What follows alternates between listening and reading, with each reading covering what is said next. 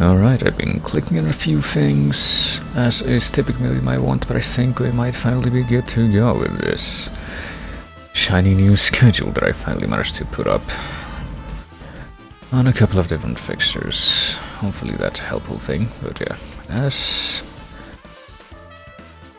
you may have already guessed from looking either at the title of the stream or at the schedule itself, we'll be getting to a fairly classic adventure game in just a little bit, but in the meanwhile, I think I might just go ahead and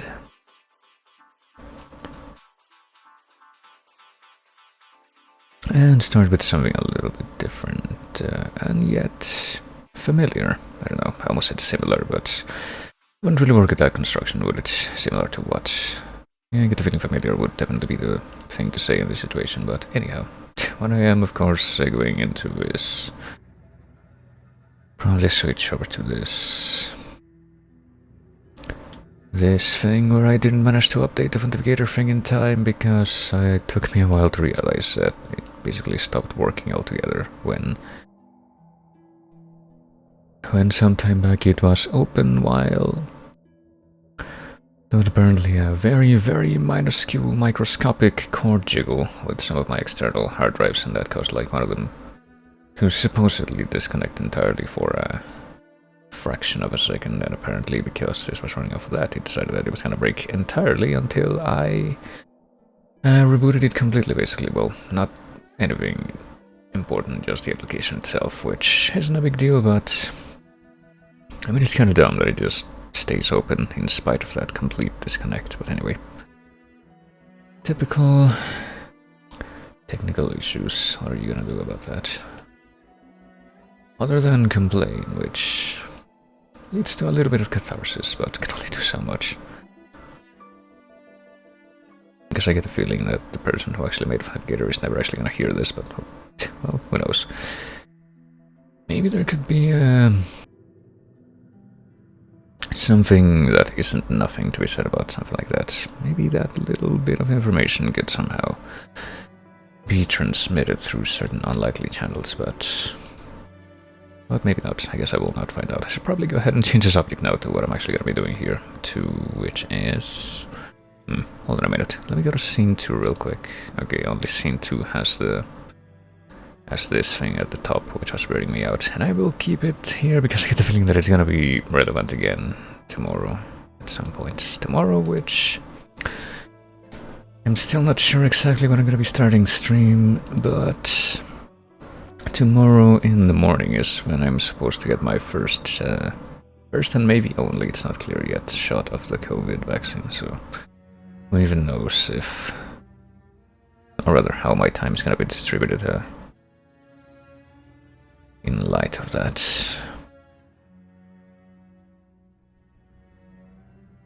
Apparently they're trying to vaccinate a really huge number of people, but trying to like go as fast as possible, so I really have no idea like how the time is going to be distributed for me at that in that occasion, but I suppose I'll find out. Only so much that continuing to talk about it is going to do. So for now, I suppose I will be mildly given some amount of solace with this track. But let this track be the segue to a number of other tracks from the Chase VGM combined playlist, which hopefully I don't need to reshuffle now. I'm just gonna try to go with this version. But I did reshuffle it before so that it could update, so I'm gonna have to like quickly go through the tracks that are at the top. Let me go ahead and position myself accordingly, so I can spoil the first 13 tracks, or not spoil, but just read them up because they're already spoiled, because you can...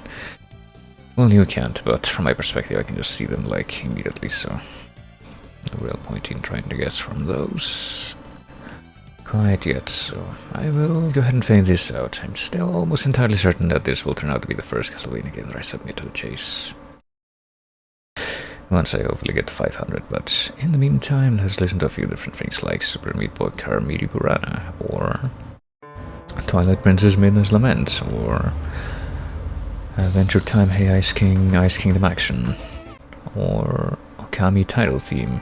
I wonder when I'm actually gonna get to play Okami. I really should play it this year, methinks. Seems to be like one of the more, I don't know, poignant games, along with Chrono Cross and a few other things that apparently everyone on the planet has played except me, but also, hey, Akira. And thank you for the resub. Hope you do continue to enjoy your Bob and the other things that probably show up on this channel once you have a sub, which honestly I probably should know better, but I don't. I don't even know if subs even affect ads at in any degree at this point, but I would hope that they do. It really feels like that's the least they could do. But yeah, this has been a Okami title theme. We also got Winter Bliss from Castle Crashers, which, oh my gosh, I really should learn more Castle Crashers things. I feel like I only know a couple, and one of them is like a track that I always confuse with Super Meat Boy. There's also Crash 1, just the title theme at Insanity Beach, I guess. It says Insanity Beach on the upload. There's Weldar from Banjo-Tooie. There's Revolution to the Origin Part 2 from Phantasy Star Online 1. Game whose presence in the chase I have to question, but I question a lot of things. In a lot of different contexts. There is Guardiato nel Buio from Kingdom Hearts 1. I still remember when I had to describe that during a pushback thing in Final Chase. There's Paternal Horn, I think, yeah, from Nights into Dreams. There is Rhythm and Balance White Jungle from Sonic Adventure 2. I wonder how I should go about like trying to approach the Sonic games. I feel that unlike Pokemon I probably would be at least willing to play play Sonic and Mega Man like at least a little bit. There is Cave Story Last Battle, which I don't think is a part of the game that I ever reached, because I'm pretty sure I never finished it. And there's, of course, this had to be the last one that was spoiled. It's Luxurious Overture. It's the first area. Well, not the first area theme, technically. It's when you first go into the castle, which is not the first area. From Bloodstained. Ritual of the Night. But that is the final one of the tracks that shows up all the way at the top, so that I can see it immediately, so whatever comes after this one will actually be the first guessable one. Let's see. Go ahead and reach for the old chronometer or stopwatch or whatever you want to call this thing. I feel like stopwatch isn't really something that you can, or that you can easily translate exactly to a lot of other languages, so the first word that comes to mind when I think of a device like this in a different language would be chronometer, but I suppose that's seen as a bit more of a mouthful in English, but anyway. But yes, 5 tracks, each will play for about a minute, and they will be guessed by whomever so desires, starting with this one. I am pretty sure. Oh goodness. I'm pretty sure I know the game, or at least the series. I think I know the specific game too, but I don't remember if I ever learn like the track name for this one.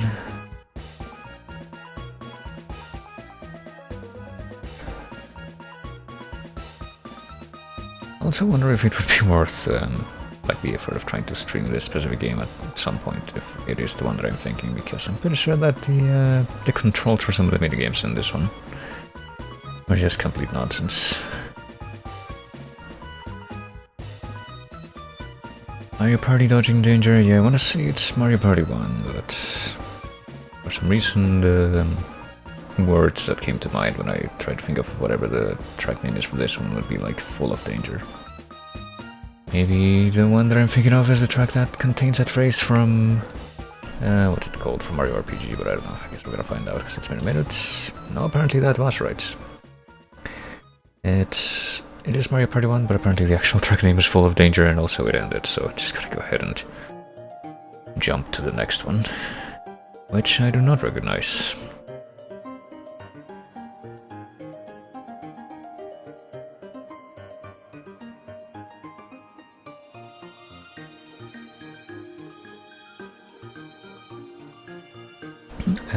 But Well, I don't recognize, and I would like to say that I at least have a few suspicions for what this could be, but I really don't know. It could be something like... No. Homicide Tactics Advanced, but I don't think that really makes sense. Wait, what? Did it end? Yeah, it did end. Okay, well, I know this one, so I'm gonna look ahead. But then I'm gonna take a look at what the previous one... Actually, I'm gonna play it again, because I can't tell what it is just from the... well, that would explain it just from the upload, because that's just a track name. This one is apparently To the Moon, world's smallest Ferris wheel. I guess that's another game in the chase. That's technically an adventure game that I should probably play on here at some point. Well, it's a game in the chase, as if the one that I was playing today was in the chase already, but technically it isn't. But hopefully it will be soon, is something that I am preemptively saying, but yeah, the next one. Is one that, to my ears, is a lot easier to recognize. Even if I don't really have to say that at this point, because I had to, you know, switch over to this tab to look at the previous one. But like I said, I knew this one already, so it doesn't really matter, yeah. FF9 Coos Marsh. Does it actually say Coos Marsh in the upload? Yes, it does. I remember seeing like the old meme where... I guess I don't know how widespread or common that really was, but people trying to like put lyrics on FF9 tracks. Well, other than the one track in FF9 that actually does have lyrics, which is a theme song. I mean, this one is like fake voice samples.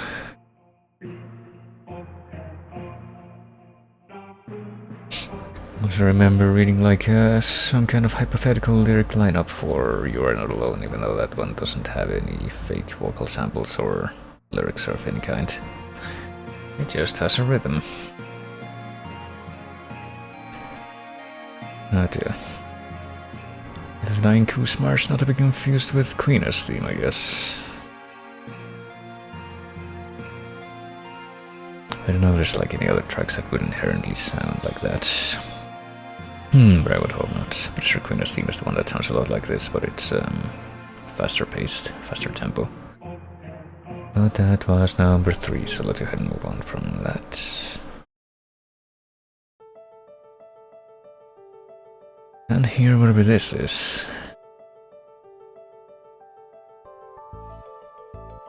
I guess I have no inherent issue with letting a FF9 track play for this part for that long, since I already had an FF9 track in the pre-show thing.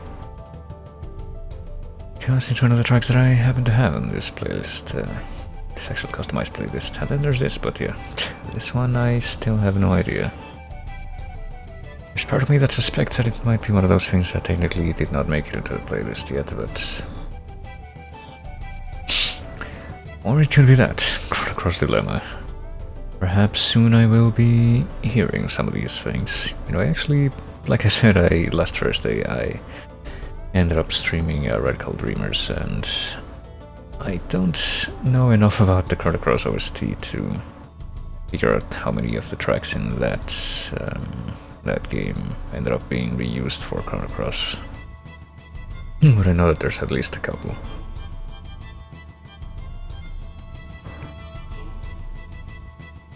Although I did hope that a couple of them, well, yeah, a couple of them, and probably more than are probably shared, but I just don't know which ones they would be. But the couple that I did recognize pretty much just use the same names, so... This is indeed Chrono Cross Dilemma. Perhaps soon we will find out what the deal is with this, but it probably won't be this week, because I've already laid out my schematic for what I want to do the rest of the week, and it's something different. But probably very soon, sooner than one might suspect. Let me see. Let's go ahead and move on to the next one, which will be the last one, which, well, wouldn't you know it. Speaking of JRPGs that are very, very famous, but that I am at least mildly averse to, I swear. It hadn't been for the fact that I actually streamed my first run of this game, I don't know if I actually would have been able to finish it. So I started like a new run of this on the like re-release version that it got. But I certainly didn't finish that. I got to like fairly far along in the game, not quite up to the point where you're able to go into a big open area and do a bunch of side content stuff a little bit before that, but... Well, I can probably just look at my playtime on Steam and tell you how much I actually, how much time I actually put in that game. About 30 hours, yeah. And oddly enough, the last achievement that I acquired, I'm pretty sure was quite a good chunk of time before the point where I actually stopped. Did I share 10 screenshots of that game? I'm pretty sure I didn't share any screenshots, but oh, I see why. It's because I'm using the freaking mod thingy that's by the same person who did the Nier Automata PC fix thingy. Or it just takes a screenshot of every time you get an achievement, but anyway. Yeah, this is a FF10 normal battle. According to this upload, it is track 9. Battle 1, AK, regular battle, AK, normal battle. I'm pretty sure any of these would be fine, because I don't think it's one of those games like Xenoblade 2, where it can, like, depending on which part of the game you're at, it gives you a different theme for regular battles. I think there's terribly many JRPGs that do that, now that I think about it, but I'm pretty sure at least Xenoblade 1 and 2 do that. And I think pretty much the only difference that you get in Xenoblade X, from what I remember, is you get a different regular battle theme depending on whether or not you're in the mech. The scale. But yeah, there you go. I could continue to like let this play out in its entirety for another minute or so. Or I could see what's next, which is, how wouldn't you know it, it's literally the only song that I ever learned from Under Night in Birth, which is Blood Rain again. I have no idea how many of these, like how many tracks from this thing are even in the thing. If I search Under Night in Birth on the playlist, let me see. For some reason, if I search Under Night in Birth, it gives me 1, 2, 3, 4, 5 results for that game, and it also gives me 1 result for Undertale and 1 for Knights. But yeah, there's apparently Forceful Step, Snow Sisters, Rushing Heart, and Cross Thoughts. Yeah. I wonder if I can like take a quick look at my chase document thing that I made and see if I made any notation for this game. Let's see. Under Night in Birth. Whatever. Does it show up here? Yes. It's apparently mainly for arcade and PC, and the only note that I made was the one, like my generic note for fighting games that I don't probably own or can like easily emulate or whatever. Which are, I probably wouldn't want to spend money on them, but I don't know.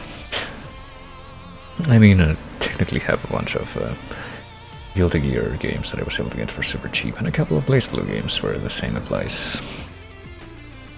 So those may be at least under consideration at some point or another. But for now, I will go ahead and, I guess, fade that out so it doesn't sound as abrupt as it could. Just making it stop. But now that that is done, I will play whatever this is again, and I guess I will fade this in so it sounds a bit nicer instead of just abruptly beginning to play it this time. I'll probably just go on ahead to the video game this time. Let's see how this goes. The video game, which I tested very briefly, just as pretty much every other game that I've been able to get working with the platform that I'm going to be running it off of. Let's put in a couple of different things here. Let's have that for the sake of redundancy.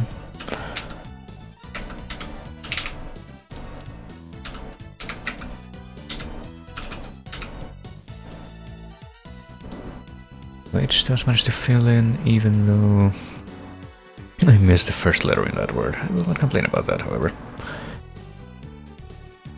That hasn't played in forever, yeah. I don't know what last time was that I heard freaking Under Night in Birth in the actual chase. I feel like I pretty much only heard it when I was practicing or when other people were practicing. But I mean, given that I only know one track from that game, and not from playing the game, I suppose I can't really complain all that much. Doesn't really make sense. There's a lot of things that I would rather not complain about, just kind of put it that way, but let me see.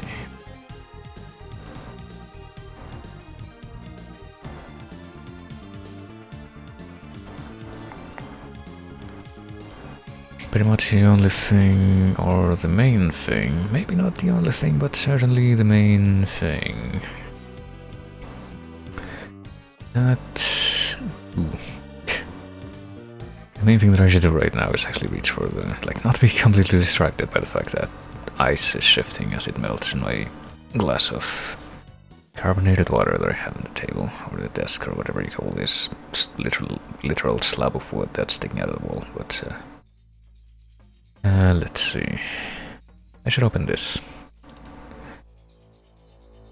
I feel like I should do at least a couple of different captures to make this work, but let me try this. If I do window capture on this window... There we go. I can go ahead and show the ScumVM window itself. Which... I should probably quickly go down this list of games, because I think that pretty much all of these games are stuff that I've gotten to work decently well, if not completely. Like, the only one that had issues was Beast Within Gabriel Knight, which I haven't actually played through, so I don't know how much it would affect it, but I think some of the voice clips are missing in the rip that I did, for some reason. And the version of Freddy Farkas that I found is not the version with the voice acting, which I'm pretty sure exists. I would probably have to find a different source for that. But I think pretty much everything else would work just fine. I don't even think I would technically need a ScumVM for the first Laura bow, since I think that would probably just work pretty well on natively DOSBox or however, but as long as I have the option. Oh yeah, and this game technically shows up here as the Neverhood Chronicles, because I'm pretty sure that's a release name that I got in some places.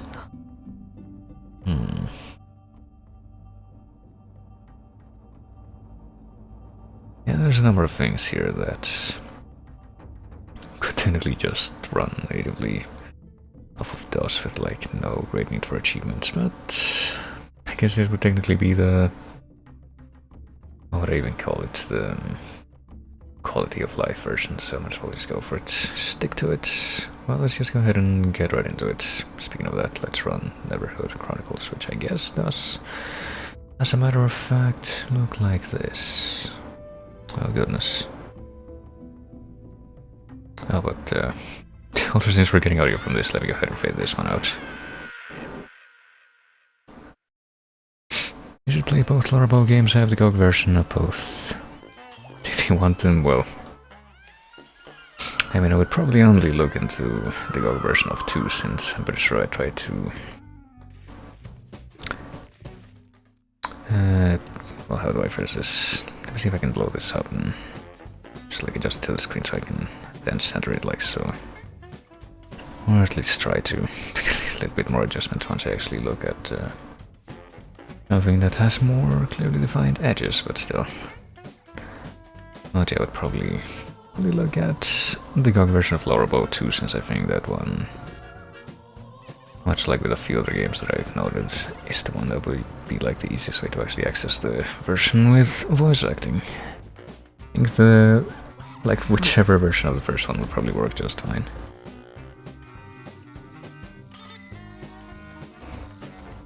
Also, I'm not sure which Castlevania game I'll submit after Castlevania 4 and Legend of the Mystical Ninja. Well, like I said, I'm almost entirely certain... Okay, here we go. I can actually look at the... Try to, like, make this fit with the edges now. Oh, goodness. Okay, I'm almost entirely certain that the first Castlevania that I'll submit when I get 500 will be Portrait of Ruin, but... I'll probably still do the same kind of thing that I guess Robin has done and put out like a little poll to try and figure out which of the games that are on my list would get more support, or the most support, theoretically at least, because you can never tell even with that kind of thing, but here we go.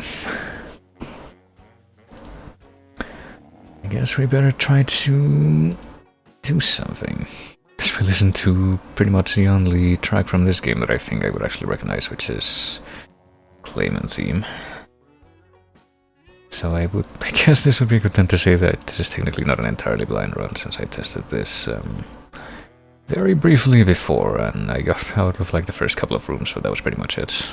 I need to blow this up a little bit more. I think that, I would rather not tempt fate. Probably assume that it looks fine like that, or I could at least do this. Hold on. Do this. And now just bring it back over here. It looks fine like this, and it looks fine. Just go ahead and leave it like so. Let's see. I'm forced to assume that what I'm seeing right now, though, is a bit of an idle animation, since I'm taking so long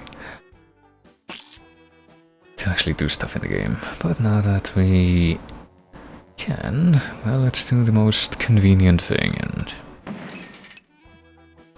continue to mess with this lever that's right next to us as we begin. Well, that was simple enough. Let me try something too. If I press F5 at this time, what will happen? Nothing. If I press escape at this time, okay, there we go. So it does support that. I guess I should make a save game. Just for the hell of it. It's gonna be called... it's not gonna be called, like the actual test one that I made. It's however going to be called...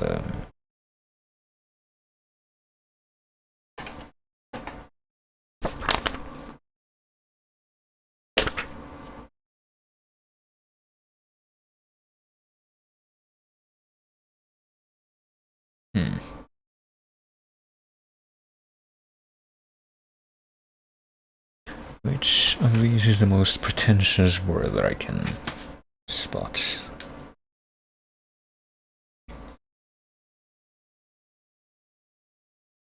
This one could do.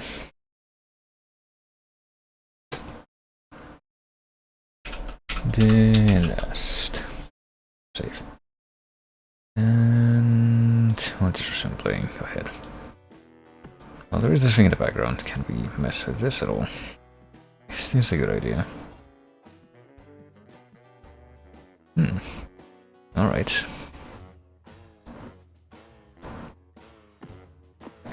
Admittedly, I have no idea if this would technically adhere to the same kind of thing that that LucasArts went for after a while, which would be just... you can't die, but... well, you can die or get stuck, but... I suppose there's part of me that would like to assume that that might be the case. Okay, so we can actually go down here, even though I'm pretty sure that that's not what I did during my very brief test of this game that I did before, but I can do it now.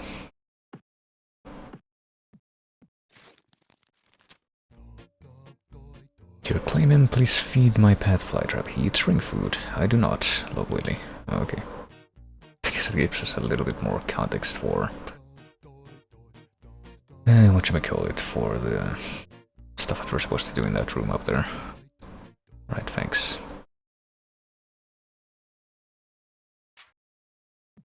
Can we, like, take that note back out of the bin, or I guess not? Is there a different note here? Claymed, you may have already won 2 bricks of clay, says Willy.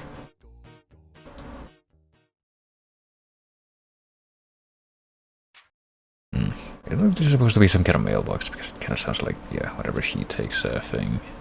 Clayman, how do you spell Hoborg? Love Willy. It sounds like every time he takes one of those sheets from this thing, like he's ripping it out, so... not really sure what exactly to make of this. Clay, send this letter to 3 friends or you will fall ill. Thanks, Willy. Do one. I guess this would be the only one of these letters to actually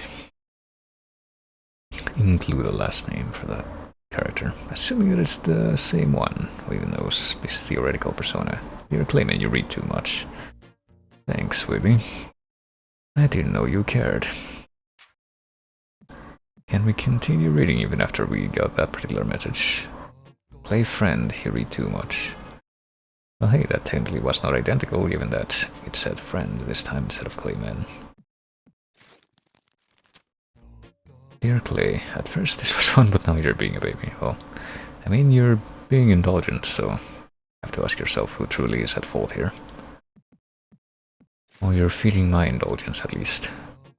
Still no mail. Thanks, Willie.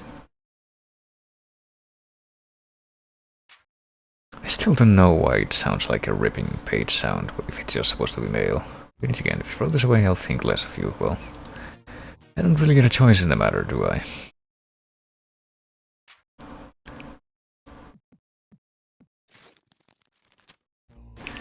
Okay, hi chum. My head has a hole in it. You know, I almost said, almost chose holy with a W. That's the name of my save, because that's one of the first words that I noticed when I flipped through the pages of that book that I always have. Hang me from a tree by my hope, so I can play Absalom. I do not even know what Absalom sounds like, but...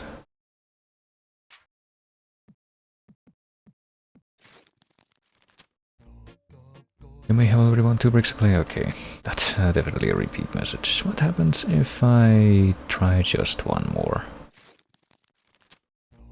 How do you spell Hallbrook? Okay, now it's looping. Aren't I glad that we've gotten to this point? Well, there isn't any other part of this that we can actually do anything with, I guess. So back up, here we go, to go ahead and return to this slightly familiar. Let me try to do something actually, hold on. Let me, before I even do the puzzle in this game, let me save one more time, because why not? Yes. Music is on, yeah. Let me actually really quickly, what happens if I get the feeling that if I quit, though, it will... Is it Ctrl F5 that I have to do if I... Okay, yeah, there we go. Can I turn the volume up? Because it feels like it's really quiet. What happens if I turn that up all the way? I need to mess with this, I don't think. Let's resume. I want to say that's a little bit better, but I can't really tell. Let me turn it up a bit more on the stream too, because it's like unusually quiet. And on my end.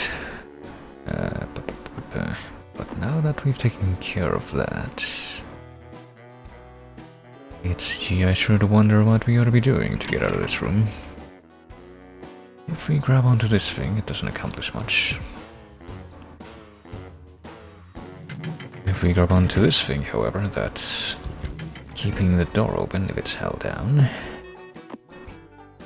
I get the feeling that pretty much all of the other rings that isn't, or that aren't second from the right are not really gonna do anything except probably just play different noises.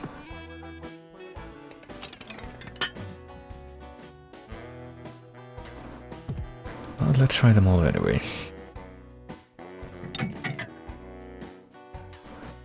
Very interesting noises to be sure, but this may have been... wait, what?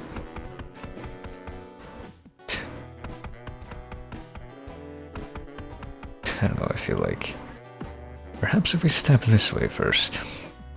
So is it relative to our position? Relative to the plant itself, I guess it is. Never mind. I thought it's like where we clicked on the plant or something, but... It probably ought to be fairly clear what we're trying to do here.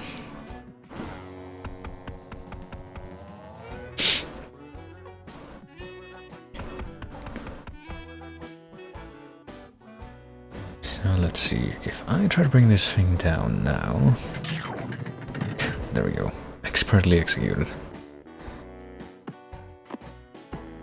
Maybe I could have tried to find out something like, oh yeah, here we go, we get an actual first-person view. This is pretty much as far as I got when I tested this, before I just kind of said I should probably do this at a different time, because I'm pretty sure it was, like, whenever I test stuff on this thing, it's typically really late for some reason, but...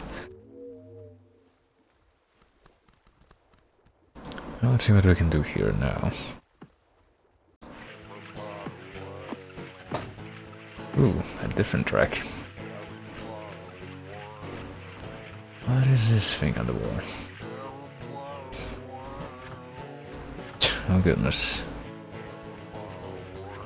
get the feeling I might see what I'm supposed to do, and at least a little bit.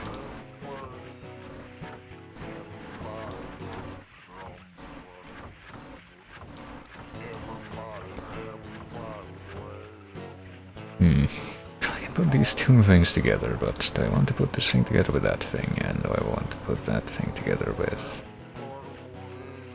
I don't know.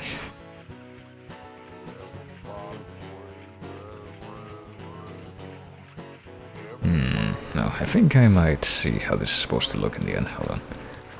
I guess I'll give that a try. Yeah, like that. And then... Actually, no, this thing goes in the middle. And this thing goes on the middle of the left column.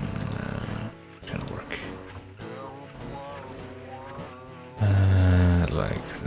No, not like that. I don't know where this thing is supposed to go. It doesn't really ostensibly matter, but there we go. I made an H. Which I suppose opened up the door. What is this thing on the floor, however? I suppose it's something I wanted at any rate. I get the feeling that I'm definitely gonna wanna, or that I have to learn what each of these tracks is supposed to be called, though. Did I just, Oh. So we can't actually get out of here now that we've come in.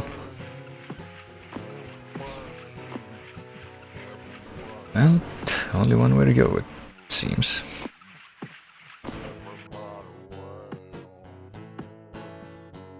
I see the same thing on the floor that we picked up in the previous room. I'd like to assume that there's an importance to this.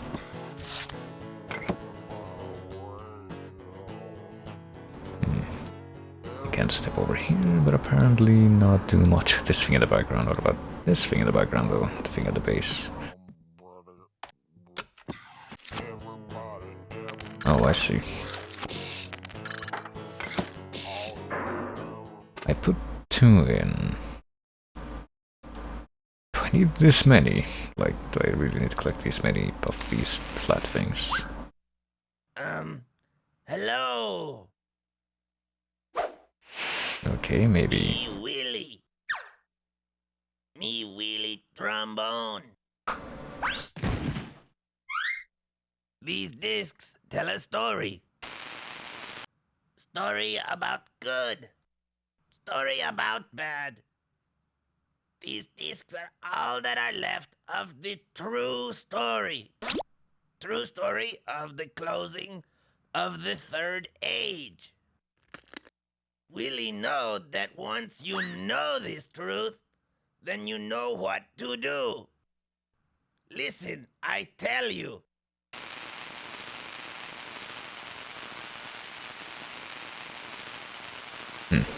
I mean, is it just gonna play static the rest of the time if I just let it play? I guess so. Alright, I get the feeling that... I'm not sure if we absolutely have to collect all those. I guess they were supposed to be discs, but... But maybe we are. But I get the feeling that if we are, we're not gonna get them all in this area.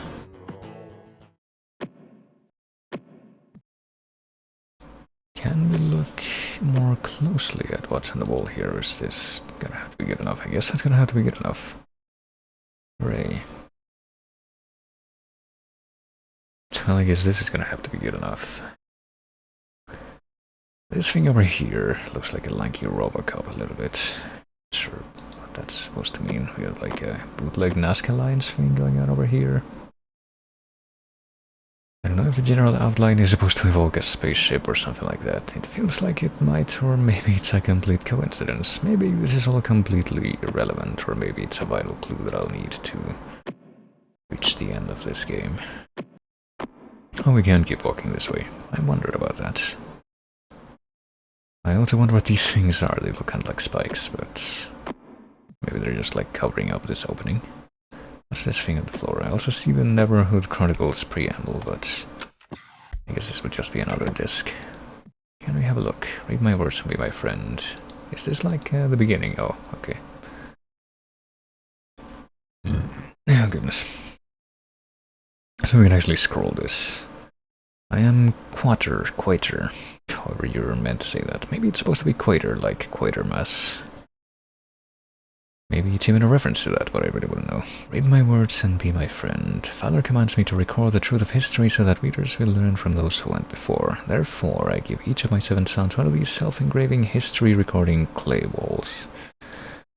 Well, I suppose that's actually the end of that wall, at least, that particular etching column. This wall automatically records the activity in this world and in any other world containing one of the other walls. Alright. Behold, anyone who tampers with the records on these walls will be considered the enemy of Father. I will not like you much either. This wall is given by Father. It will teach you to acquire wisdom, integrity and skills for solving problems. In each of our lives, we must make decisions. When these times come, be ready to make the right choices.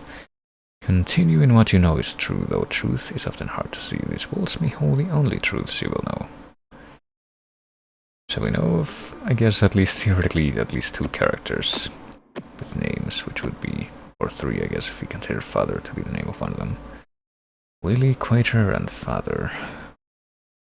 And now we get a preview of Samarost, or what have you. I wonder if these writings will help us make sense of the stuff, the drawings on the walls. Father is a kind being whom no one has ever seen. Father is beyond our comprehension. All folks know is that he was here before the river was here. He is happy and enjoys existing. He is said to be great and powerful, and as far as anyone knows, there was no one before him. He is from the other side. No one has ever been to the other side, but it is supposed to be a great place where there is peace without death. That sounds like it could be a raw deal, and then there's just blank the rest of the way. I guess that makes sense. Still feel compelled to look. Well, let's go all the way back up here first. Quater is the only being Father has ever made. He has been a good friend of Father's for many eons. Or ponds. I guess it's supposed to be eons, though. Quater is the official go-between for all beings and Father. Since he himself is a being made by Father, not much can be learned about Father by looking at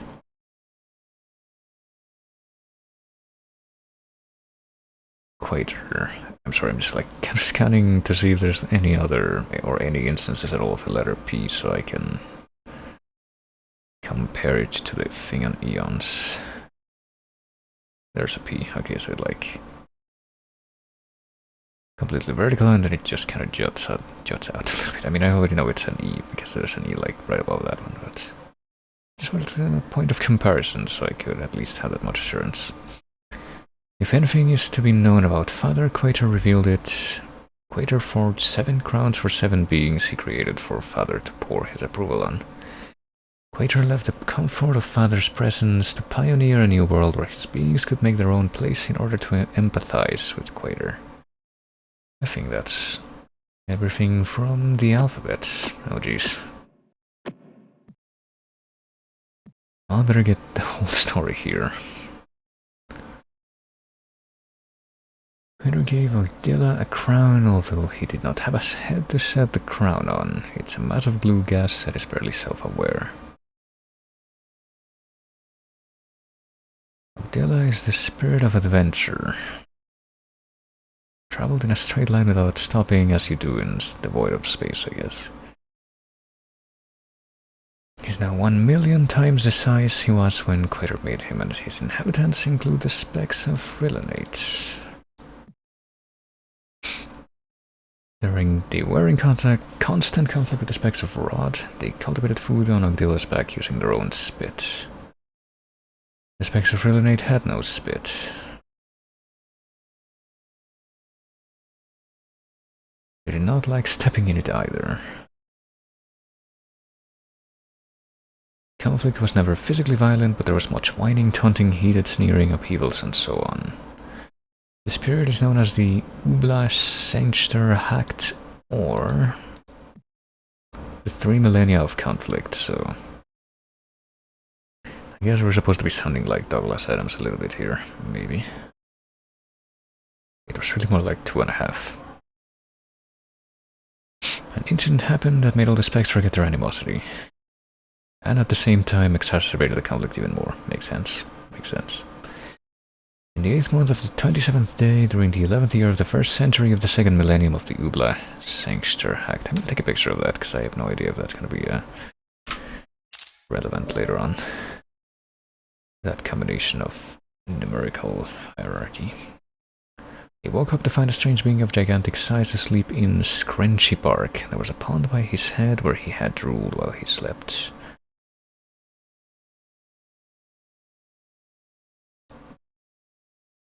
Can't remember which. Okay. Now I am in the 4th column. The hum of thunder became so loud that the giant awoke and sat up. The giant could easily have thrown 3 or 4 of them into his mouth at once. But very bizarre looking even for a giant. Well, I mean, do they have a frame of reference for how giants are supposed to look? That's not clear. His head had a ring of flesh that started almost at the very top and looped down and joined the head again at the jaw.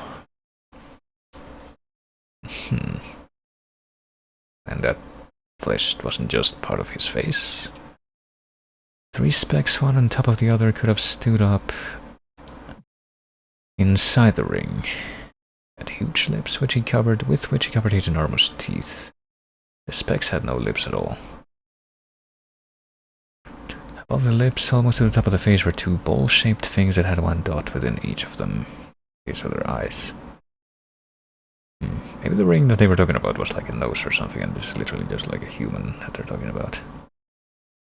His torso was short for his size, where his legs were extremely long. Out of his chest stuck 3 spiked horns. Okay, maybe not, or maybe it's just like a stylized thing.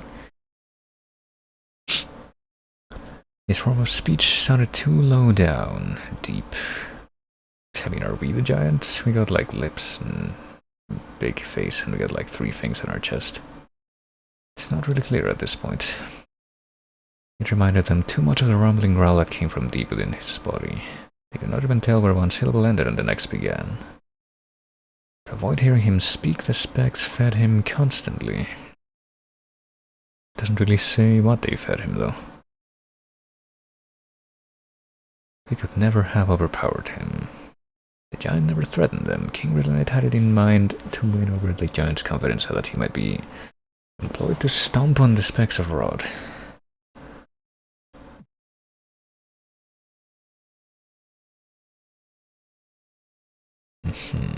Loop the loops inside the ring on the giant's head.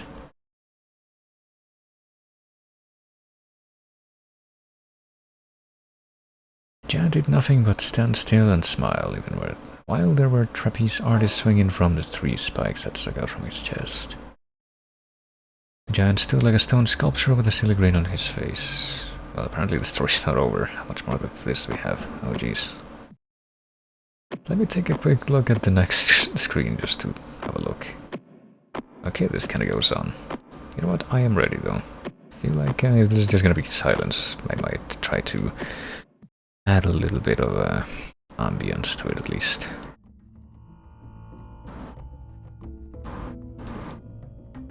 Just so it's not dead silence while I'm reading this. So what happened? I'm interested in all of this history. So that the giant would not harm the performers as they climbed and swung upon his body.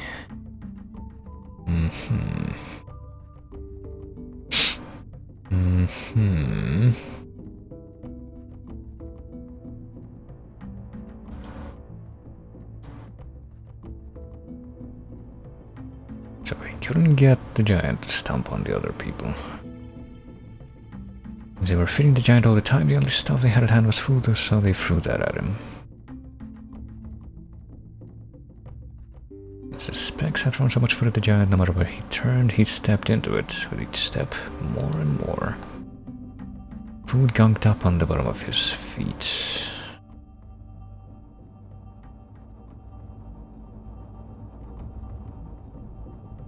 He continued on the way he was headed.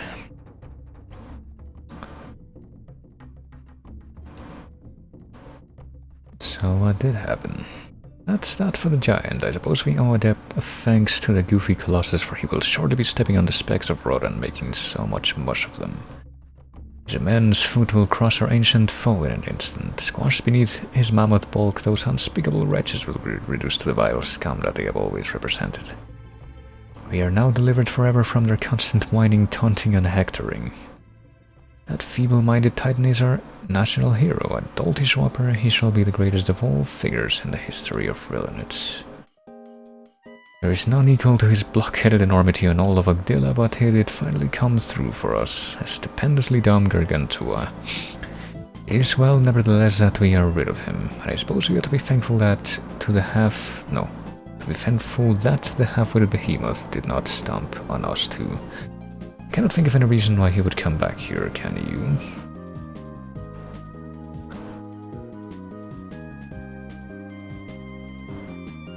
And he said all these things before it was actually clear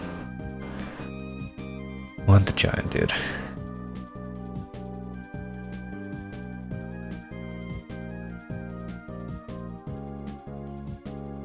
They did not know that it was food. Their imaginations took over from there. Specks of Rod were convinced that the giant had stomped on the specks of Rillinit and made mush. Oh wait. This isn't, apparently they saw him, I guess. This is the next one. Made much of them. The giant had finished off the specks of Rillinit and was now coming to their kingdom to stomp on them.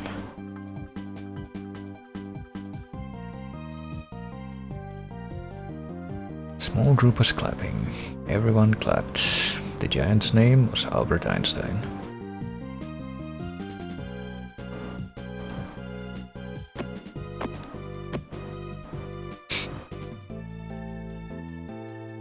He whooped and hollered for a few minutes more. King Rod made his way through to the front. He made a speech to Oh, great giant, thank you, mighty colossal allied thing. MCAT for stepping on the specks of Rillinit and making so much of them. Your immense foot has crushed our ancient foe in an instant. These unspeakable hideous idiots have been reduced to the evil scum that they've always represented. Well, which part of these are gonna be different? Whining, taunting, and bantering. Yeah, that evil bantering. Oh, necromaniacal whopper. Shall be second only to myself, unless of course you would rather be number one. We thank you, phenomenal behemoth, for not stomping on us too. It is not a kingdom worthy of your monumental grandiosity, of course. You won't like it much. You will probably not like anything we offer you, since it is all tiny compared to your gigantean size. But of course, anything we have is yours, but I don't know what you would do with it, I say. Do you understand me?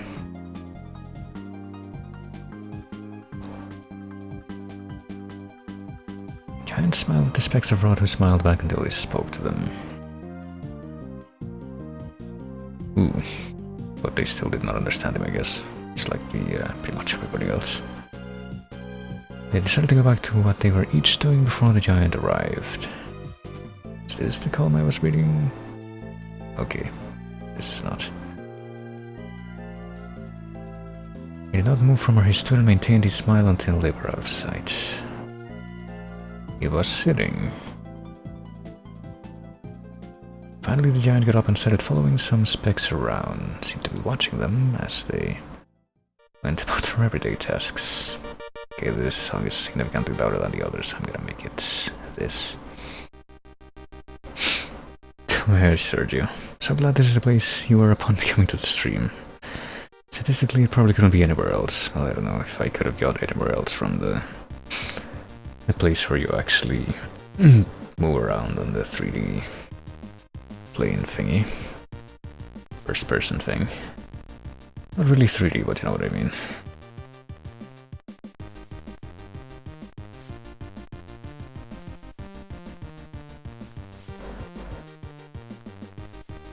He looked much thinner, he smiled less. No one had seen him eat while he had been there.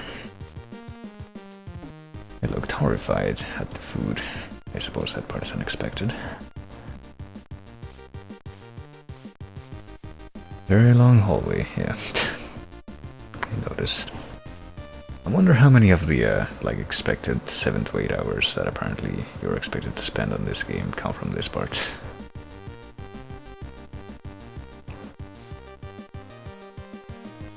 New specs from both kingdoms insist that they saw the giant ascending into the heavens early one morning. But I guess they didn't actually see him again.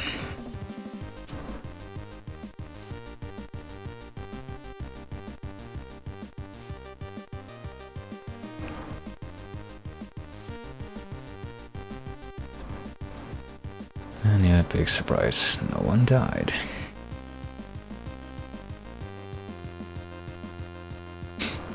Was much shock and agitation. You're supposed to be squashed. Well, you're supposed to be squished. Tensions rose and accusations flew.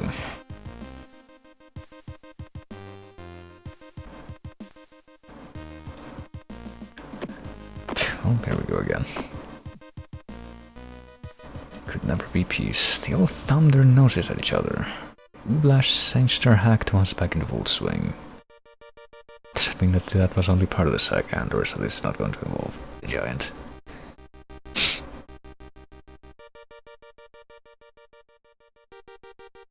In the 34th month and the second day during the 89th year of the 5th century of the 3rd millennium of the Ublash Sangster hacked. The King Smith. I guess I'm gonna take a picture of this as well.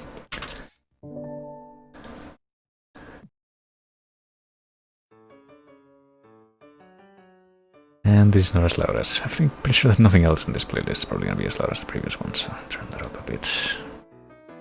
Again. Ogdilla himself had grown so tired of the angst he felt on his back that he spread all of the specks of rod to one half of his back and the specks of rod to the other half of his back.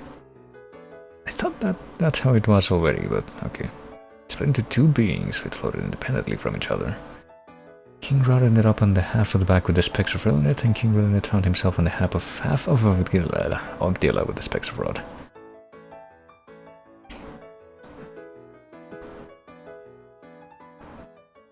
He immediately cut him into tiny pieces and fed him to their young. Alright then. King Rod told the specks that he was indeed their king, and since few specks of Rillinet had ever seen their own king, they believed him. Alright. They were half speck of Rod and half speck of Rillinet.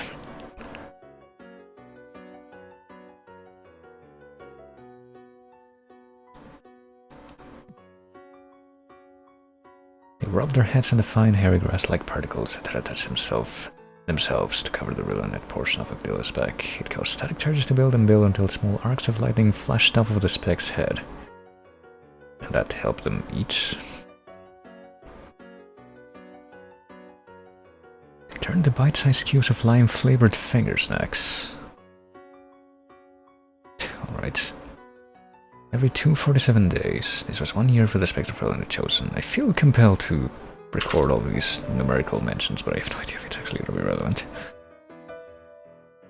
Arbitrarily because they did not have seasons, well. The Phalange per Jungi.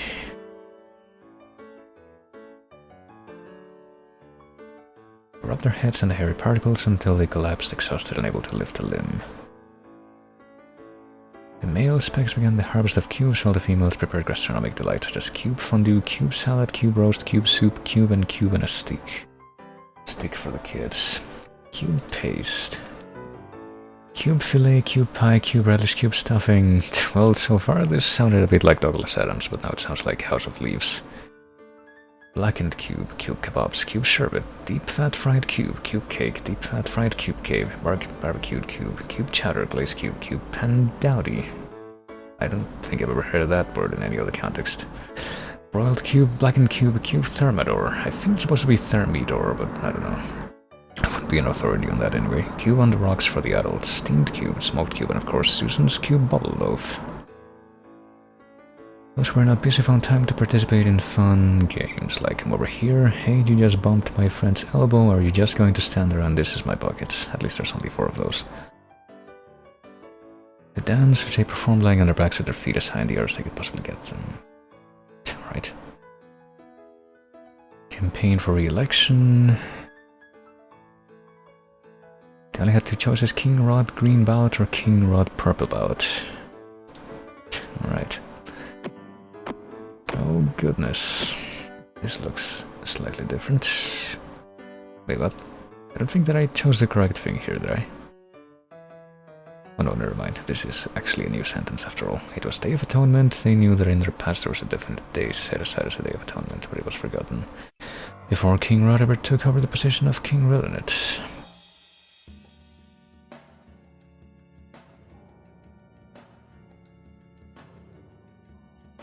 A spec named Hefemut during the demolition of a shoe foundry found a vague historical reference to a Day of Atonement called the Philange Jungi.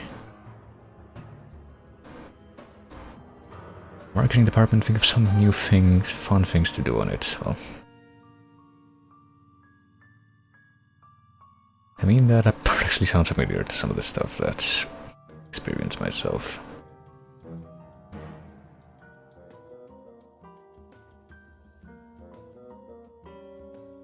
Terminator stone out at her side at arm's length. When the data Terminator could no longer hold her arm up, the day was declared done, and the next day the Terminator took up the stone.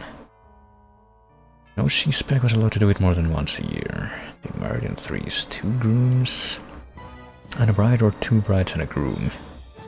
The spouse with the 2 counter spouses had to alternate every day being spouse to one and then the next day to the other.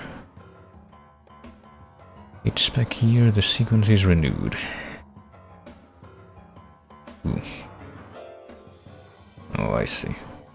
Marriage ceremony of Rillinet was short and simple. The 3 specs went before the king on the assigned day of their marriage appointment. Each stated their vows, which consisted only of a promise to abide by the custom of a spouse alternating, and a promise to never get ugly. Well,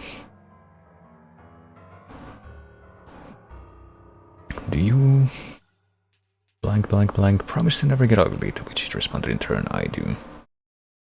The king said to the groom spec, repeat after me. I blank blank blank take you blank blank blank to be one of my wedded wives, and you blank blank blank to be the other of my wedded wives.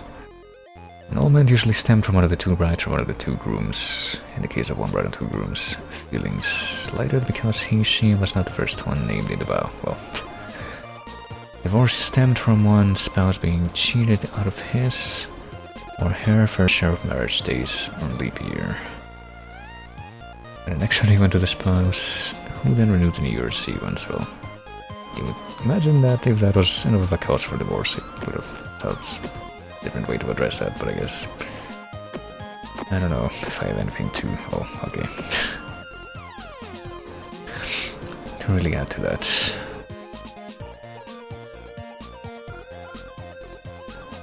Bert.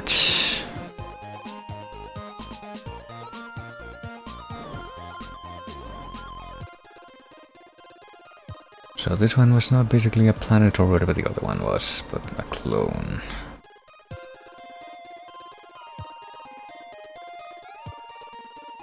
Generation looked worse and worse. Okay, I think I should probably go ahead and take license here. Hold on, before I do anything. Try to leave the screen. Let me save this one more time. Yes.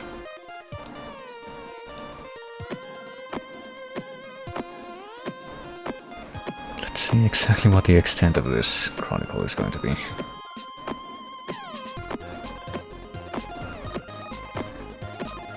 You know, this feels oddly fitting with this particular backing track.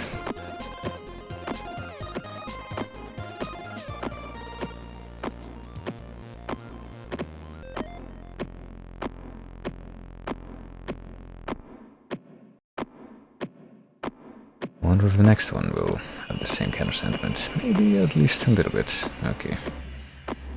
There's like 7 to 8 of those whole pages, and then there's yet another one of these chronicles.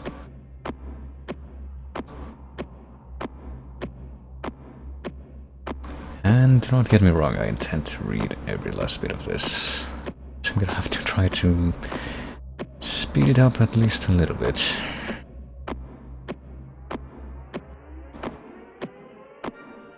So there was like 4 or so screens of the previous one.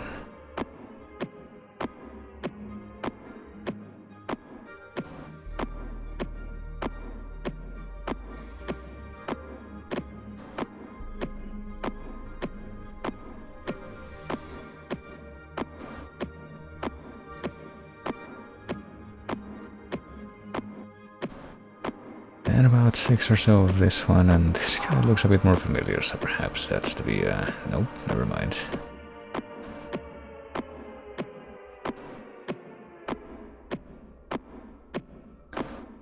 A little bit more closer to the end, perhaps. I don't know if I'm just tempting fate by saying that, but I recognize the word Hoborg from that one thing at the very beginning.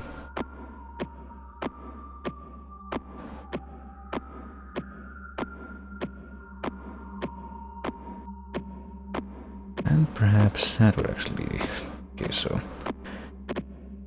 Nope, never mind. Well, this is why I'm doing this, so I can at least temper my expectations. I don't know if I'm expecting one of these sections to be labeled like Clayman as the header. I feel like that might be at least a reasonable thing to maybe try and expect.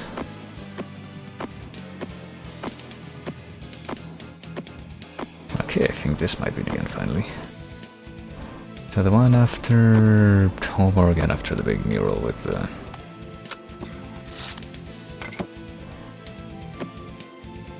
with the robot-looking thing. Wait, can we not get out through here? We have to like go all the way back to the beginning somehow, even if we go all the way back to the end, or all the way to the end, not really back to anywhere. Damn it. Wouldn't that be something? Just to probe things, I'm trying to click in every part of this, and it doesn't look like it does respond, so... If I walk left from here and it's just like this, then I assume that yes, you have to walk all the way back to the end. But I think it's clear what I need to do now. I need to transport myself back here so I can start getting the entire story. Okay, we started reading this one, it's about the duplicate clone thing. We got another bird perch. Hey, we got bread bad? Yeah, bread bad. I think that's supposed to be a poignant name.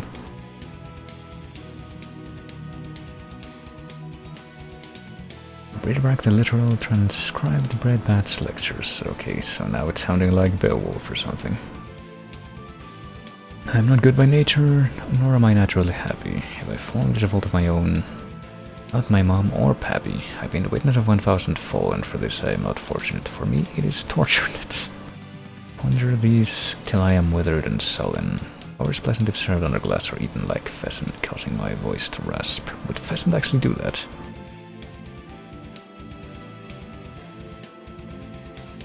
The three ways of Babylon. Fear. It eats itself like a snake down a hill and finds nourishment there. The bigger it gets, the more it eats until it is everywhere.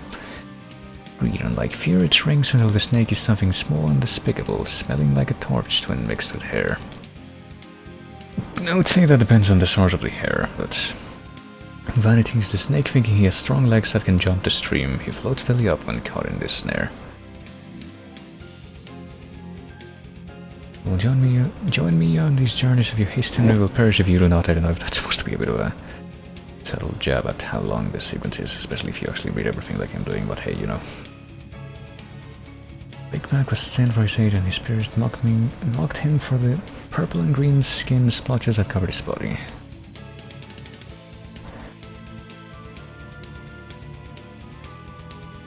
He met the rest of the back of the crowd. There's a cousin named Highface offered to stand behind him so that it would not seem like he was in the absolute back of the crowd. Well,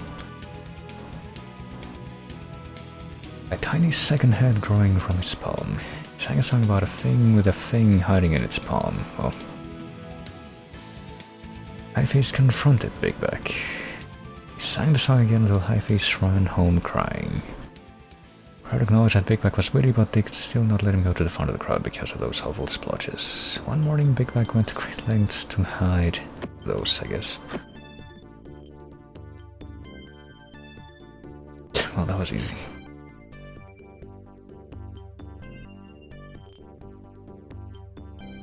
His brother Lytle was retarded and therefore the most back of the whole back row, but alas, someone noticed. Let's have a song about Lytle, but I guess he didn't want to do that. He could only stare at the ground. Lytle was pitiful in his brother's sight, and Big Back hated him for not being perfect.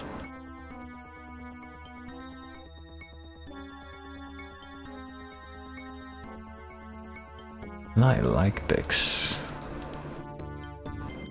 Oh boy, where could that possibly go? Throw him to the ground and call him an animal. Drool had wiped away some of his dust covering, exposing the horrible, hated splotches. I have a song about the pitiful members of the back of the crowd.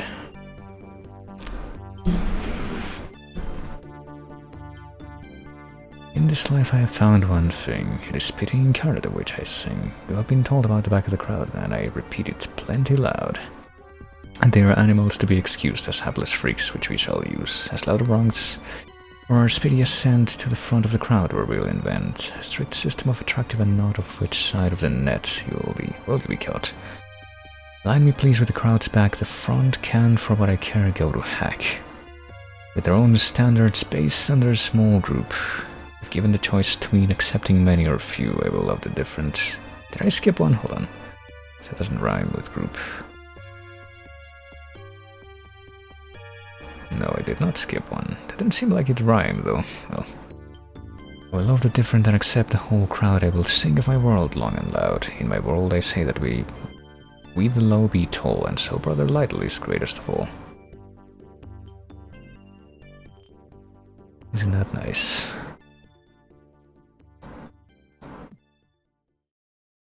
They made their full-time return to re-establish a alliance between the front and back of the crowd. Big Back lived a happy life. He wed Phyllis, not he was Phyllis. I feel like my eyes are starting to go. It's from all this.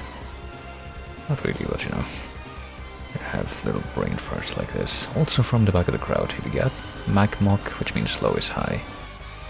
Oh, that's the name of like their offspring. Macmac, and Macmac the third, or the fourth. It was a colossal being named Mamur, who was very proud indeed. And very conceited. Made a huge crowbar with which he pried the being into two parts, a male being named Mean and a female being named Mavi.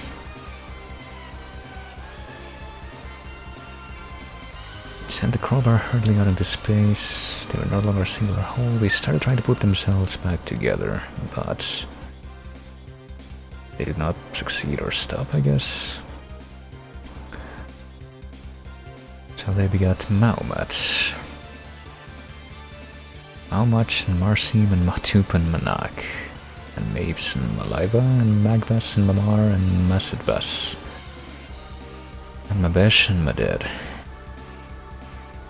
And Morimin became a mighty florist. Morimin, a mighty florist before Equator.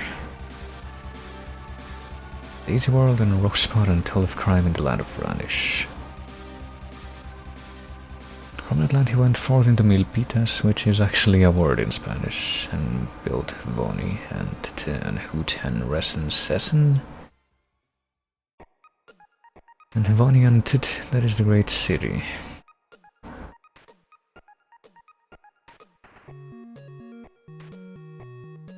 The peons, I don't think have been mentioned yet. Nirthpack and Mixed Math, the evil twins.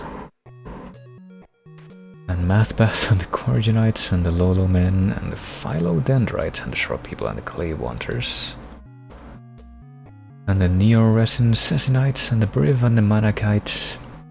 And afterwards the families of the Manakite were spread abroad. I guess this is probably supposed to sound more like the Book of Genesis than anything else. At this point I started talking about how it reminded me of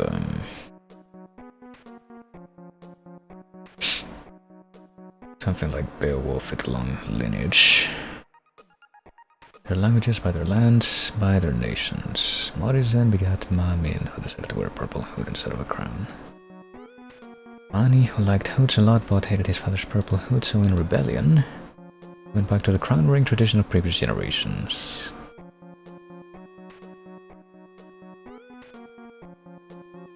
Mani begat Waini, who begat Fuagi or Fuagi. for A Nation, who we got Feb A, who we got Feb P, who we got Fe. Spelling error from between 5 flaps of flesh on his back.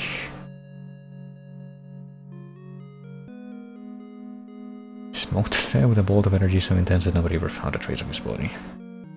But he created 13 sons, of course. Clough, Clough, Clow, Klimt, Cleft, Clack, Clink, and 5 songs of which whom Fe named Kloppen, Hom, Winwits. He could not think of another name until the birth of his last son, Klee. Well, there you go. Give me more like this one. I often had his sons watch the flock cattle herd in an attempt to teach them the value of hard work and the responsibility of caring for the herd. Female, he-male, and three-male. Three males had the gender characteristics of all 3 genders. Foie gherkins were the staple of the foie diet. I get the feeling that we might end up going through more of a chunk of this playlist by the time this is done than I suspected. Your adventure game listing have Heart of China? I think it does, but not in the games I have marked as. I can easily play this right now. Can look at it, because I'm pretty sure the one that will show up if you use the AA stream command is not the complete one, it's the one that... Oh shit, hold on. The one that I used. That only has the stuff that's theoretically something I would be able to, stuff that theoretically I would be able to stream, like, very easily. If I search for Heart of China does show up, 1991. Amiga DOS Macintosh. Not part of a series, but... I actually do have it marked as yes, I can stream it, and I wonder why, because I thought that I had it on my, like, GOG wishlist, but I didn't think I actually got that yet. Maybe I didn't, I just don't remember.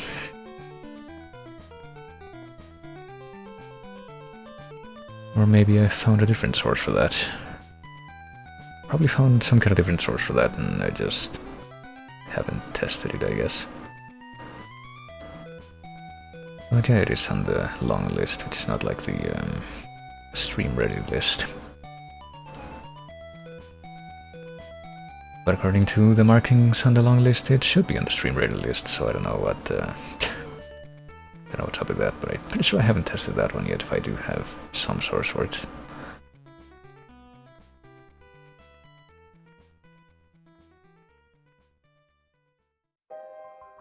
Yeah, it's sounding very biblical now, more than anything else.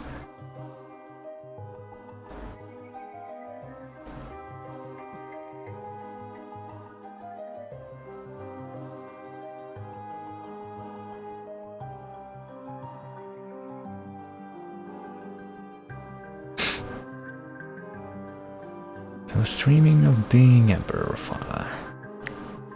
I wonder if it got to that.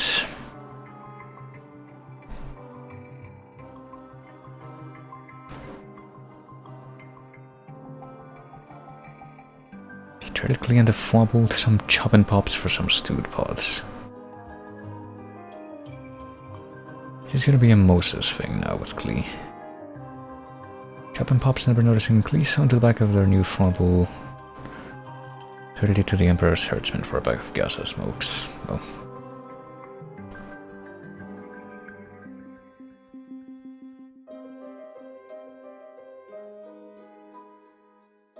Important shipper.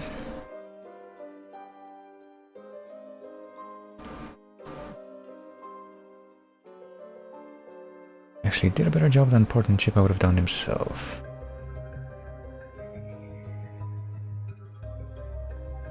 His wife Pet and Pippa started making ice at Klee the way she shouldn't be making ice at Portland Chipper. Well, you don't stop making ice like that, they're gonna get stuck that way.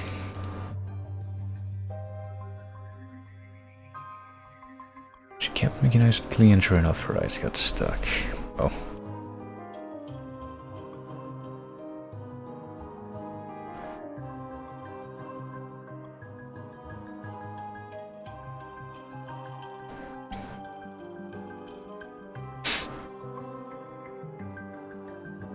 Quater did not forget Klee. Okay, so didn't end with like Klee magically becoming emperor based on that, just immediately at least. He put Klee in charge of all the prisoners who were in the jail. Whatever was down there, he was responsible for it. Oh. Okay. The Emperor's nephew offended the Emperor by besting him at liver juggling. The Emperor was furious with his nephew, so he took away his status of Emperor's nephew and gave it to some guy who happened to be walking by. Put his nephew in confinement in the jail, the same place where Klee was imprisoned. Okay, maybe it is gonna end like that, just a bit farther along. The Emperor's ex-nephew, who was confined in jail, had a terrible time sleeping one night.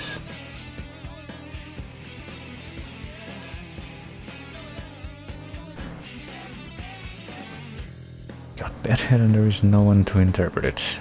Because in the kingdom of Feb, Bedhead, interpretations are used to foretell the future. Oh, well.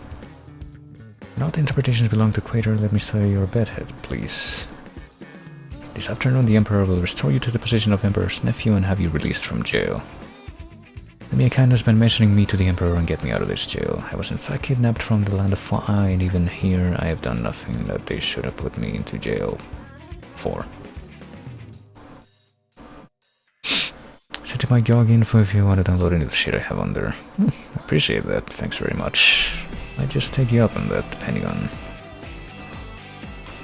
what I see. But yeah, it's very kind of you. I have a few like older adventure game stuff that I had on my GOG wish list. So if I see some of that, I might just take a look.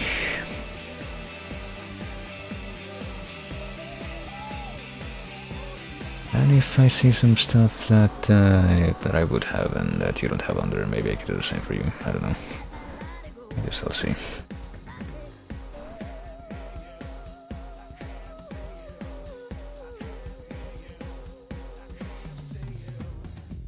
The Emperor's nephew did not remember Klee, he forgot him, but Quater did not forget Klee. Well, this just continues to be kind of delayed. The Emperor woke up with Bedhead next. There was no one who could interpret it for the Emperor. The Emperor was furious, he put me in confinement. A Fa'a youth was with me there. I was restored to my status as Emperor's nephew, but I'm also gonna conveniently forget to mention the fact that I was supposed to mention that person, because that's what they asked. It's what he asked, and I forgot.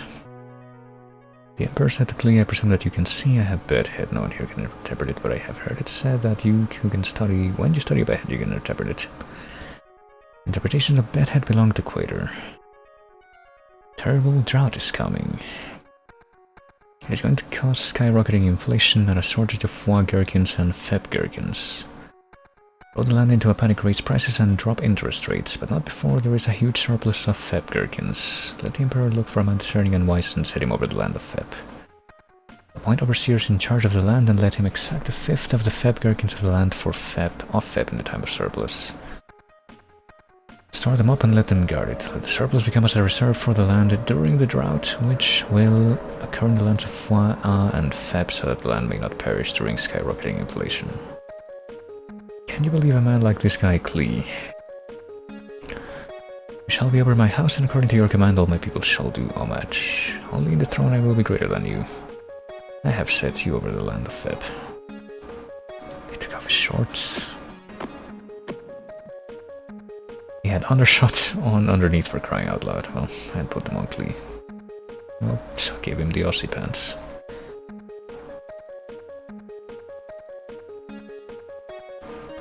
Bow to the knee.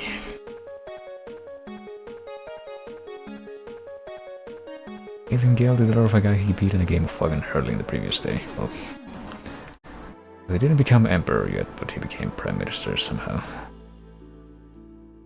Herds wandered away and a shortage of foie gherkins threw the land of Fa'a into a panic, but Fairboy's Cloch Cloud claimed Cleft, Clack, Clink, and 5 sons of whom Fe named Clobbin Hominwits became. Because Fe could not think of another name, yada yada yada, were forced to trick out Feb and trade their prized chopping metal statues for Feb gherkins, adding the odious Feb aftertaste.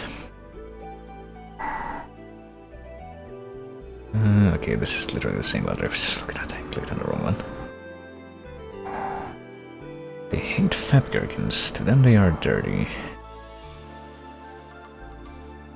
Simply seeing a Feb gherkin has known to cause Fa'a to go pale and become woozy.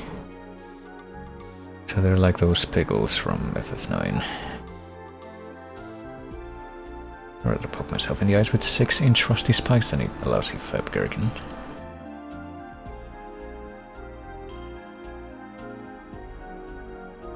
Rather have a full body massage from a servant girl named Hella than eat Feb gherkins, huh? Well.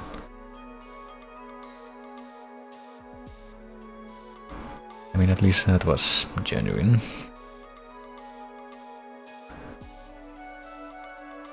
Settled also the performance in when Bass was banned in most towns.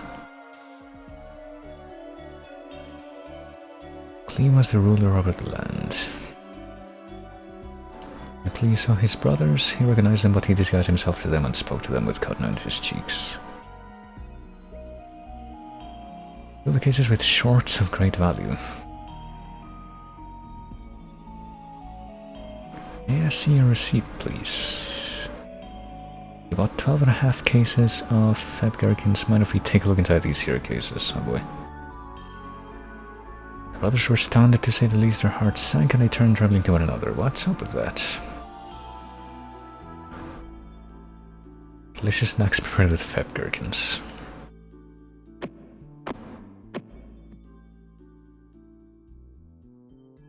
Feb shoelaces. It's gonna be the same thing. Yeah.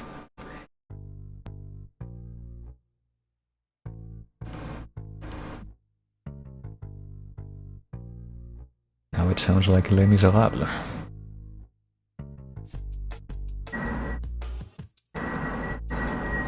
Join him in the pool that time.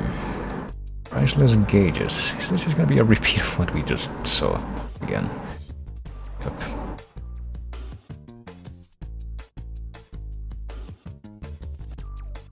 Precious gauges. Maybe not priceless though. What is up with that? It keeps happening. He had them come in and watch a play performed in mime in his private home theater. And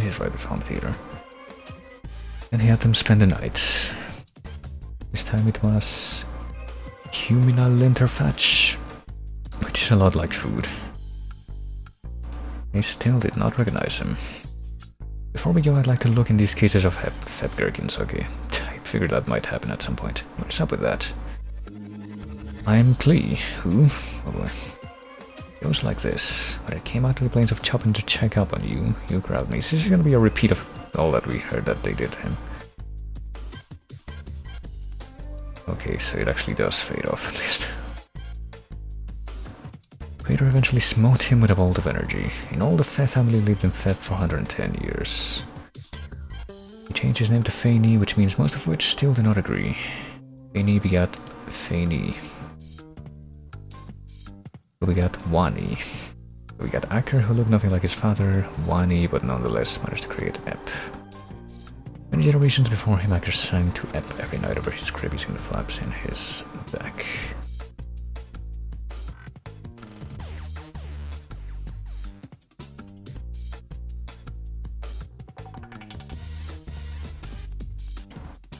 One day, while Ep and his grandfather were in a long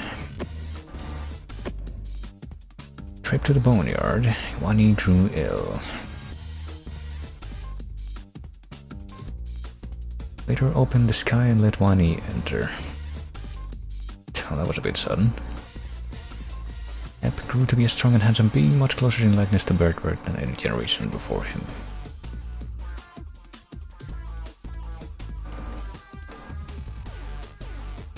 The whole each generation gets worse thing had finally turned around. Ep's own creation came out looking like a pile of something badly burned, so he named it He was not alive, so he could not beget anything.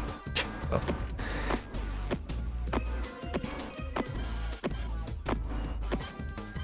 Perhaps that's what that final depiction on the wall was supposed to be. Numeron looks like a pile of cubes. He was obsessed with being sensible and correct in everything. Following the rules to the letter, he didn't really do anything on his own without asking Quater for explicit directions. With 300 duplicates of himself whom he would boss around all day, every day. Nabr is a clone of Numeron. Double Beam, the similar, Libdan, Masbim, Mishmash, Hamdu, Bimdad, Imad, Juder, Big Ephish, Shepan, and Hamdek, the sons of Nabris. Double Beam were Narmis, Jokgok, Wim, Naibi, HH, Kashian, Chip Chape. Sons of HH were Haphe, Rephe, Amazing Krogadiba, Inkra Krog, and Ha. Thopabine, the similar. Numeron Jr., Lee Mimba, Supanopa, Safai, Lotter, Shohorf, Madagascar, and Harrock, and Amit Ramo, Ifes, Maytag, Sanic, Maytag. Isn't that a brand of washing machines? Well, also Loiter. I mean, why is that one specific word something that catches my attention over all else? Paisbat, Labo, Punky, Noibis, Hana, Nosbigosh, Reason, Ashir. Monty, Nit, Nit, Nit. If and Mano. If. Now there's a game series that would probably sound good. Oxakin a Gik. And Sot, the nephew of the. Ooh. That is what does matter. The son of Sot was Knock Knock, yada yada yada. I don't know if any of these names are actually going to transition into any of the actual narrative. Naraka. I'm gonna skip that one though. Naraka Tang Baloof.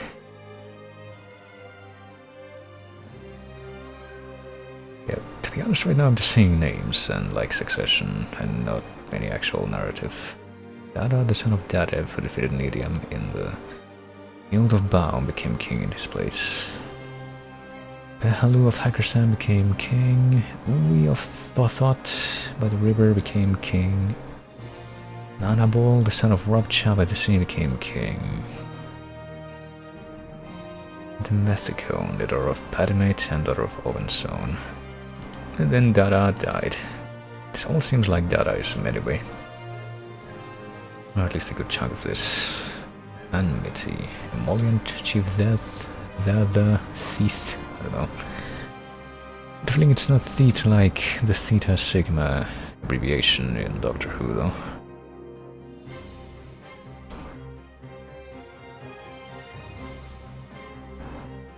We focus intently on new beings to create and neglect. Well, Abris became convinced that no one could be as good as Abris made himself appear, and he feared that Abris would eventually be displeased Quater, so Abris, believing that Numeron was paying no attention, destroyed Abris by breaking off all of the many antlers that covered Abris's back and neck. Well, it did escape his notice what Quater himself was watching, and he smote Abris with permanent blindness. I guess we're back to genealogy. Even though something happened. Did all the RM-free GOG one of their site that fully mirrors all of their installers, like including things arbitrarily removed from sale, like Ultima Underworld? Well, I mean, something that I ended up doing for a number of the games that I ended up able to get working on Scum VM was just look for uploads of rips of the CD images and what have you on archive.org. There's surprisingly a very large number of games, like old games and stuff, and applications you can get that way. That you can find like actual CD rips of. And I actually made a CD rip of something that I managed to find a physical copy of myself some years back. Which also runs off of Scum VM, which is Phantasmagoria, the first Phantasmagoria game. Yes, I suppose there's technically two. Nintendo the 6th. That looks vaguely like Nintendo. Beach Noodle and Grahamlet. The Obscure Prince. His Numeron is still making things after all this stuff.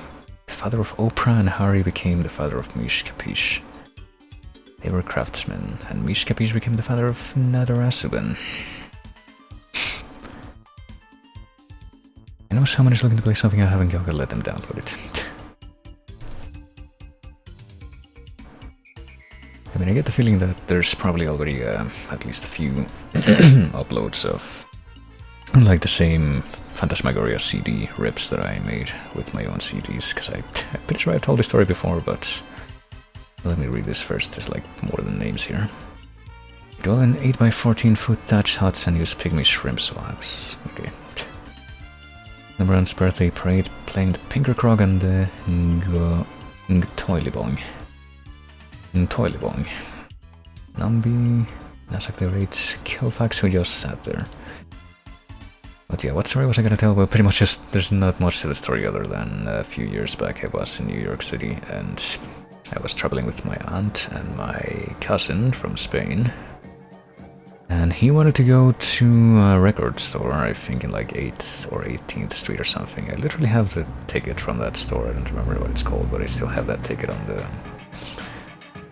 the actual CD case, because I wasn't really expecting to find anything there when I went in with him, but I ended up looking at one of the shelves in the back, and lo and behold, there was a box for Phantasmagoria, the computer game, being sold for $6 for some reason, so I bought it for $6 and I brought it with me. And that's a story of how I got an actual copy of Phantasmagoria. Even though obviously I'm not going to be able to run it off of actual hardware at this point. But I can at least make the rips and play them off of ScumVM. Hold on, this is actual narrative going on here. Lost half of his beings off of a cliff, but they were on one of their morning marches when the ground fell off from under one of their leaders. All the others followed before Numeron noticed their peril and was able to convince and rest to turn back. 150 beings being marched straight off the cliff. Not all of them perished. Many were some of Numeron's hardiest creations. The strongest two that came intact were the fall were Nambi and Nasak the Great. Trench of Aramus, I guess is where they landed. They set up kingdoms, Nambi and Nasak. They began their own societies. Numeron observed the wickedness and saw that it was great. Not only do I have to keep cracking the whip, so to speak, over these beings night and day, but to top it all off, as soon as I am out of their sight, they forget me. At least I still have 150 to keep under my thumb. Oh boy, an actual track with lyrics just came on. A very unfortunate VGMC snub just came on. That'll show him. Nambi was a blameless creature, he was a righteous king. I call it the Trench of Aramus because of the sweet trees that grow there. The actual name of the trench was Great Canyon of the Ruins of Desolation, number 5. I guess there must be at least 4 others. Baron tried for 12.5 years to remind the subjects in his modest little kingdom about their past, but since Numeron would not take the time to make himself known, they would not remember him. Well, I mean, whose fault is that? Nasak the Great, on the other hand, did not think Nambi was a fine king. The southern sector extended from the wilderness of Siniflox along the side of Ebi Simperot.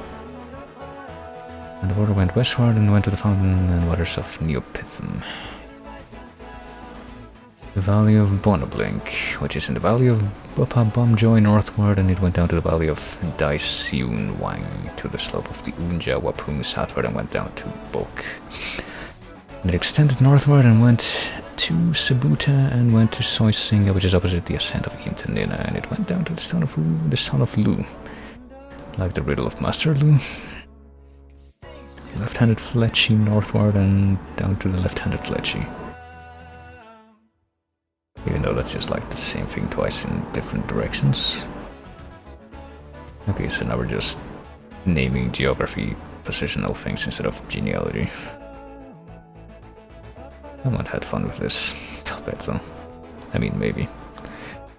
Honestly, as someone who's dabbled a whole lot in creative writing type things, I feel like one of the hardest things to do, at least for me in this kind of things, is to make up names specifically.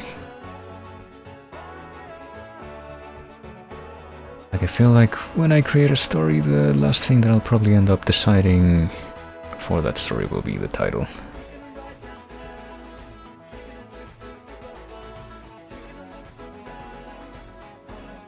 but this is just a bunch of names. It's honestly kind of admirable how all of these are produced. Surgurt. Sourbead, Sour Novel, City of the Sons of Mishkepish. Edupated. Brainworm. Quelfrom, Brainworm, Radish Barn Mold. Continue to Larry. Well, then you also have stuff like this, but... Stew Lumps, Fathering, Burn Daggett. Undoubtedly Moister. Okay, so it's sounding a little bit different now. Valley of Twisted Valm, which is A. What? Hold on a moment. Did it say A or did it say at? I thought the last word in the last column here was A, not at.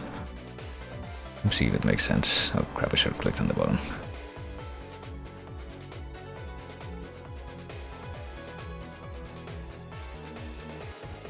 For the Valley of Twisted Balm, which is A. It definitely says A at the end of that, so... Which is A, the end of the Valley of Guarantaff toward the north. Well, go figure, I guess it's supposed to look like that. Lixisix, Mount Desoski, Shemp, Ripley Engine, the east side of and towards Hilo Dilo, which means I don't think I can put that much in my mouth.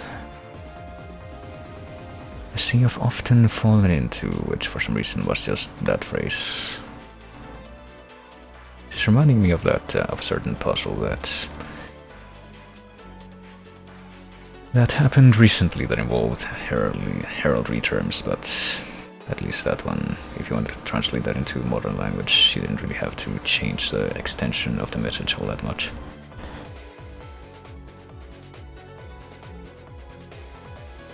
Nazak plotted a war of conquest against Nambi. Catastrophic explosion. Did I miss when the catastrophic explosion happened? I feel like I might have. Moran wanted to speak with Nambi and his wife Grace. The basement was flooded, so she was not there, obviously. Isathello is the word for attic. Okay. I'm going to blow up this trench with all these vile beings in it. Okay, so the explosion hasn't happened yet. I don't want to destroy you and Grace, so I want you to build a tree house where you can stay and remain safe during the... Okay, so it's literally Exodus now. Or, I don't know, was Genesis? What was the big Noah's Ark flood in Genesis? I think it might have been in Genesis. Actually, never mind, so... No, Exodus was literally just the story of Moses, I think, so I think this probably was in Genesis. You shall make the treehouse from Wheatby wood. It shall be a split-level treehouse with an enclosed foyer, gable roof. Oh, hey, another... Did this survive in VGMC? I don't think it did, unfortunately. I get the feeling that it won't anyway if it's somehow still on there. It's yet another song to add to the list of songs that should have won VGMC 15.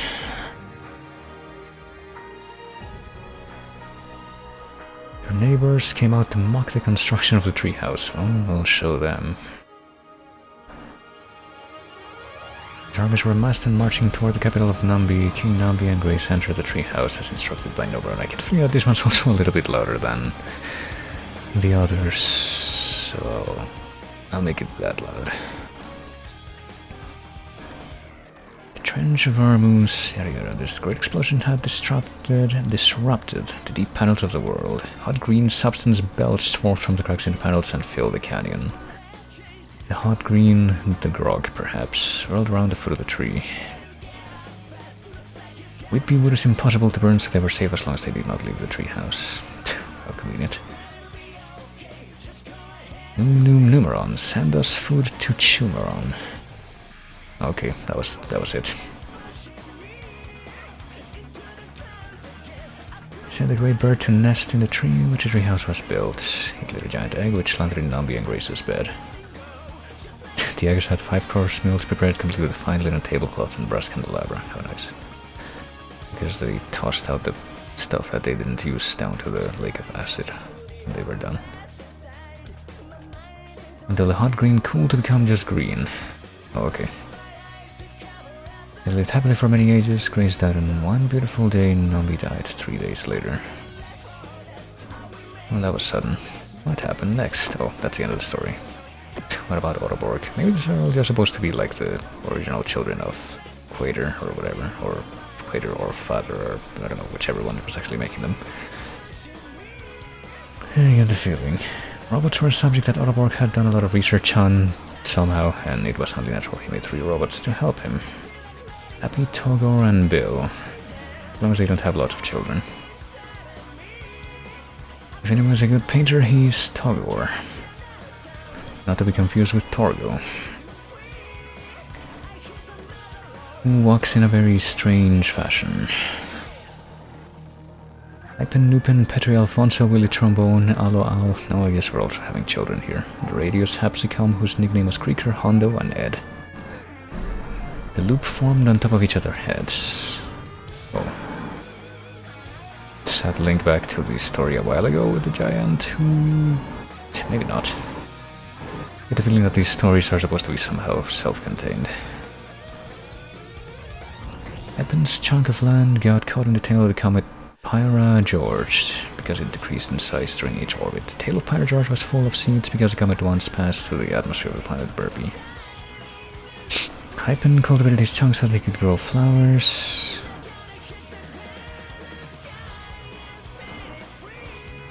He grew an extraordinary amount of flowers, but it was not enough to satisfy his growing craving. He wanted to be the king of flowers.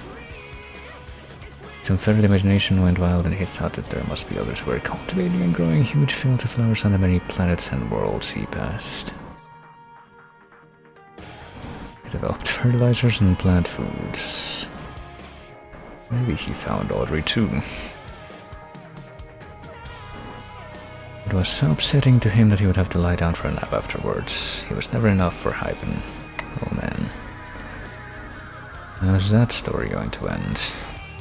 More flowers, more. Is that all? He was aggravated to no end. The less the land was able to produce. The yield decreased first 10, then 100-fold, and so on. Oops. As the land grew grey and sterile, Hypen wasted away also. The loop on top of his head drooped like a deflated tire. His desire to make his chunk of land a happier place with flowers had died.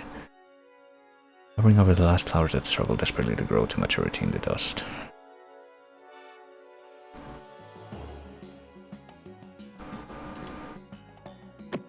Well, how did he end up? It seems that...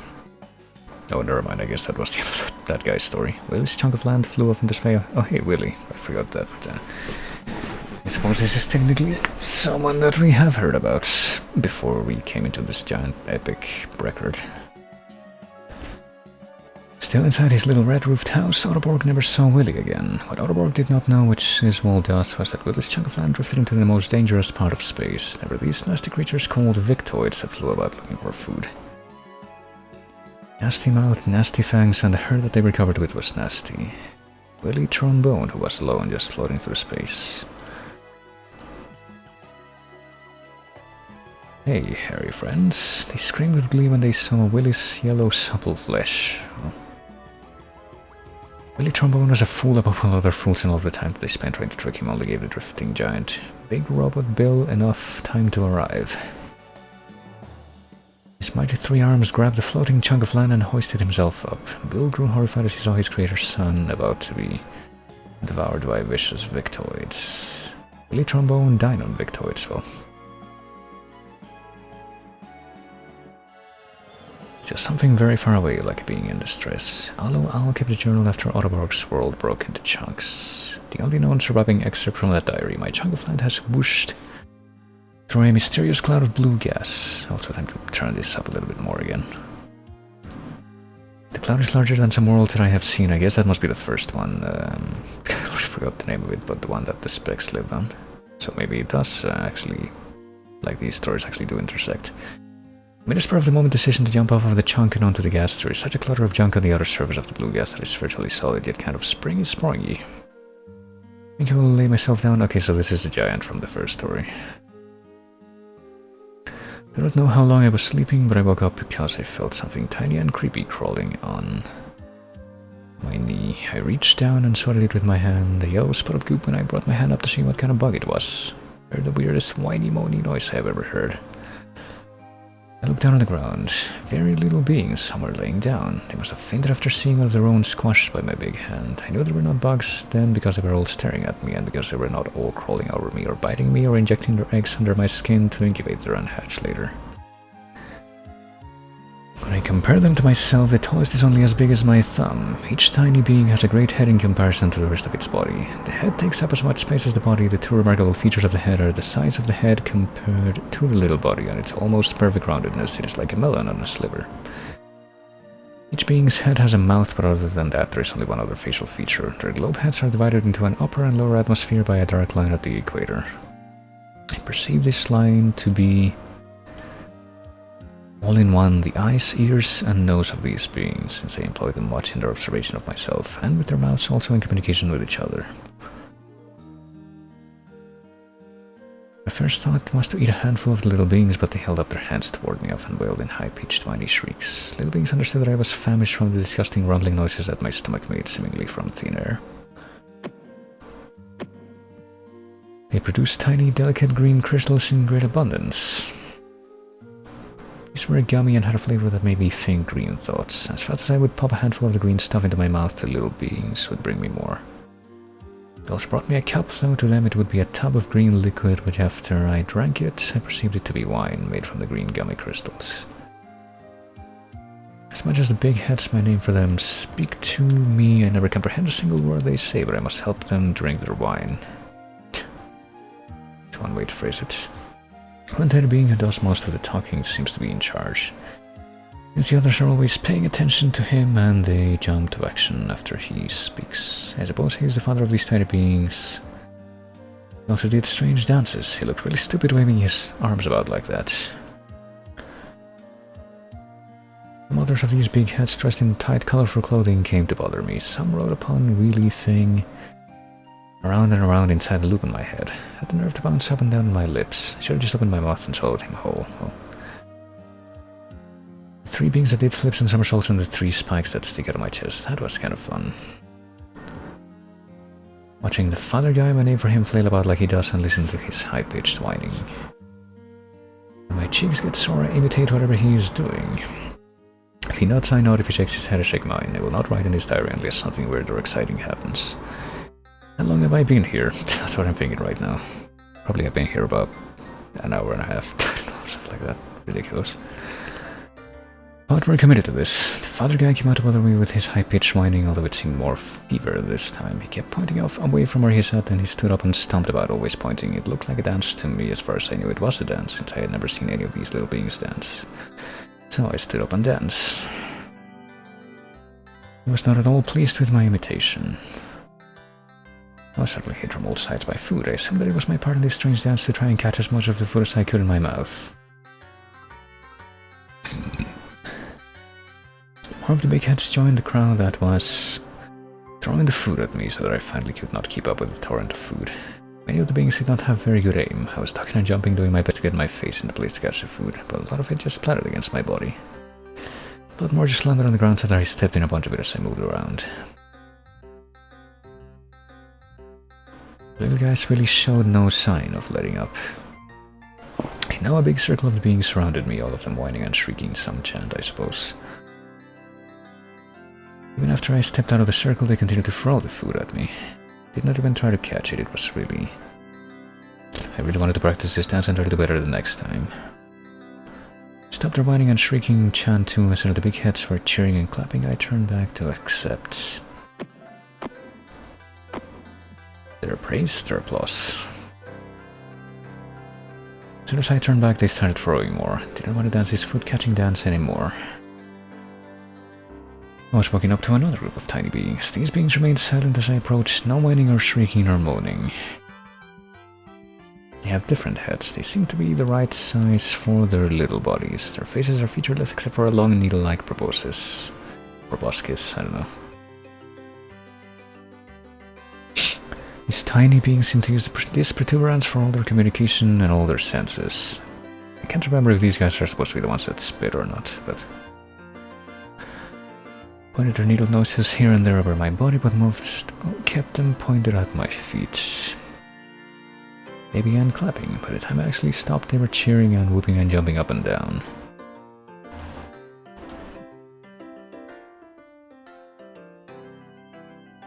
He'll give their attention to him, yada yada, so he probably made a... He must be their father guy. That's probably where he made the speech or something. Did not understand anything that he said to me, but I smiled at him the entire time that he spoke to me. Decided to say something back to them. Well, it's really nice, I said, for all of you to come out to greet me today. I couldn't stand for any more of that food throwing dance at the big heads, do you? You don't have a food throwing dance, do you? But for something to happen, all the needle noses did was turn around and walk away. He did not seem to care if I followed, or if I stayed where I was. For days and days I sat there and nothing happened. After a week or so of being ignored, I was hungry, so I followed some of the needle noses around as they went about their daily chores. Mostly what they did all day was spit on the ground. They would form lines and walk through the fields, and spit on the ground day after day. They were always spitting. I didn't know why I did not notice it before. All their food came from the fields they had been spitting in this whole time. Food from spit. They offered me food. How could I accept it after seeing them spit all the time to produce the food? Oh, okay, so that's why I didn't eat it. After what I am sure must be something like 100 years, I could not take living among any of these tiny beings anymore. I was being starved by the needle noses, and I did not want to go back to the big heads to have them throw more food at me during their crazy dance. I felt defeated and hung my head in dejection. Since I was standing on a cloud of blue gas as the gas swirled and spun, I could often see through the gas, or at least even to the center of it. Okay, hold on, did I miss a transition?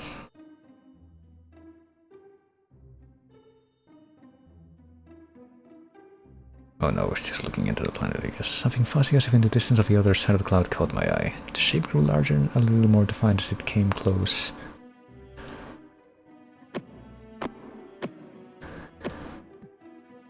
All at once, I clapped my hands and whooped for joy. It was the very chunk of land that had broken off of Autoborg's world and brought me to this miserable place. It was caught in a circular orbit, and the blue gas must be going in a straight line that took it through 2 points in that circle. Jumped off the springy surface of debris and onto my chunk of my father's world. Must not have been on the chunk of land for about 3 minutes, long enough to make this latest entry into my journal. Okay.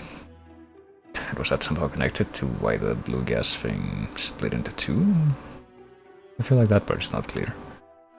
The chunk of land that Aloal was on suddenly smashed into a dirt cloud that collided with it head-on. Both the chunk and the cloud were traveling at great speeds. Upon impact, nothing was ever seen of Aloal again.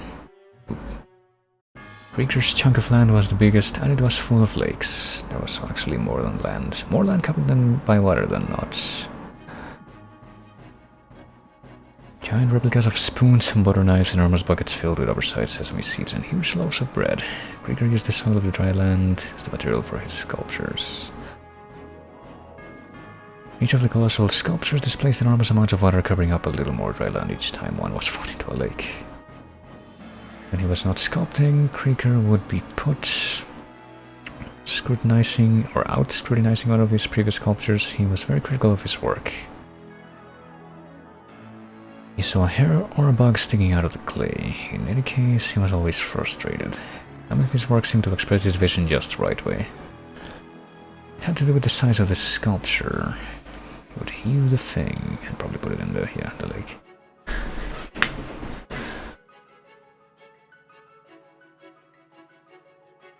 He spent very little time examining his finished works, but with an exclamation of disgust he would throw the work into the nearest lake, which after a while seemed to be conveniently closer and closer. I think that's how mass conservation works, but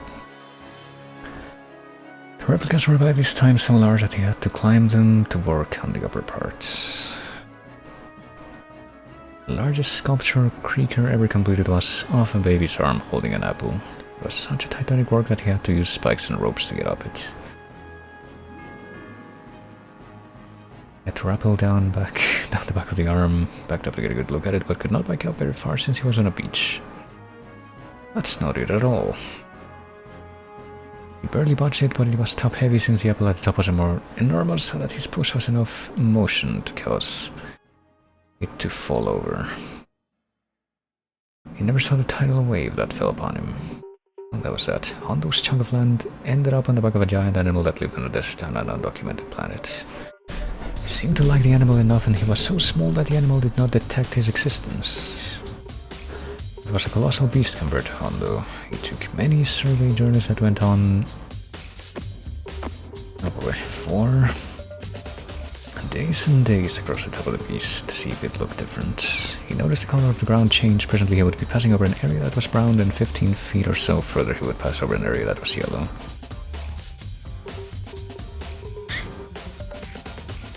There was nothing between him and the ground, which was very far away. If he had jumped, the fall would have broken every bone in his body. So was he going to fall off the animal? He was on the lip or tip, I think that's just the lip of an overhang. He reached under it to see if he could feel how far back it went. But the overhang went straight back and kept going. Then he carefully lowered his head over to look and see how far back this overhang went. He could not see it though. There was so much dark shadow he could only see about as far as his hand reached. Hondo got up and decided to walk directly away from the edge. He grew very tired almost immediately as the surface began ascending right away.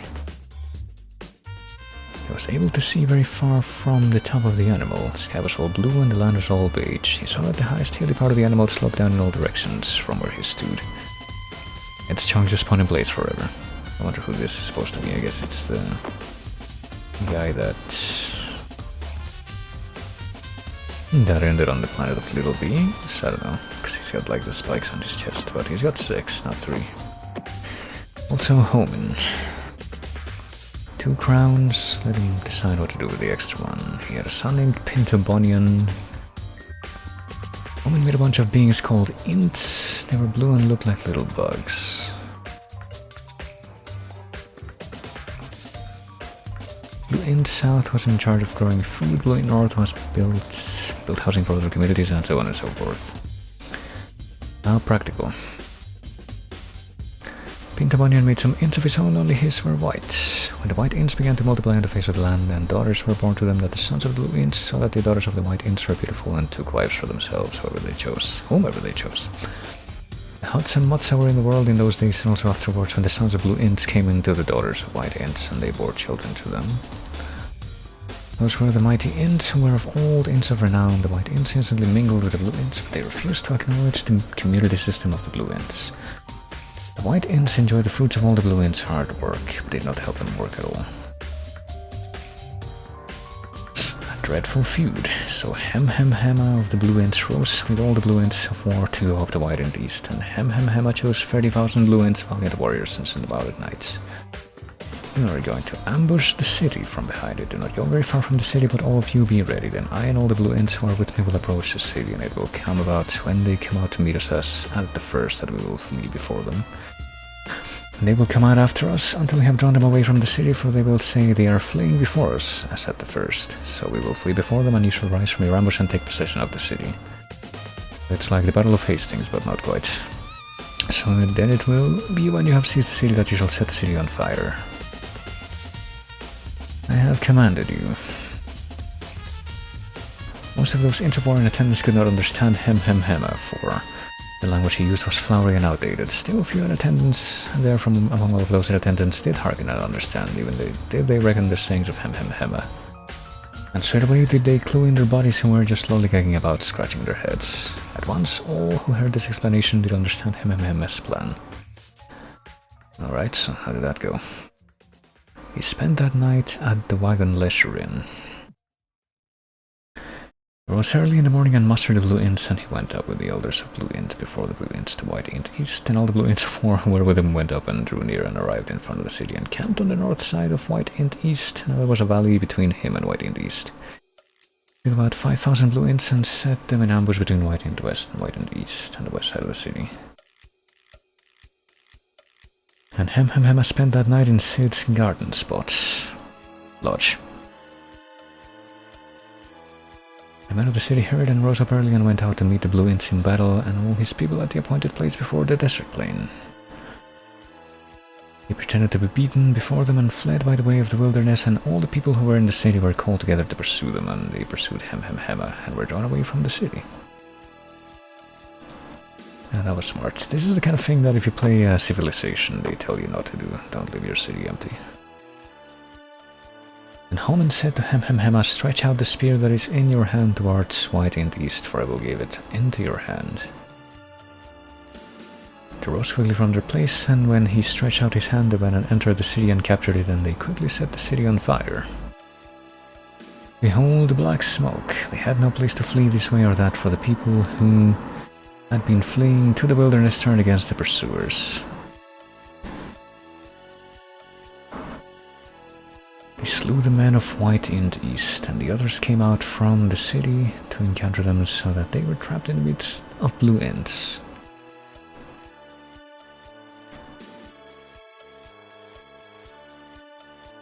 Now it came about when the Blue Ints had finished killing all the inhabitants of White Int East in the field in the wilderness where they pursued them, that all of them were fallen by the spear until they were destroyed, and all Blue Ints returned to White Int East and struck it with the spear. Even though I thought that had happened already. All who fell that day, both male and female, were 12,000, all the people of White Int East. So it was genocide. A desolation until this day, and he hanged the king of White Int East on a tree until evening, and at sunset gave a command, and they took his body down from the tree and threw it at the entrance of the city gate, and raised over it a great heap of stones that stands to this day. So Ichigo Plasti and all the White Ints who were with him arose by night and lay in wait against Blue Int South in 4 companies. Even though we had not heard of those guys before, Pimento Lufa, the South Texadrill, went out and stood in the entrance of the city gate. Who is Ichigo Plasti that we should serve him? He said to Factotron, Ints are coming down from the tops of the mountains. You're seeing the shadow of the mountains as if they were Ints. And company comes by the way of the Diviner's Sandwich. Where's your boasting now with which you said you it is? Who is Ichigo Plasti that we should serve him? Are these not the White Ints whom you despised? Go out now and fight with them.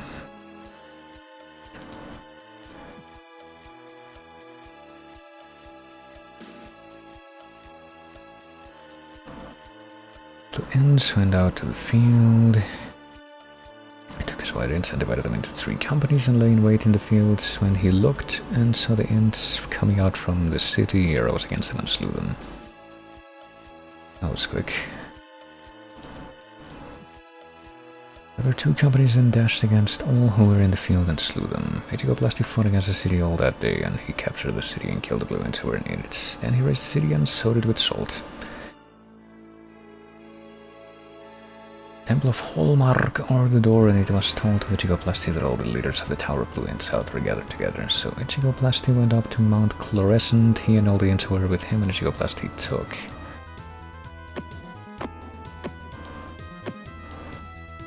an axe in his hand and cut down a branch from the trees and lifted it and laid it on his shoulder. Then he said to the Ints who were with him, "What you have seen me do, hurry and do likewise."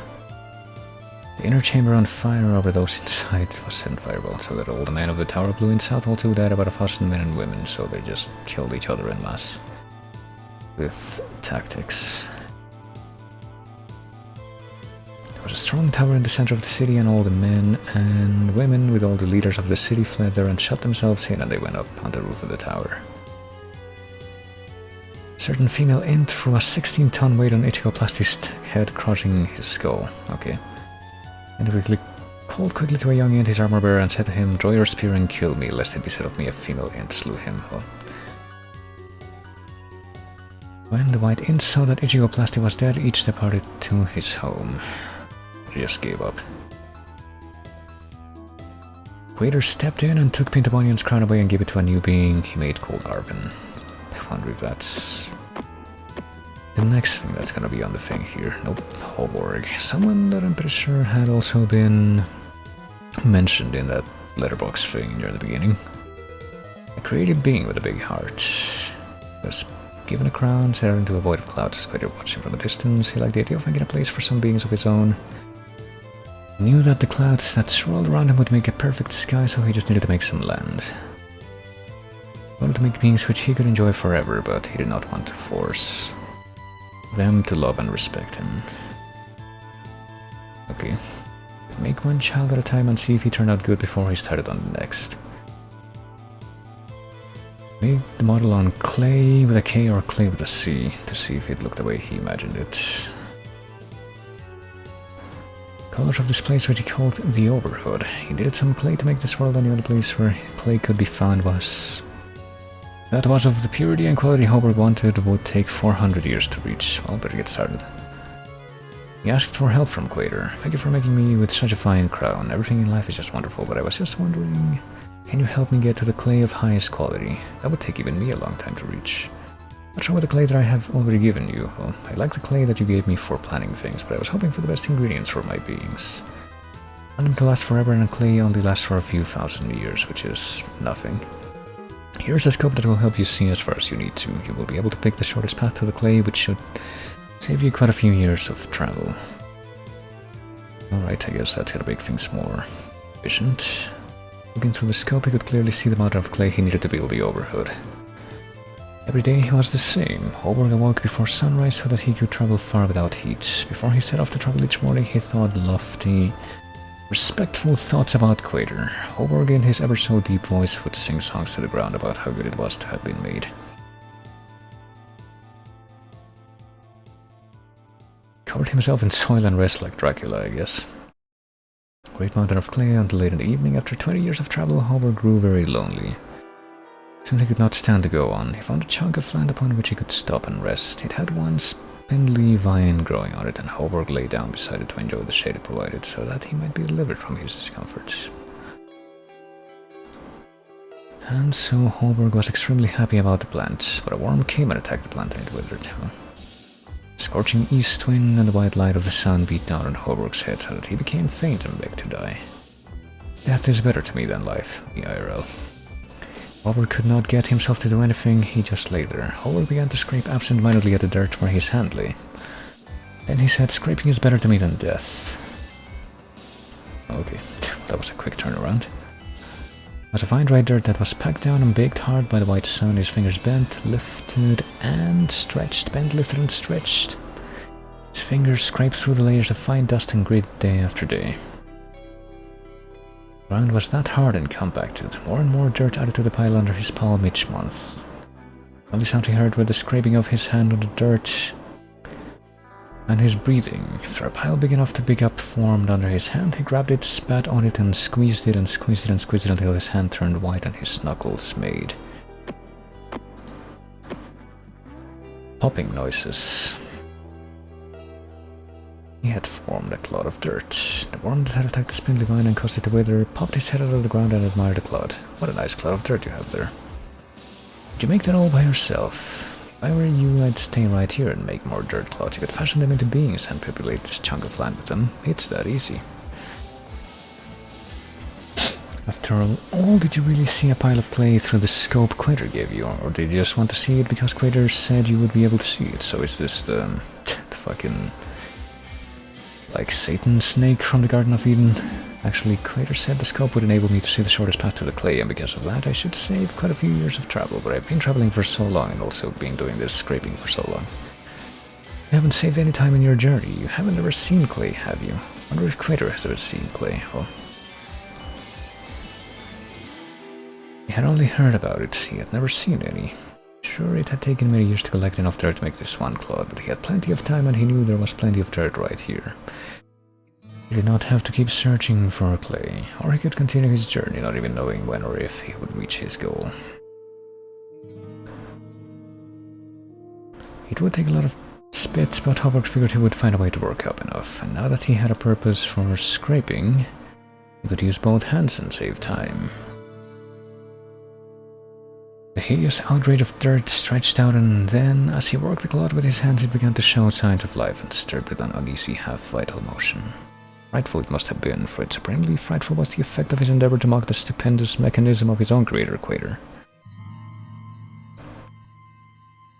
He cast away his odious handiwork, horror-stricken as far and as with as much velocity as he could throw.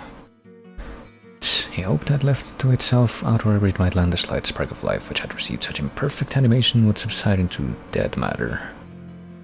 Hoburg went to sleep in the belief that the silence of the grave would quench forever the transient existence of that hideous clod which he had looked upon as the cradle of life.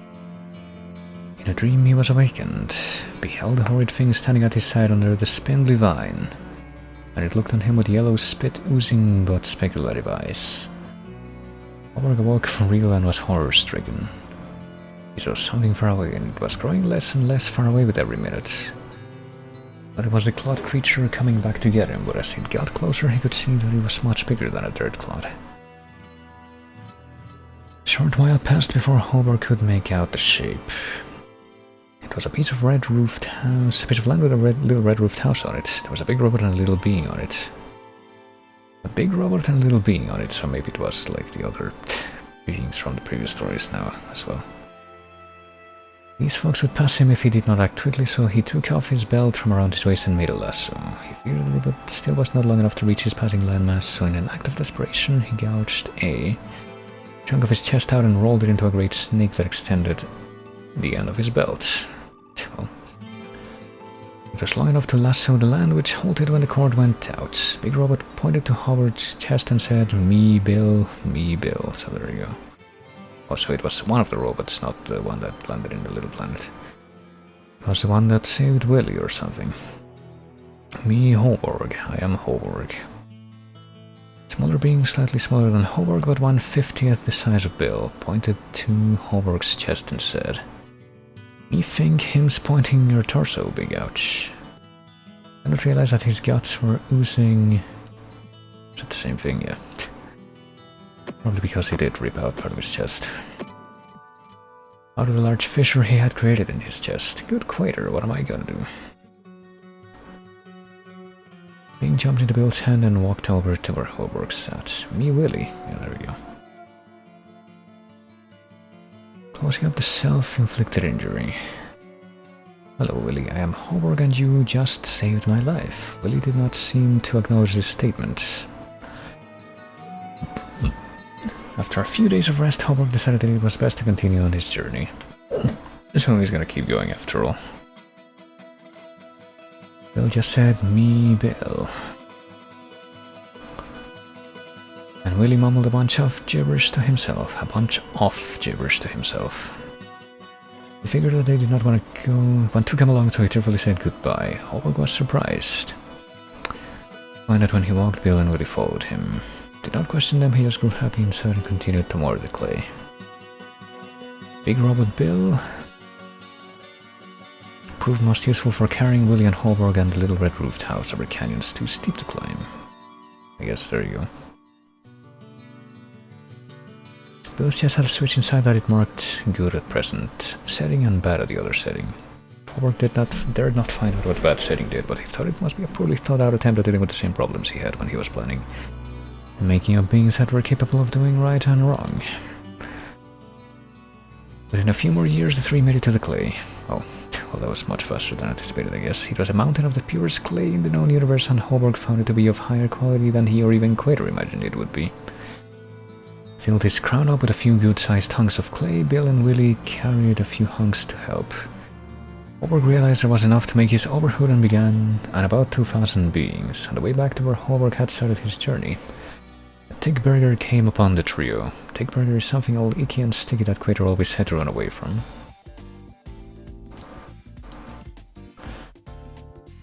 Tickburger is made to want what other beings have. He could tell that they had a bunch of clay, so he licked his lips, exposed his fangs and said, clay.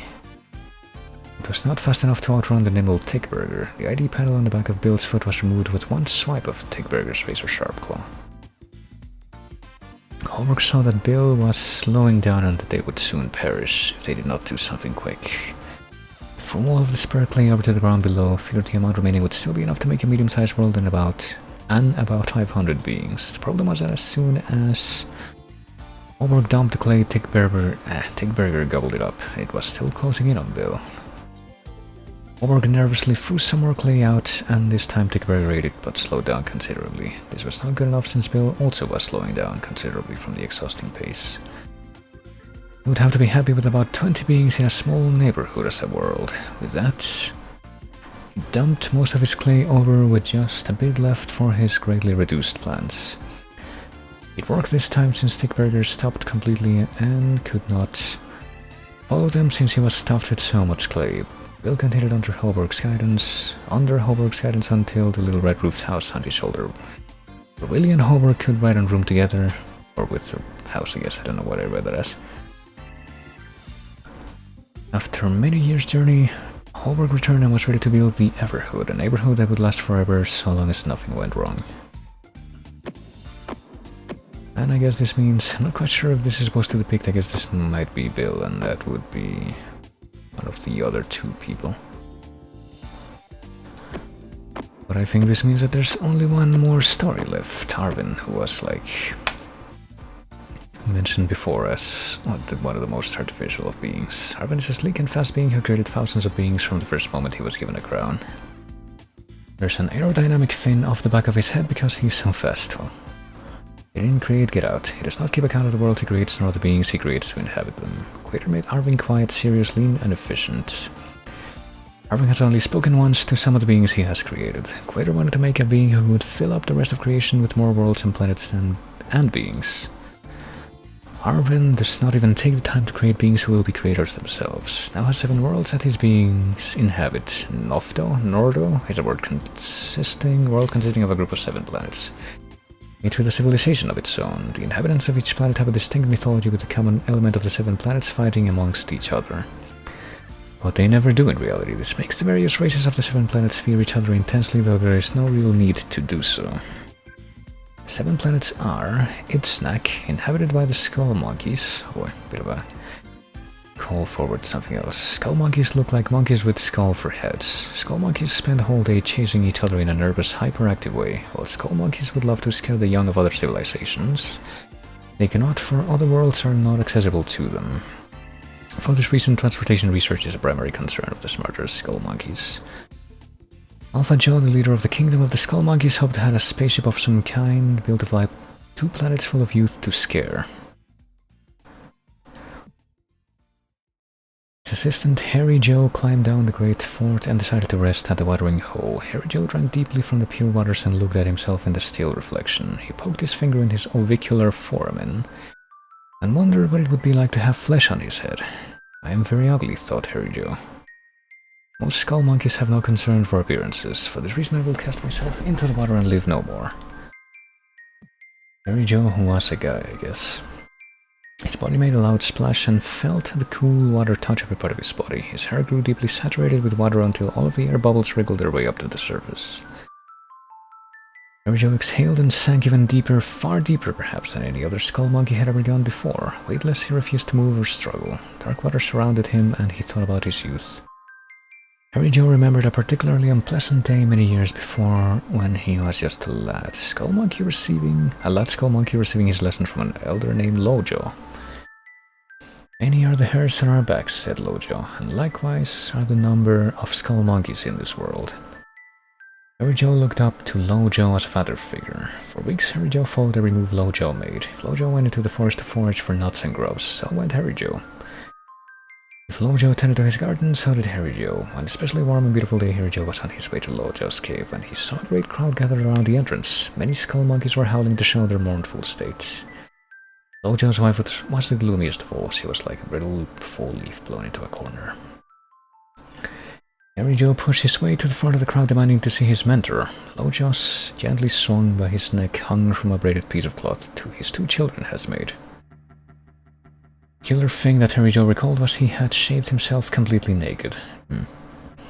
It's not really clear exactly what happened, but I guess that's the end of the Skull Monkey place.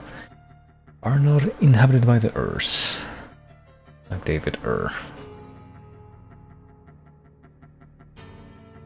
They observe other planets, hoping to one day apply all that they have learned to their own civilization. This is not likely, however, since they find comfort in research and are terrified of application. Urs are extremely advanced in the arts of the mind. I don't remember how last section will be, but I'm pretty sure it is the last section at least, which I used to read other beings' minds. That's the first drink I've taken in this whole time. Every other generation in the Earth's lifeline produces an Omega Ur. They have such superior mind control that they can use their minds to form physical doorways between worlds. This has been outlined via Orvin, and only because Quater brought this to his attention. The Omega Urs were not stopped until after they had moved a few Ints, Skull Monkeys, and even Urs to other planets. La'ak is inhabited by half Skull Monkeys who are half Blue Int. They look just like white ints, since the making of a skull monkey with a blue end causes a loss of pigment. Yeah. In the offspring resulting in a blue int that appears to be white. There's no other visual effect on the offspring from the skull monkey, so their behavior is more like that of a skull monkey than the community building blue ints. Gorley is inhabited by proto-skull monkeys. These pitiful beings have to bury themselves up to their necks every night in the rich girly soil to keep from dying of dehydration.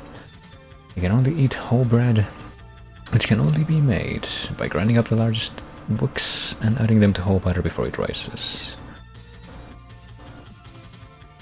Gurley has a monthly orbit that floats so close to books that the proto-skull monkeys can harvest the plumpest books for their whole bread.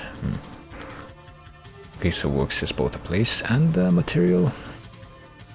Due to the proto-skull monkeys tied to the soil of Gurley, every evening colonizing Wooks with proto-skull monkeys is not possible. Wooks is inhabited by Wooks. Oh, okay. Oh, so they're like an actual creature. They're fat, furry, and yellowish in color. They reproduce sexually and often, which would create an uppercutting problem if they were not harvested each month by these proto-skull monkeys. Habsburg, inhabited by one and one skull monkey who became best friends. The Ur's name is Riostan and the skull monkey's name is Matimost. Their first year in Habsburg was one of confused emotions because of the myth of the 7 planets fighting amongst each other. Matimost and Riostan feared each other, but they were lonely and longed for companionship. Also, Riostan, living in perfect Ur fashion, wanted to study Matimost and all of his habits. He spent a lot of time following the skull monkey's tracks to see where he went, examining his feces to see what he ate, and climbing up trees to see where he lived. They found that helping each other was their only chance at happiness and survival. While they were extremely productive during the first 100 years of friendship, they now just sit in front of their houses, swapping grossly exaggerated stories of their first year together. Yanko, inhabited by the followers of Maikea, was said to live in Habsburg, though in reality he did not exist at all by any known records. Yankites find pleasure in making intricate works of art for Maikea. Perhaps the greatest works of art known to Quato are made in Yanko. It is for this reason that no one has a heart to tell Yankites that Maikea does not exist. The other 6 worlds that Arvin made are Plasno, an enormous world, cloud of beings, each too small to be seen by the naked eye. Oh. Urs have projected their minds there, so is that the same blue cloud that the robot met? Or maybe it's a different one. I don't know, because I guess those cannot be seen. Alphatic is the world of the Urgos. Each successive generation is born bigger than the previous as the Urgos of each generation get into their senior years. You heard them making statements like, "These punks think they're so big," or "When I was your age, you got to stand in a chair to get the fondue pot down from the top kitchen cabinet." The houses of their ancestors are not usable. For the newer generations, they just cannot fit through the front doors. Alpa Famalpa is a world where the adults are ruled by their children. Children send the parents of time-consuming frivolous tasks that keep the parents from doing anything but what the children desire. One might think that a society like this would collapse in anarchy, but to satisfy each whim of their children, the parents constantly develop new technologies. When a child looking up at the evening sky said, "I want to see what that white dot is up there," and for a fit, his parents worked nights and day till they invented a telescope. When other children saw it, they all wanted one, so a telescope factory was built. Alpa families have from 1 to 3 children, rarely more. One child, being childish, may say yes when she is asked if she wants a baby brother or sister. She does not have the ability to realize that she will have to share command of the parents with her siblings, since the parents must be obedient to older children. She will not be fooled again if she is asked a second time after the birth of her sibling. When the new baby is old enough to answer, the parents may be able to ask him while the older sister is not around, and see if she has not already warned the boy of the danger of a third sibling.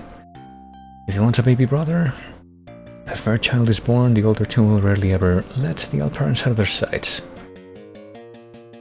As a favor to Homan, Arvin made the word Flenby for the white ints. Most of the white ints were taken by Arvin so the blue ints could live in peace. Oh, the world Flenby. I read this word as in what you say. The blue ints could live in peace once again. The white ints depended on the hard-working, resourceful blue ints for survival, since the white ints are shiftless, no good bumps, surviving in a world with no blue ints. The smarter white ints called Rogling conned the not-so-smart white ints called Habling into converting into blue ints. Here are some tales of the Rogling conning the Habling into blue ints. Well, one night, Pepto, tired of wandering in the woods of Flimby, saw the light from a window of a tree-cutter's cottage. Pepto did not have his own cottage because he was too lazy to build one. He thought to go to the cottage to see if The inns inside would let him stay, so he went to the front door and knocked. Treecutter's wife opened the door and said, "Shoo, I don't let anyone in while my husband is not inside. Go away already," and she slammed the door in his face. Papto was hungry too, and he had smelled the dinner cooking in the cottage while the door was open. He looked around for something to eat and saw a discarded Gefluto burger box on the roof of the cottage. He hoped there might be a Gefluto burger still in the box, but if not, even licking the Gefluto burger sauce on the bottom of the box would still be delicious. Well, after quietly making his way onto the roof, Papto found a hole in it through which he could spy on the wife of the tree cutter. Obviously, the tree cutter was too lazy to fix the hole. When he peeked through the hole, even though I don't think that should have two different letters here, Papto saw a beautiful table set out with a savory junk roast, clute fish, and wine. The tree cutter's wife and the county tree censor, so not the tree cutter himself, are seated at the table ready to dine. Tree cutter was as nice a guy as you would want to meet, but his one quirk was that the mere sight of a county tree censor put him into a fit of rage. That was why the censor was paying a neighborly visit to the wife, because he knew that the tree cutter was out and the good woman would therefore fix up the best fiddle she had. As Papto watched through the hole, she threw everything on the table into cupboards and drawers and hid the censor in a trunk she used as a coffee table. "What are you doing on my roof?" the tree cutter asked Papto. "You better come in and eat dinner with me and stay in the spare room." "Oh, well, that's nice." Papto brought the Gefluto burger box in with him, but kept it out of sight. The wife acted very glad to see them both and set the table and gave them each a big bowl of torry wheat and grey tasteless paste. Papto's mouth watered thinking about the junk roast, clute fish, and the other delicacies he had seen. He brought his Gefluto burger box up to his ear and opened and closed it a few times. For whatever reason. "What have you got there?" asked the tree cutter. "That's my Gefluto spirit guide," answered Papto. "He says don't eat this torry wheat, eat the junk roast, clute fish, and other things." He had a Gefluto spirit hide in the cupboards just now. Ooh, that... Okay, must have missed at least one detail, but... He jumped up and found all the wonderful food which his wife had hidden there, but which he thought the Gefluto spirit had brought forth. The wife of the tree cutter did not say a word, but put all the food on the table. Now Papto put his box up to his ear again and opened and closed it. "What's he saying now?" asked the tree cutter. "Don't forget the wine behind you in that drawer." They enjoyed the wine. Tree cutter wanted to see the Gefluto spirit. This guide used to prove these wonderful things. Or provide these wonderful things. And the guide conjured the Gefluto spirit here for us to see. Don't be troubled about looking at him now that we finished off that wine. I'm kind of loopy. Well, this guy does whatever I tell it to, don't you? The Gefluto spirit is very ugly. We might puke if we were to look upon it so soon after reading. Well, you'll see. He'll look just like a county tree censor. That is ugly. Well, I'll go into a fit of rage when I see a county tree censor, but I'll be okay knowing that it's really a Gefluto spirit. Okay. Very well. He's in the trunk you use as a coffee table. We may go look at it now, but don't let it out of the trunk. So, the tree cutter is now a lumberjack. I guess it doesn't matter. It's the same thing, but... The tree cutter slammed the lid close. He's ugly. Yuck. I agreed they needed another drink. We opened another drawer and found another bottle of wine. "You must sell me the Gefluto spirit guide in the box. As much as you want, I'll pay anything." "I could never do that. Just imagine what I can use him for." "Oh, I do so want that Gefluto spirit guide so much. Please, please, please, please, please, oh please, please, oh please, please, please, oh please, oh please, oh please, please, please, please, please. Please, oh please, please, oh please, please," cried the tree cutter and kept on begging. "If you promise that you and your wife will pretend to be blue inns for the next 3 years for me, then I will give you the Gefluto burger box. You must take that trunk with that Gefluto spirit that looks like a county tree censor. Away with you, it gives me the creeps." The water rushed by under the bridge. He was crossing on the river thunder in the quiet of the forest. "I'm tired. This trunk feels like it's full of my brother's weights. I think I might as well throw it in the river, and if it floats home to me, great. If not, no big deal." "Let me out first. The Gefluto spirit is still in there. Better throw him in fast so he'll drown. I'll be a blue inn for you for 3 years if you let me out." Alright. I guess that's the end of that story, which had to be inserted in the middle of this planned narrative. Not much is known about Albedo except that it is a twin of Flimby and that it lies on the far side of a huge gulf of yellow. plasma. Sump is a world consisting of a group of hollow planets that exist within each other, including Outer June. Inhabited by Wooks, about 1,000,000 times as many as Wooks itself. Because there are no protoskull monkeys to harvest them every month, about one half of the population is crushed to death by their collective weights. Mezzo Abernun, inhabited by Abers. Suspect that there's a world above their Outer June floor sky because of the occasional Wooks carcass oozing through a cracker hole, but this is an improved theory to them. Some Abers have drilled their way through the Mezzo Abernun to find Inner Abernun. These travelers, however, never returned to the surface to tell what they found. This has prevented most Abers from attempting the journey, but a few hundred have. Abers fall into three castes. The intellectual inquisitive caste called the Frankites, the warring Abers called the Dazites, the religious caste called the Ease. Frankites spend their time in the pursuit of knowledge about the other worlds of Sump, Outer June and Inner Abernun. The Frankites are not respected by either the Dazites or the Ease. The Ease accuse the Frankites of messing with their religious mythologies. The Dazites think the Frankites are a bunch of sissies. Well, Frankites developed a theory of a world above their Outer June floor sky because of the occasional Wooks carcass oozing down through a cracker hole. They have no way of reaching the floor sky, but a drop or two of the disgusting rotting flesh of the Wookses from Outer June sometimes shrivels down.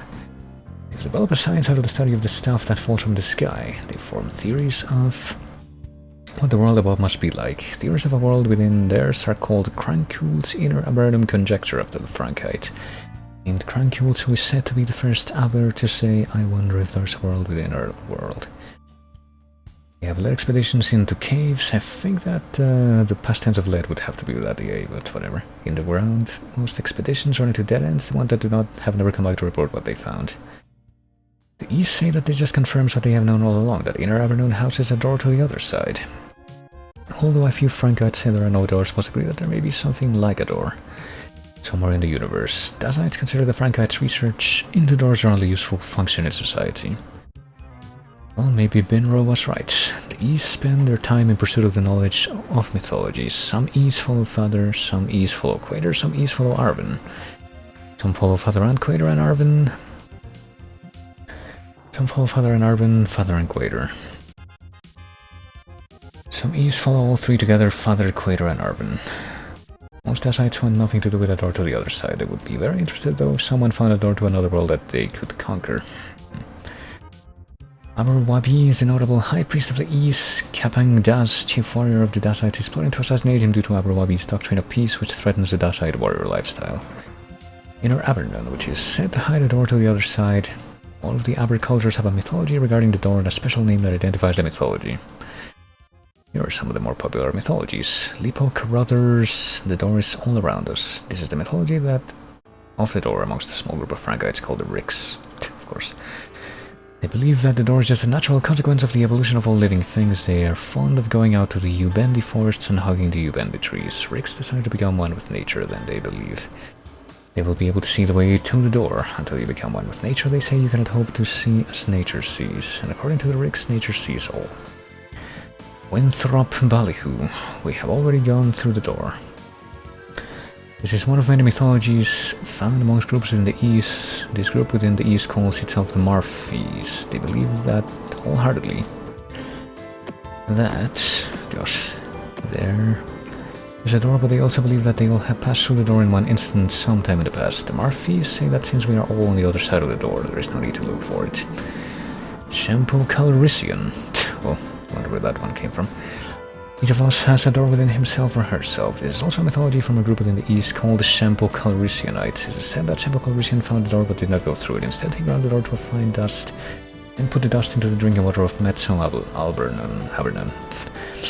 Is that time the first time an Aber takes a drink of water? They're said to have a door to the other side within them.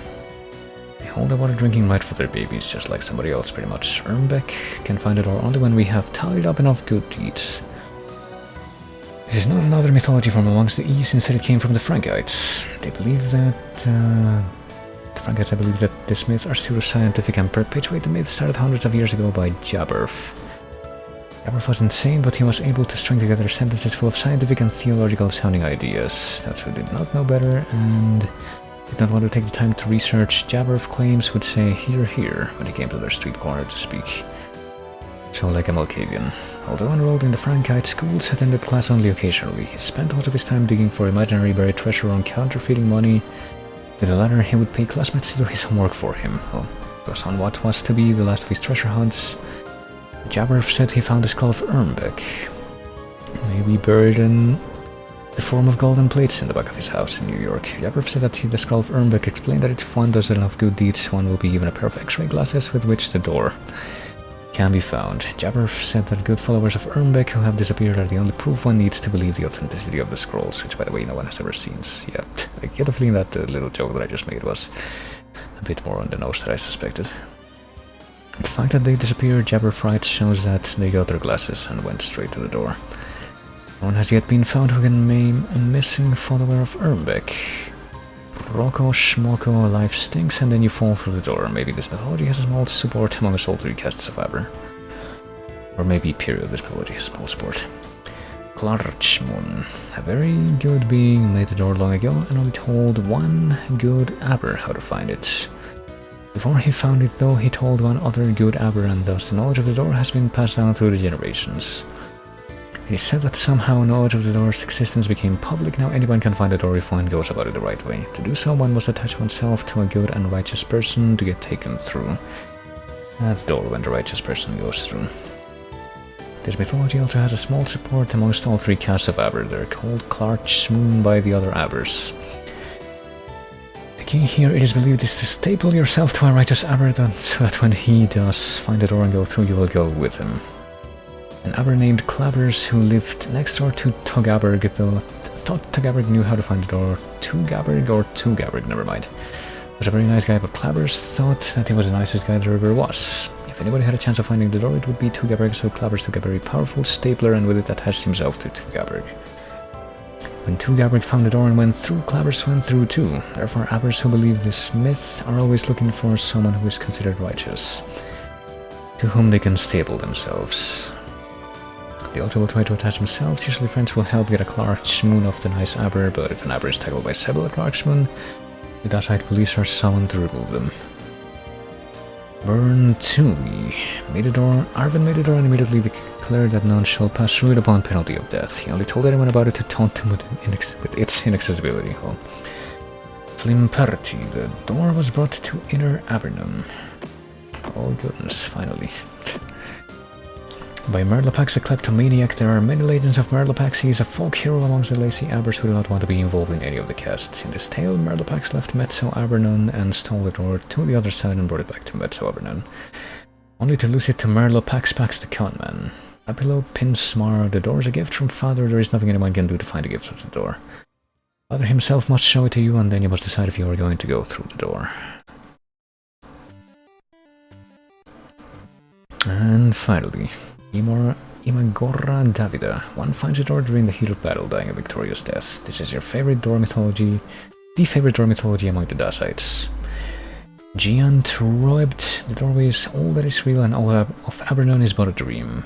Tinglispold, the doorway was built by a giant turtle. Oh, that's another bit of a reference. And Royal, only 3,667 Abers are allowed through the doors. I feel like that's also a bit of a different meta reference. And this guy, who I guess must be the guy mentioned in the beginning of the, maybe, mentioned at the beginning of the scripture particularly, but it's been about 2 hours or maybe more, but I think we've done it. Finally read every single one of those wall inscriptions and got here legitimately, and we can gaze out of this place. And probably I'm gonna keep the custom playlist running, as I assume that what I pretty much tested before by walking one screen back still holds true, and that's that I need to walk all the way back out of here. That's the only way to leave this place again, because apparently you can't go out through that hole in the wall.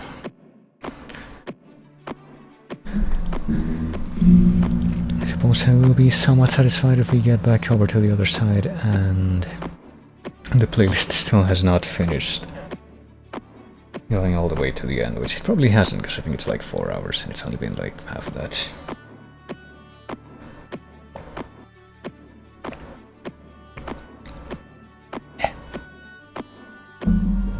I definitely need a freaking sip of water at least after scroll this. There's like freaking 7 columns of text on every wall, and just count how many walls there are. There's like... multiply that by the number of walls, I suppose, discounting partially the ones that don't have a full set of columns, and then multiply that by the average amount of words that are on each one of these things. Let me make a quick guesstimate just for the hell of it. Hold on, pick this one. Let's say there are 1, 2, 3, 4, 5, 1, 2, 3, 4, 5, 1, 2, 3, 4, 5, 6, 1, 2, 3, 4, 5, 6. Let's say there's an average of 6 lines, or 6 words per line. Maybe a little bit less with the ones that have like less. Let's call it 5. 1, 2, 3, 4, 5, 6, 7, 8, 9, 10, 11, 12, 13, 14, 15, 16, 17, 18, 19, 20, 21, 22, 23, 24. So about 5 words per line, 24 lines per column, 7 columns per wall, and then however many walls there are with full column stuff. If I make a quick estimate, that's like...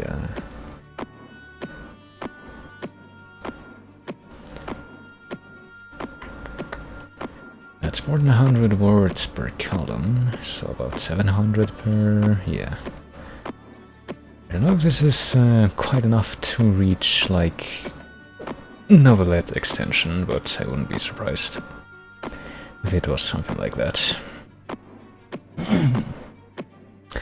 It's probably gonna be more like very extended and really pushing the boundary of the definition short story extension, though. If you add all this together. I mean, if the Dark Eidolon can be considered a short story, even though that's like... that's quite a long story. And surely all this can be considered that as well.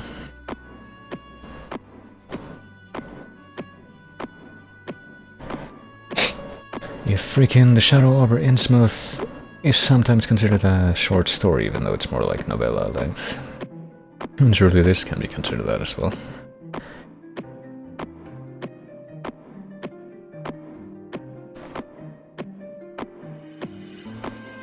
You know, I probably should have made something like a save. I'm gonna make a separate save after I come back here. To the beginning, which I think this is the second story. Yeah, there's a lot more of these walls than I thought, so I really would not be surprised if this turned out to be an actual, like, freaking novelette, novella length conjunction of words.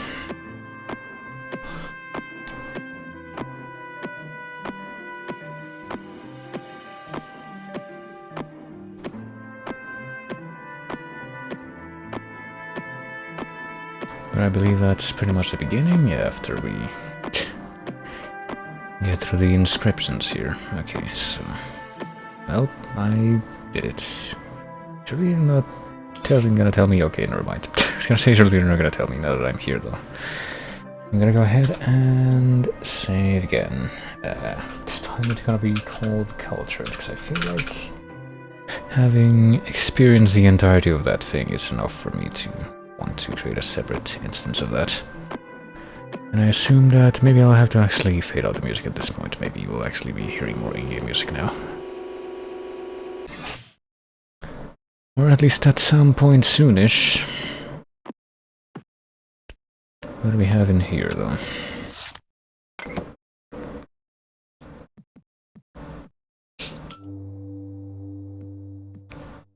We have a button that makes a sound. What about this lever over here? Can we not reach it? I suppose not. We can step on this thing. Maybe we're supposed to stand on this thing and then push the lever to... oh.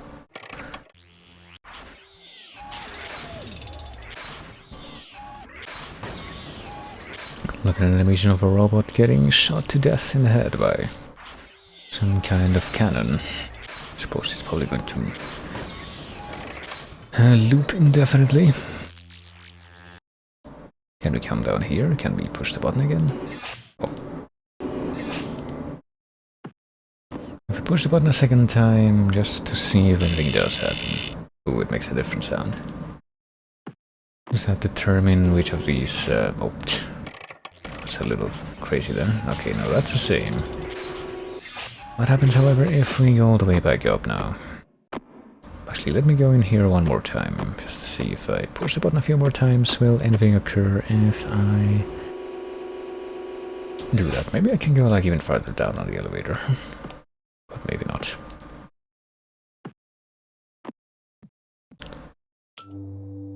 Okay, it makes like a low humming sound and then makes a more grating sound and then it goes right back over to that one. So let's leave this place. I guess it just fluctuates between these two conditions. Let's leave this place.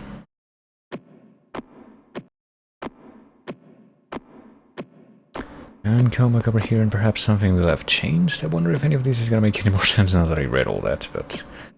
I mean, I assume that the ones that look like robots are the ones that were said to be robots in the Chronicles.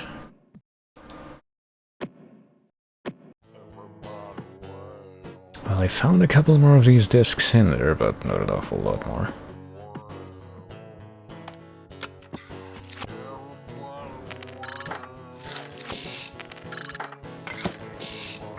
Let's see if... oh, and apparently we missed whatever this one is, so let's start here, I guess. He had to. Oh god. He make a world full of beauty and wonder. This world, the Neverhood, a world where he could live forever and evermore. Hoborg thought this world would make him happy, but it make him sad. Walking around his big, beautiful new world make him feel all alone. No, well, I guess that's it. I guess we ended up skipping one of those discs somehow. I hope it's not in the friggin' hallway back there. I'd be a little upset if that turns out to be the case. Does that mean that we actually are supposed to be able to get out of here readily? Oh, I guess that doesn't, like, close immediately. Oh, never mind, I guess I wasn't supposed to, like, be trapped in there until I did something different. Okay, so if I turn around here at all, I will just be facing these doors one more time.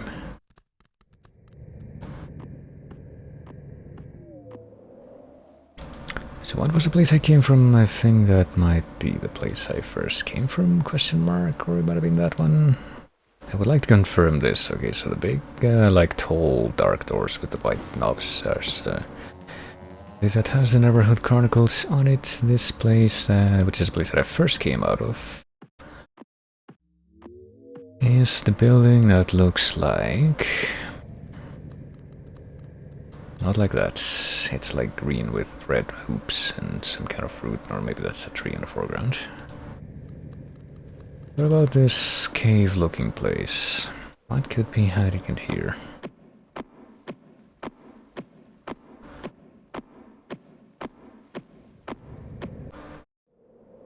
Oh, gracious. Could this be a puzzle again?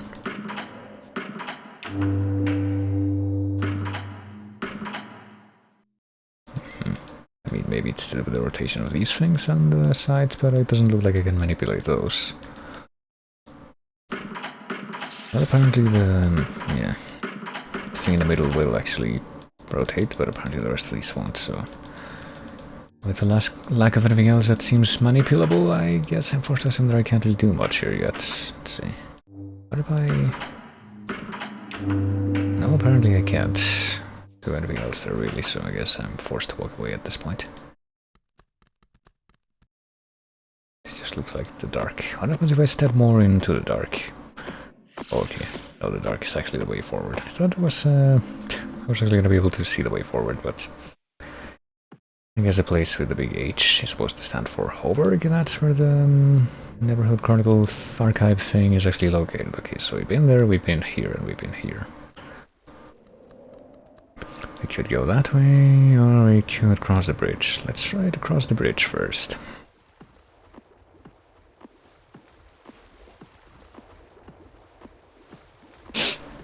Let's see. Oh boy, we got a person made of dud cans. Can we interact with this thing at all? No, we can collect another one of these discs though. Is this some kind of screen in the back? Ooh. Hey, what? Okay, I guess each of these things that we... Huh? Hold on a moment. Okay, I think... I see what's happening. When we click on each of these things, two things are manipulated and like sometimes you get like something coming out of the top. Not quite sure what that means. Does it mean that like are we manipulating this thing over here? Or are we simply supposed to observe like how these things are arranged in the actual room and make them match in here? See, one of these, most of these things say dot, but this one says actually TNT. I guess we can't like pick any of these up or whatever. There's also something quite clearly on top of the door, but can we do anything with it or just, I'll just observe, I guess. And there might be something below where we stand, or we're standing too, but I don't know. Okay, let me see if I can make this match. At least. Can we make it look like this thing has like something coming out from under it? Can't manipulate this one, it looks like yeah, the horizontal ones are apparently no good.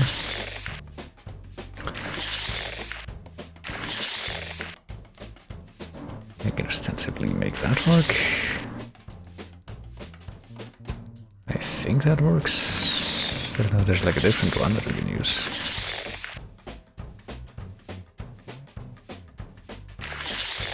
Oh, what about this one? Maybe that one looks like it's kinda connected to the other one, but heck if I know. Oh, yeah, I wasn't trying to manipulate that one or that one, but...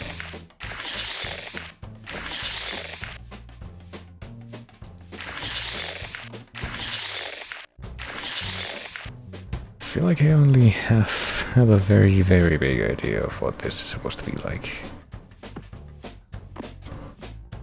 Oh, I think I see the problem though. I think I might see what I'm supposed to be doing. Okay, so because these things are actually changing positions in like the real room.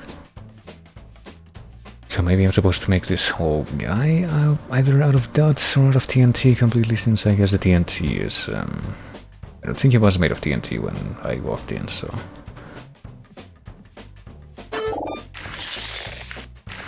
Oh shit, no, I didn't want that. But maybe that kind of worked, because now the head is made out of TNT. Okay, well... What about the lower right leg? The only one that's remaining that's actually TNT on the shelf would be this one, so let's see what this one manipulates. Okay, I think that's it. That was quick. Better than I thought. I thought I was gonna end up fumbling with that more. So now this guy's just like hanging out down here. I'm not sure I even understood the logic of that puzzle fully, but who am I to question that? If I guess I got some kind of result. I still see this thing that's supposed to be a match, maybe? I guess I can't go... No, I can go through here, never mind. We'll aim to get another open area though. Go back into this kind of dark red domed looking building and nowhere else. Let me actually go back through real quick. As I have this dynamite man searching for me. Or not searching for me, waiting for me. I don't know why I said the other word. I will go in the one other location that I noticed, one other direction that I noticed on this place that I haven't actually gone in yet, which would be this place, where I guess I can actually walk around outside and not be in third person, or first person. This is third person. Can't interact with this dinosaur skull-looking thing in the back, I suppose. Maybe this button. Which seemingly does nothing in the beginning. What about the button next to the door?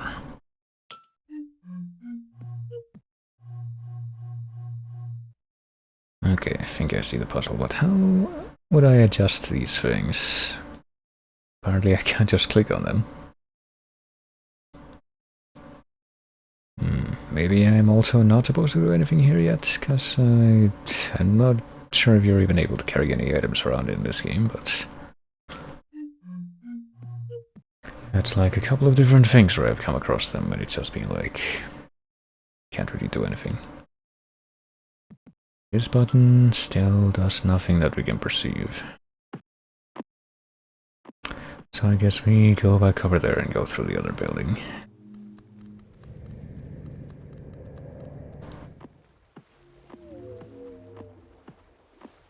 Maybe there will be something to do over here.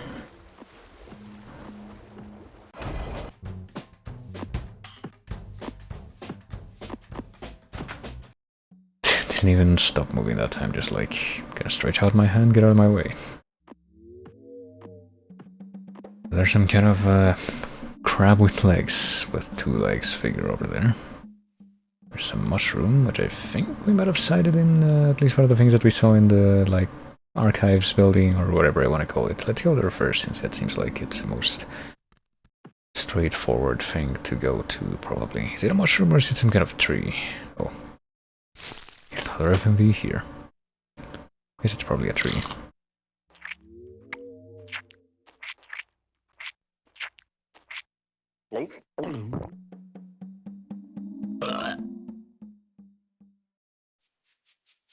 Okay, wasn't that nice? Maybe we can keep doing that? Would we want to keep doing that? Assuming that this actually does nothing, I assume that it's... I guess I'll operate under the assumption that it's just for flavor. No pun intended. I think the burp was different. That's about all that I can figure. Let's try that a third time.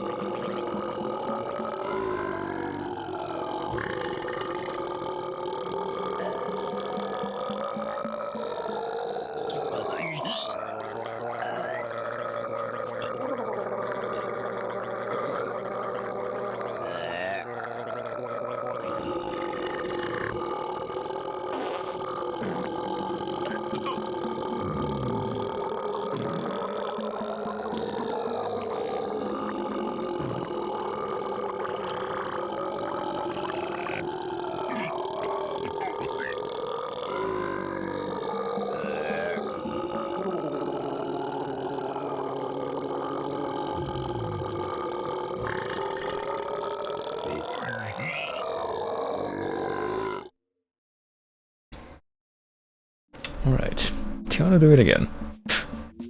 3 hours later, yeah, no kidding. I'm actually kind of wondering if if Conker's Bad Fur Day has that, didn't even time that, but I feel like that was straight up like a minute. But if Conker's Bad Fur Day has that track that's just poo noises, I wonder if the same argument could be said for this.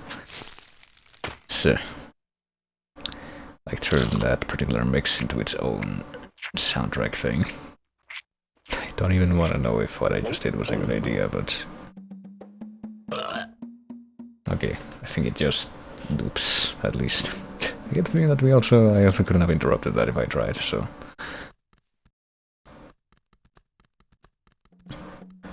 I suppose we have discovered the purpose of the tree. Let's go to these doors now, since they're closer to where we came from.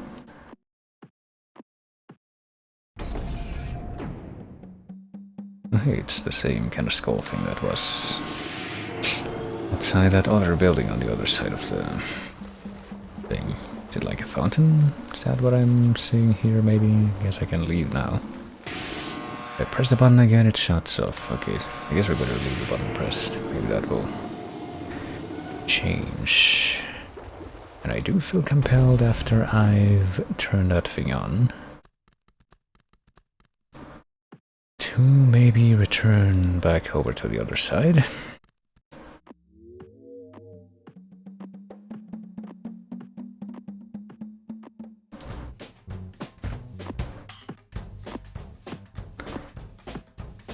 to look at the other fixture near the entrance to the building on the left here. I think I hear no sound effects, so maybe something will be different there, yeah.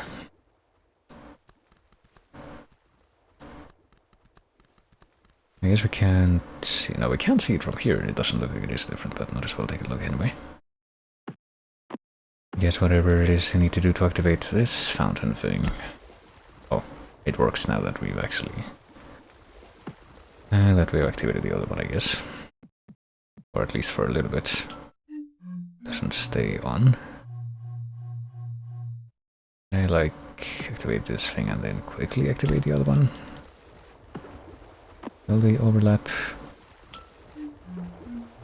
Not that I suspect that the fountain, well, I guess it doesn't matter. Oh shit, I just pressed it twice without meaning to.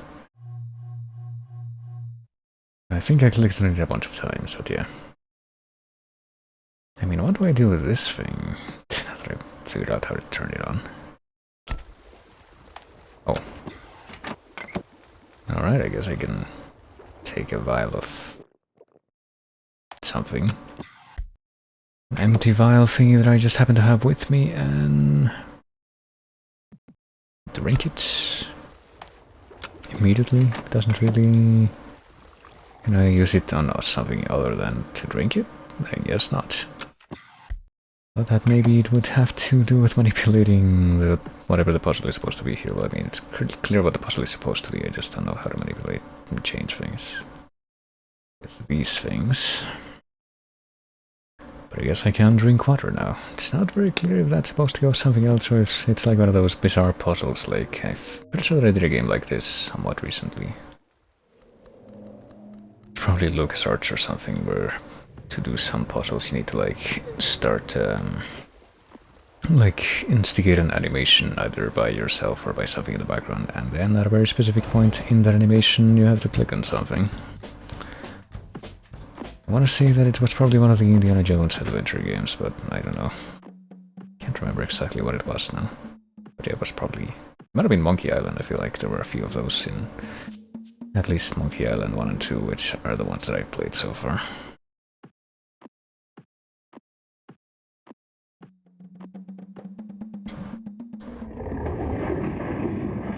Okay, but... Can we see that again? Some kind of angry face, angry eyes with like a big spooky mouth opening in the middle, but it's not really clear what that's supposed to mean. Or maybe if that, okay, if I click on top of that, it gives me the same thing. Maybe that harkens back to one of the things that we read about in the long chronicle thing. Like those things that wanted to eat, like trick and eat the guy that got rescued by the robot. Something to that effect. Or the thing that wanted to eat the clay and did eat most of the clay.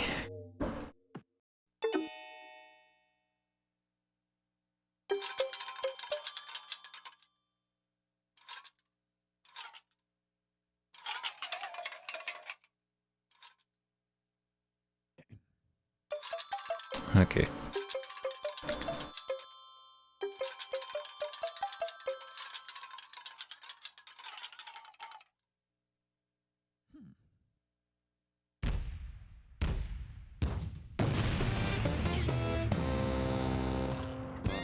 I suppose that's where it was, the real critter.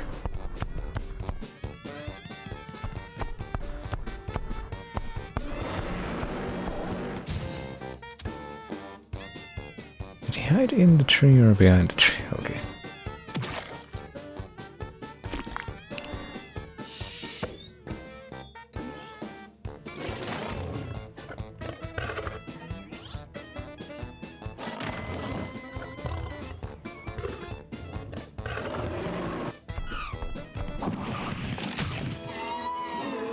Green dude looks more like some kind of crab creature, so I guess that actually matches up the description that I first saw of the silhouette in the back.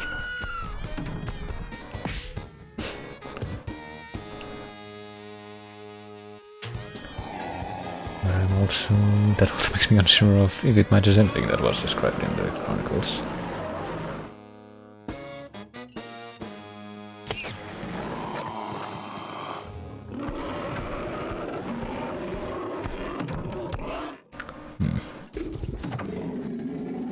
And it knows how to open doors, so... But, okay, maybe this is where the, oh, the dynamite man comes into play, so... Oh shit. Okay, at least I can regrow my head. I was gonna say, I wonder if... and I still do, I guess, because that's... For a moment I wondered if that was gonna be, like... something to do with death. Still not sure what to expect in that regard, if it's gonna be a complete non-factor in this, but... Something that I do wonder even now is if you didn't assemble the dynamite man when you first came in here. Oh. Okay, I guess we just left without waiting to see if the... thing blew up. Can we go back in there? Maybe we're supposed to push this guy like rather long over there. Okay, yes we are. If you didn't assemble the dynamite man before going through, would you have an opportunity to do it then, or would you be like out of luck? I mean, until this thing showed up, I guess it was also not really very clear why we wanted to assemble that thing in the first place. Oh hey, it's a creature that had a loop in its head. I'm guessing that what that also helped open up was... we can now keep moving in this direction. I don't remember if in the Chronicles they said that the creatures with a loop in their heads were the, like, tiny beings that live on the blue gas cloud, or... I guess we can't pick that music box back up, oh well. If it was the tiny beings that lived on a blue gas cloud, or if they were like the giant that went to visit those guys. It's just like a complete 180 to go back? Here it is, okay. Okay. This has the same kind of rhythm as, at least the very beginning, has the same kind of rhythm as the train rush from Hat in Time. Or the other way around, if you want to be technical about that. Wait, what? I was being clever by saying, hey, you should go this way, and then, like, go all the way to the middle, and then you'll do the rest of the animation by yourself, won't you, guy? But apparently not.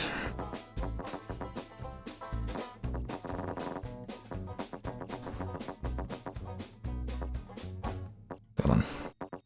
I believe in you.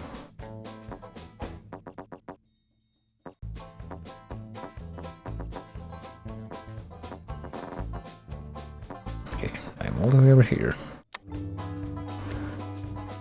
I assume that... Wait, what?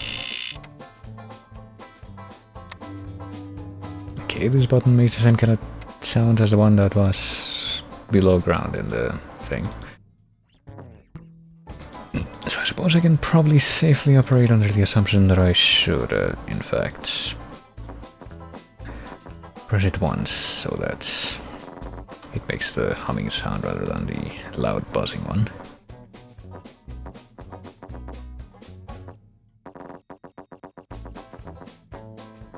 Can we just do this now? Don't double back, what are you doing?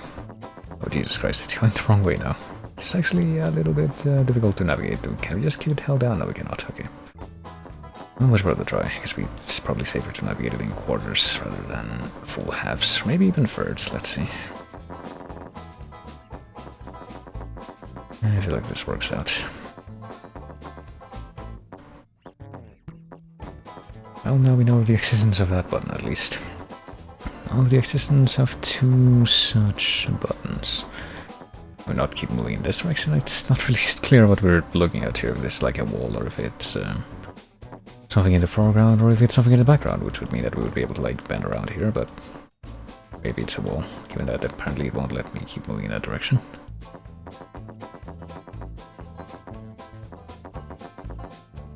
Well, I suppose we can go back.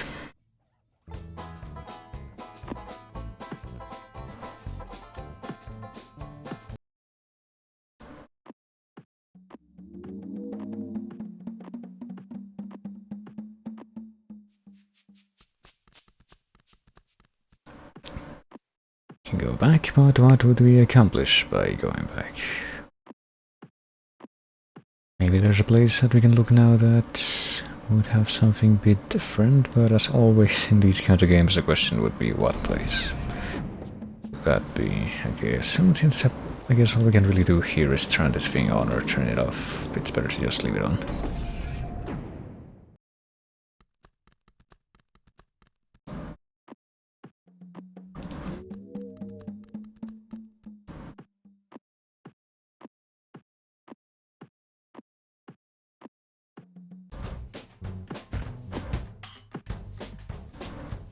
Well, let's celebrate the collection of dots that we have here in this room.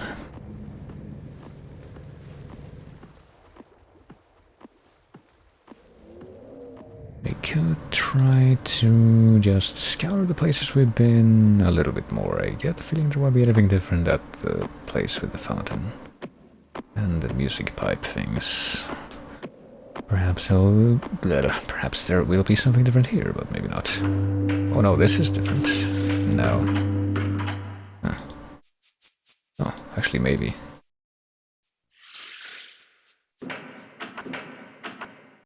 Maybe these things correspond to the... Okay, yeah. Okay, but it really came here after we went into the archives place, so... What I get the feeling happened is that we activated this thing and this thing by pressing the buttons that make that noise. The humming noise, so we need to find a third button to be able to open up the one on the top there, but of course it's, at this point, at least from my perspective, it's anyone's guess as to where that button might be.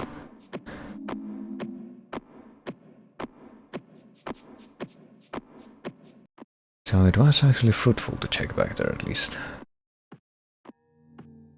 Now I get the feeling that that hole in the wall that you see, like when you move between these two positions, you see that hole. I feel like that's where you look out from when you go all the way to the end of the hallway in the archives and you look out the window. Could check the starting building again, but I get the feeling that there will be nothing there.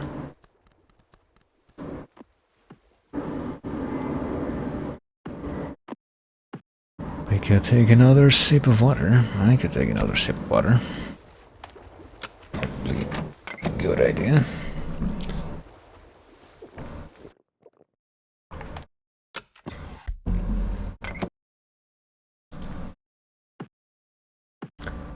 Still can't do anything except sit and stare, or stand, I guess, and stare at these things. We do the button again, I get the feeling that will also be identical. Can we click under them, maybe? Oh. Wait, what? Okay. I guess that's what you do.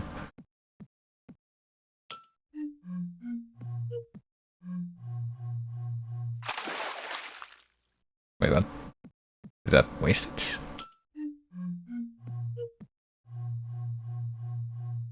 Oh boy. It's gonna take a few tries to do this, I suspect. Okay, so... I'm gonna try to do the thing on the first one more time. Please take the water. I wonder if we can store like multiple charges of water. I don't even know what to call it. It looks like he just gulps it down, so... Not really indicative that you would be able to do this. Can you do it with this one too? Oh, you can, okay. Let's try... Can you do more than 3? You can. So there's a freaking spinning puzzle like in Monkey Island too.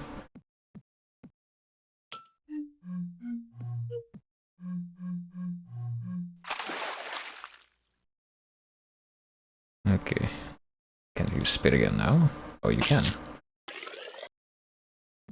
Okay, so I think the only one we have to leave alone is the fourth one from the left.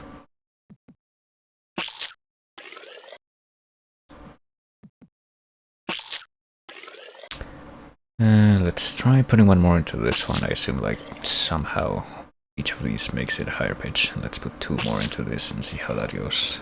Well, this one and the one on the other end.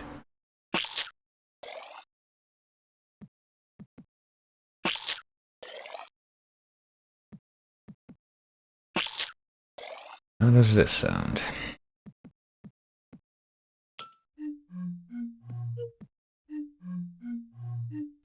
Okay, we need even more. So we need 3 on this one.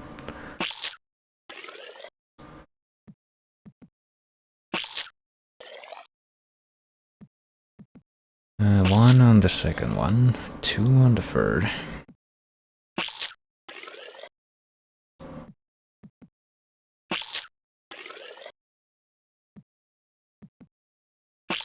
And I guess 4 on the last one. I don't know if that's like the maximum we can have. We'll try it with 4 on the last one at any rate.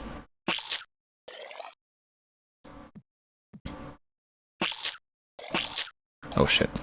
Okay.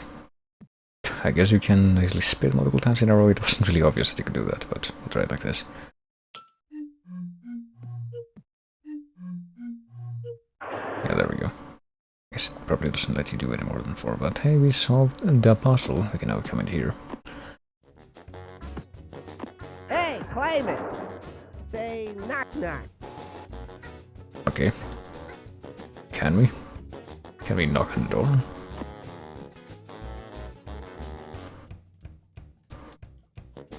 I can't tell my character to say knock knock.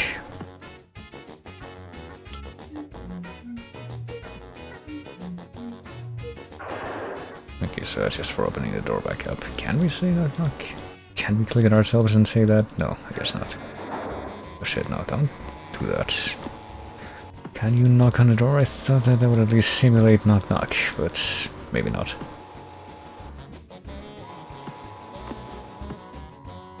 Well, can we interact with anything else in here, or just like move along?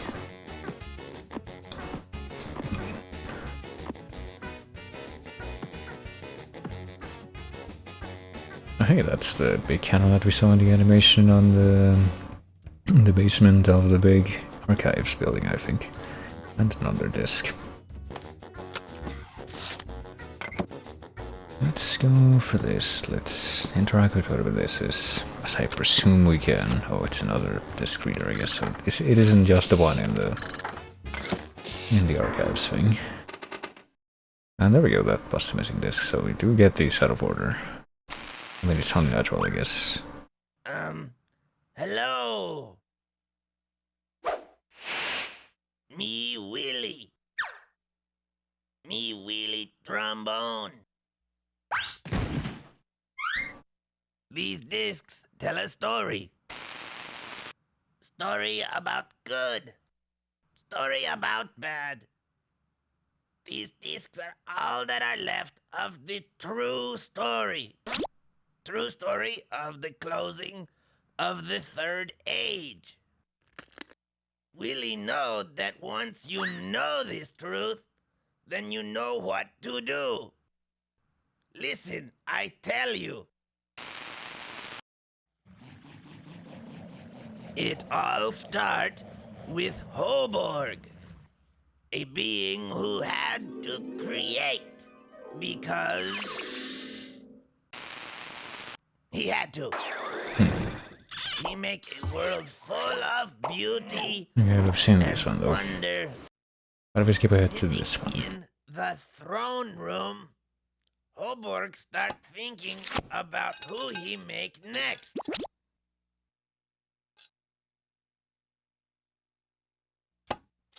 Huh? What? My crown! Okay.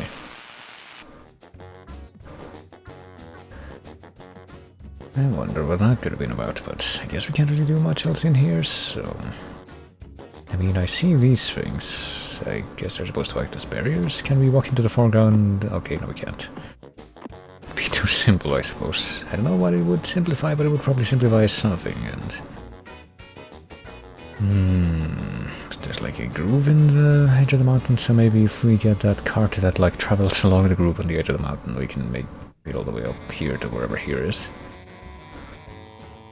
And I would like to know if we can interact with this guy at all, but... apparently the answer is no. Can't really find much to click on that would facilitate that. Can't even knock on the door to substitute the knock-knock. I'm not really sure how much I can take from this place at the moment.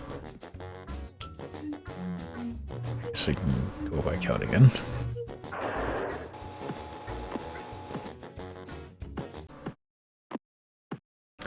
What happens if I can't interact with the door once I'm outside? What happens if I go back in?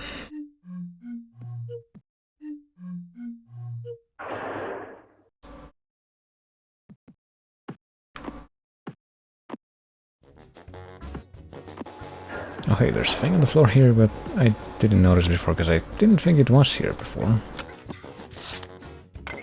I think I would have noticed that. Let's take a quick look over here, I guess, since apparently... And not just apparently, but quite plainly at that, we got another reader over here. The one that we were literally using just a little while ago.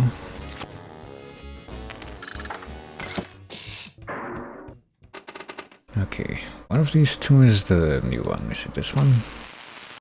With you by my side, I'll make more. Crown! No!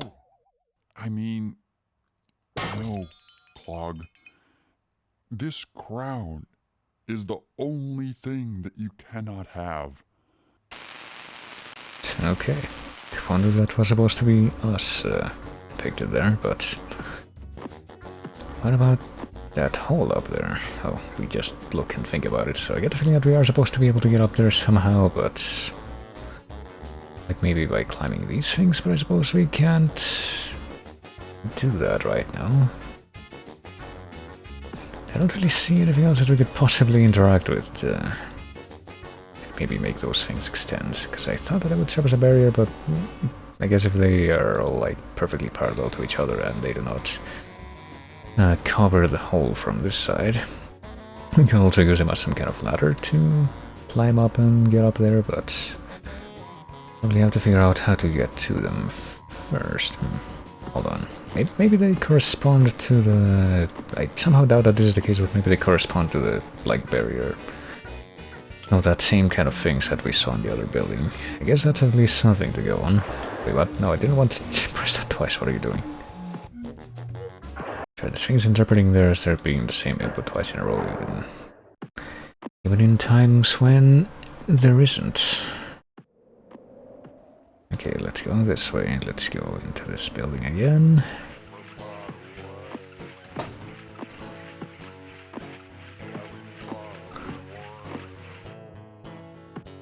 Here's this thing.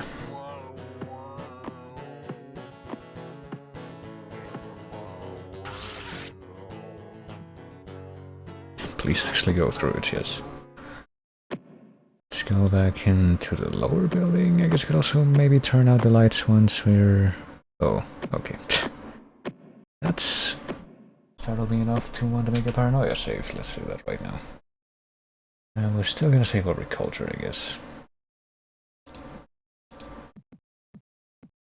So if we do this and close those things, maybe that'll also cause the... What is it? Cause the other barrier to be... the other building to be... closed. I don't think we want to mess with that anymore, actually, so we'll leave that alone. Okay, let's close them here. And let's try to turn out the lights and see if that does anything. Can we continue walking down here if we don't have the lights on? We can. Can we continue walking down the hallway if we don't have the lights on? Actually, maybe we're supposed to like... Oh, we can't go down the hallway too. How far down the hallway can we go? Can we go like all the other way down to the other end of the hallway? We can. But we can't read anything on the walls, right? Yeah. I'm almost tempted to like look on the other end and see what I gotta do. Or not see what I gotta do, but just see if I can get there and see if there's anything different if we go there like this. But I'm not that compelled. Can't help but notice though that there's some kind of green glow coming from this room when the lights are out, so maybe we're supposed to look at it now. Yeah, there we go. We got some kind of wrench, not wrench, but I don't know, some kind of bolt screw symbol, and then A bendy line, which is almost like a cartoonish but drawing of a wrench if you look at it like top is up. And then another bolt screw thing. I'll also take a picture of this. I get the feeling that the other pictures that I've taken, screen captures, aren't really going to be used for anything, but hey, whatever. Oh, wait, can't leave without closing this. That would defeat the purpose of me coming here partially. Guess I've managed to extract a little bit more information from this place than I initially expected, but I'm not really sure where to use that information yet. Perhaps that will become clearer when I use all the information together.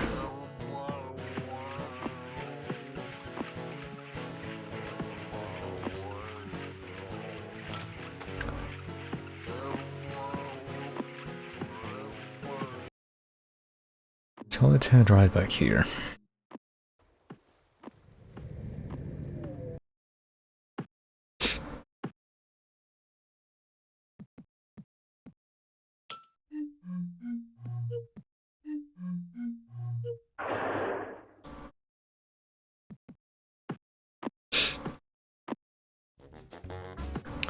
And head back to the other room. I don't know if the things are in fact close, if we're gonna be able to climb up to the thing. Okay, they are.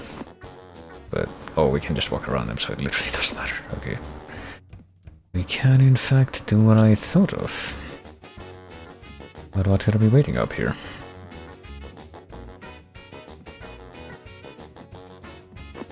Well, we got another one of these discs, I guess, and I guess the final one of these buttons, if I'm not mistaken. Yeah, sounds like it.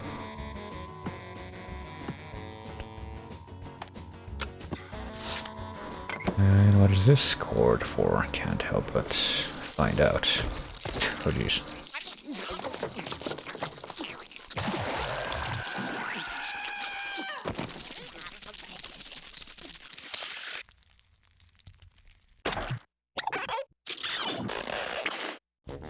It's a bit of an Aardman moment at the end, but let's try that again.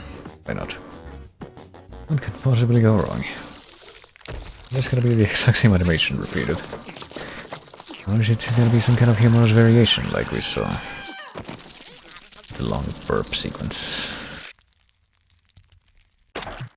Well, apparently it is just the same animation repeated.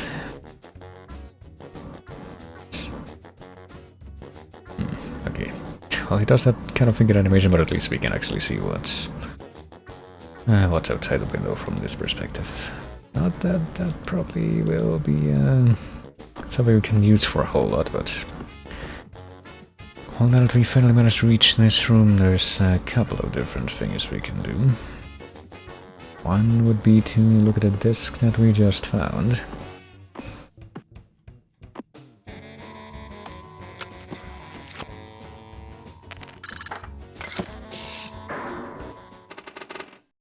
Which is probably this one that's on the far end of this sequence. But then, Hoborg get him an idea. He said, I know. I'll make a friend to enjoy this world with me. That's where the beam that fell out of the crowd, or whatever that was, came on.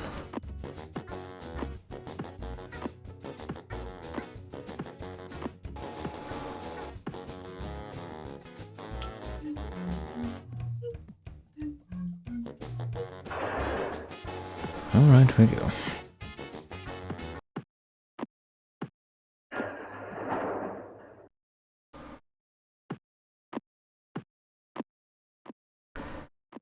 But after we've pushed one more of those buttons, I believe we should be able to go in here and finally open the door that's down here. Maybe, hopefully.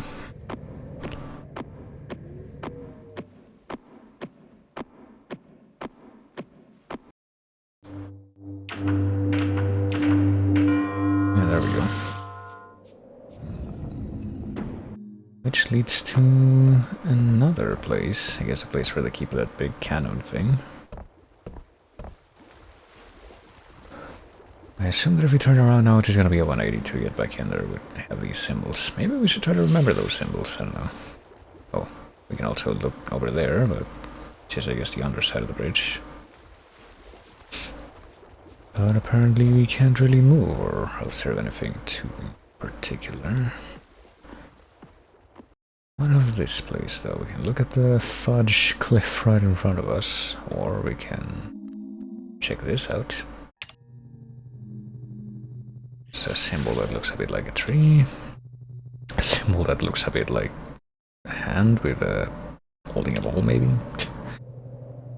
It looks a bit like, I don't know, a shaving razor that has had some holes cut in it. I think my improv creativity has dried up, so it's all these symbols. If I try to go through the entire sequence, which I assume there is, I wonder if I'm going to find anything that matches any of these 3 symbols that we saw back in the basement of the place. I wonder if we're also supposed to be doing like a ribbon thing where we like pay attention to the sound that each symbol makes. Okay, I've done the whole sequence and I don't think there is anything different. I can interact with the hole itself, just a button. And by anything different I mean anything that actually matches the symbols that I was talking about before, so...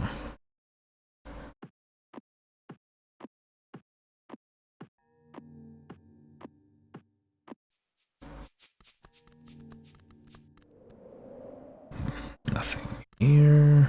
So we can, I guess, maybe walk towards the big cannon itself. Can we do anything with it, though? Until we just get on it immediately.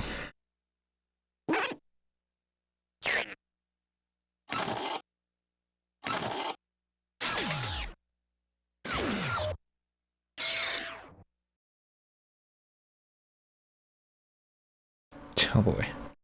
I get the feeling that this is the place where the symbols are going to be, I was just talking about a moment ago, are going to come into play, but we know, I guess, what the vertical ones are supposed to be, but not what the horizontal ones would be. Vertical one would be this, that, and that, I think. What happens if we just go like that?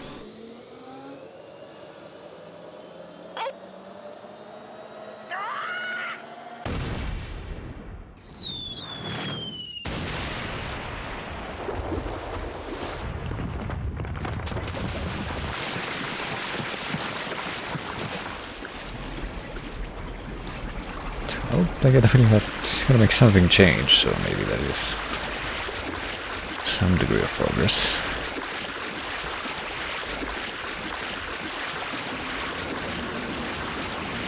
Oh, there's something down there. What could it be? Maybe these things would also have to be set to a specific sequence, though, because if not, then why would they be there at all, I feel. We haven't found out what the horizontal symbol sequence would have to be. Let's check this place out for now. What the heck is this place, actually? Can we go, like, back here? Can we go out onto the edge of the cliff and explore? Like, go up the ramp-looking thing and go back there? No, I guess we can't. Maybe we can't actually do anything here. We can look at the antenna-looking thing. Whatever it's actually supposed to be. Can't interact with it unless we do this. Oh. Can we pick which of these symbols fits that thing? I can't really see all of them very clearly. It's clearly not that one, though.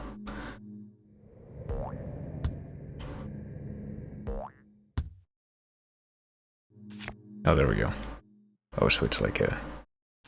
Just stack them all like this. I'm sure this would work quite well.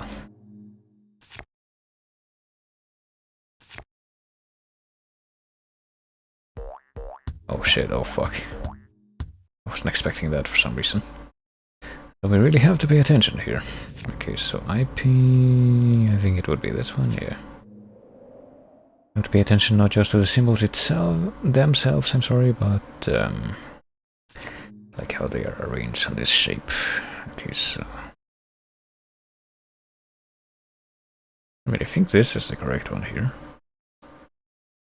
Okay, that one was correct. This was a problem before, so IP are like this. Then it's like this, then it's... Well, I mean, there's only one of each shape left, so it shouldn't be hard. Well, now what happens? Up and down.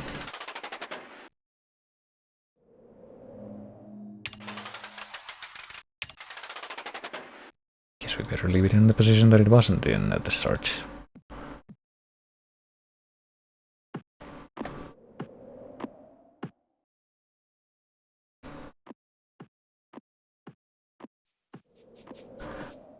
Still not too sure what this symbol display thing is supposed to be for, but, you know. Wait, did the bridge that we took to get here... I guess it's gone now. Does that mean we can go... Where, maybe it's not gone, maybe it's like a... Oh, no, never mind, that's what this thing did. It made the bridge's position change. I guess we can go down from here.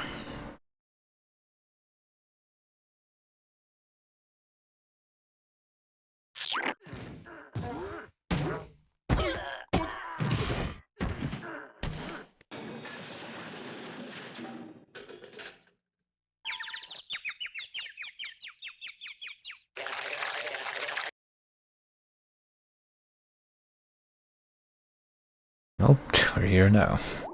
In the riverbed. What have you? Yep. Guess that yellow thing was the thing that got uncovered by the river going away. But what if we go in this place? That might be where the drain is, that the river somehow flowed down, because rivers have drains like that. I mean, why even bother complaining about that, honestly? Or it's not even complaining, it's just like, yeah, that's so wacky, right? That's not how things work in real life in this whimsical claymation cartoon world. How surprising. Okay, so there's a thing over there after all. What about this? Don't jump in the drain, danger, you will die. I think we should try something. You know, just...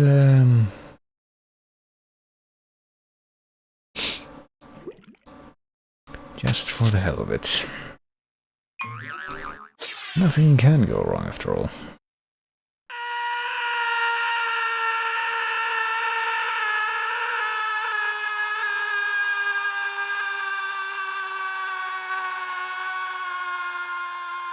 At least they were quite forward about that. Quite earnest. Can't fault them for that. I suppose that really does bring it to an end. And it actually does toss you into the credit sequence. But we don't actually want to watch the credits just yet, yo. Let's go ahead and reload that again. Yeah, let's not jump in the drain in this timeline. Let's check out this thing over here and see what it is. It's not very clear from where I'm standing, but... Oh, it's another one of these,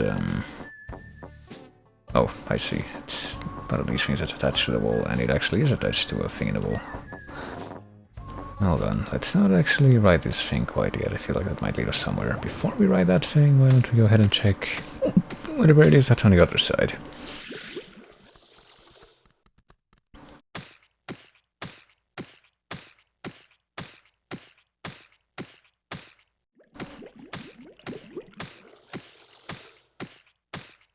We can go in here. Well, hold on a moment. If I step one click's worth of steps over here, am I gonna be right in front of the stairs? I am gonna be right in front of the stairs. I'm wondering about that purple building on the left of this one, but apparently I can only walk up to this one right now. And once I am in front of it, I can turn left and overshoot that thing completely and just do a 180, which is a little bit weird, but I guess that means we can only go in this place. I can't observe the purple building. And the only building we can observe is the yellow one. Let's yoink this disc.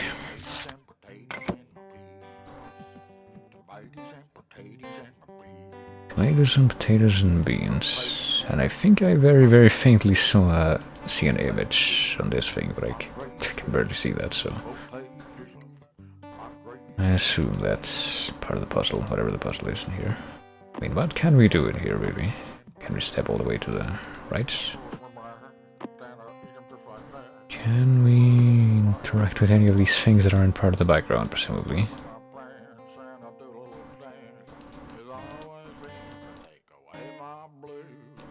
I don't know about these lyrics. I'm certainly hearing them.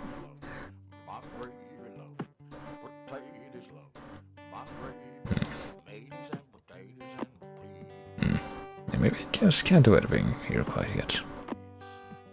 Doesn't seem like I can hook into anything from where I'm standing anyway.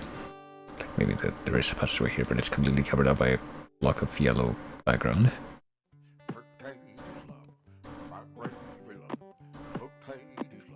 He's gonna leave. Let's actually write the thing on the wall.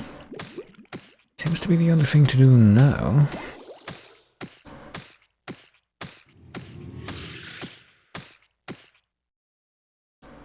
I mean, they warn you very clearly, but it's still like very much just one click that can end up killing you if you put your mouse on the wrong bit of the screen. Why don't we go to the left of here? Okay, so there's actually a few different directions we can go after all. That is, I take it to believe that it's going to be a little bit more complicated than I would have expected to change lanes on this track. Let's go all the way over here since... No, what the fuck are you doing? You continue in this way. And go up. We're still very much on the outer edge of this whole thing. Maybe there's only one track to follow. Oh goodness. Does this correspond to the... Oh, maybe not, hold on. Is there a button all the way up there? Definitely this thing on the wall corresponds to the radio that was in that yellow building, but... Can we interact with this little conspicuous round part of the wall that kind of looks like a button? I guess we can't. Not really sure what the purpose of coming all the way up here is, but I guess if we go left from the beginning and continue to follow the only lane, we can find the giant radio embedded in the mountain wall, or whatever it is. But I guess we're gonna go ahead and go in the other direction now.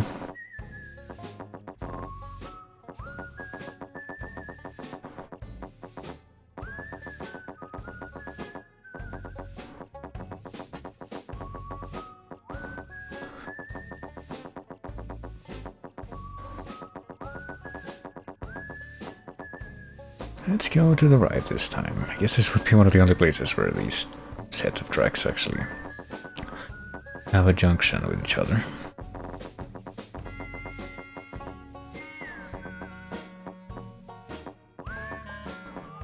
Well, but end up having to do something like a friggin' map of this, okay, so... I can go up from here. What if we continue going off to the right? Surely we'll end up somewhere if we go that way. Given that I get a feeling this is closer to the edge. Oh, there we go. I drag with these things. Are they completely out of reach? I guess they must be completely out of reach, or else something would be happening right about now.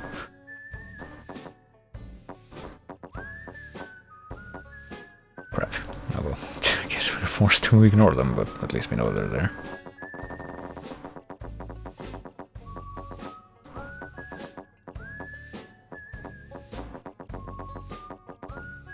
Now we can go even lower than we were. Can we get off the cart down here, or is this just a dead end with no purpose? I guess this might just be a dead end with no purpose. Damn. I mean, I certainly didn't see anything to interact with down there. I go up first and then go over here. There we go. I don't think that this whole sequence is complicated enough that you actually should end up making a map of it, but no, what are you doing? Come on. Come down here. Or come up here, then go to the right, and then go down there. There. Yeah, sure, you can figure this one out in one go. Come on, it's not that difficult.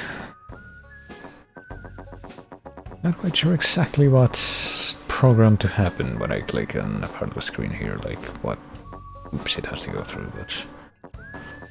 You know what, let me turn back here just a little bit to the place that I originally came from, just to make sure that it didn't split before this, because if it did split, okay, it didn't split. If it did split, I'm gonna go where the other split path went. But right now, since I suppose it didn't, let's just keep going down the middle one here in this particular sequence. Let's take the top path and go back to the right, I guess with the same kind of mindset that I had before. Where I'm gonna want to check out the stuff at the edge first.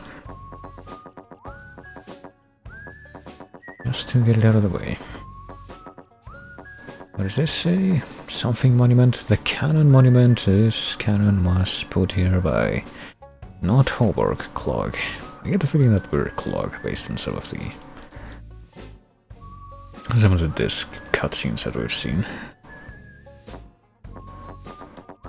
Well, that was very informative.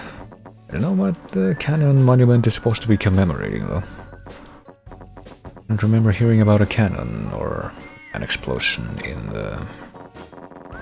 the Chronicles, other than the explosion that was done to, like, the Valley of People who were created by the Robot God or what have you. And I don't think the Robot God was Hoborg, it was like number something guy. That was basically just Noah's Ark kind of thing. And I'm pretty sure it did not actually involve a cannon. It was more like a lake of acid just suddenly spurted up from the ground. I don't think it was an actual explosion either, now that I think about it. It was just that. Was it an explosion? No, I think the explosion was actually being planned by the other guy, like the rival kingdom or what have you, but I guess that also means that it didn't actually happen, so I really don't know where the cannon would play into anything. Okay. We make it to the top through here, maybe? I don't know what the top would imply in this context. Okay, that is clearly part of the foreground, at least. It's not an actual barrier that's just gonna block you. Like when we took the other route. Can't wait for this to be like in Lisa, where you go all the way up to the top and it's just like a middle finger at the top. I mean, would have taken a lot longer than just going up to get here, hopefully. I guess this must be where we have a picture of Dad. Can we not actually enter this place? There's a W on the bed. And I guess this must be the same guy that we also saw a picture of in one of the walls. I don't remember what story that was supposed to be associated with, though. Now we can leave this place, because I guess we refuse to enter this place. Even though it definitely looks like there should be enough room in the hole for us to go through.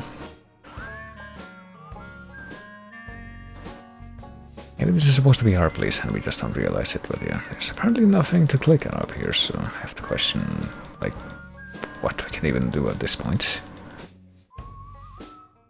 Because it doesn't seem like anything we did during this sequence, the freaking wall cart sequence, was in any way something that had an effect on the world or that gave us anything. Hold on, there's like another little pimple on the wall here that I get the feeling is not important at all here, but looks vaguely like a button, but I guess it wasn't a button. The only thing you can do here is peer through the hole. Well, I guess we're going back down. And there's more of these pimples here on the right, now that I notice.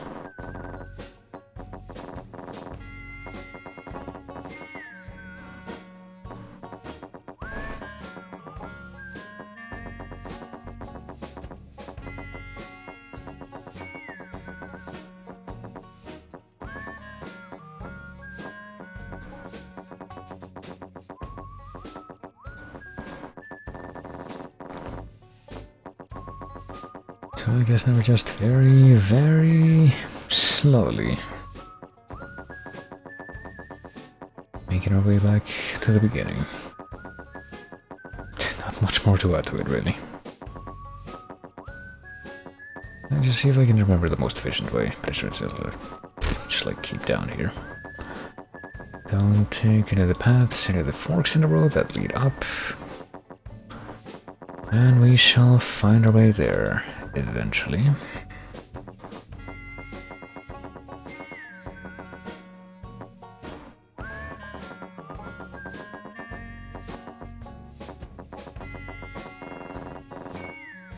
And now we have found our way back down. Okay, but yeah, what did that really leave us with is what I have to ask. Let's take one more gander into the yellow building across from this place.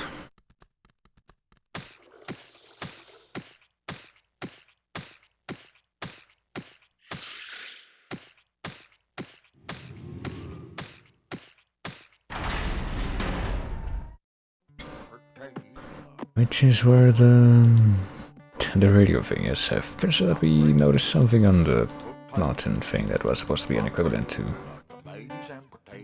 whatever it is we're looking at here. I still very, very faintly see an image here, but really cannot see it very clearly.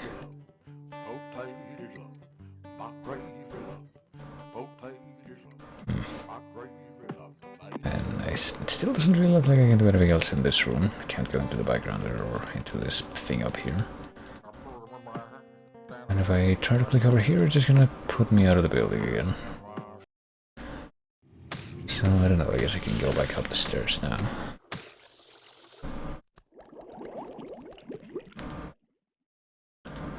Yeah, let's go back up the stairs. I presume that we would... Oh, okay. We just run very fast up the stairs for some reason, even though I guess we find the more efficient and the most efficient and quick way to use these stairs every time. Whether it be fall down them or run up them very fast. Guess we can try to extend that passageway again to make it a bridge again. I guess I'll take a look at the rest of the game world and see if there's anything I can do different again.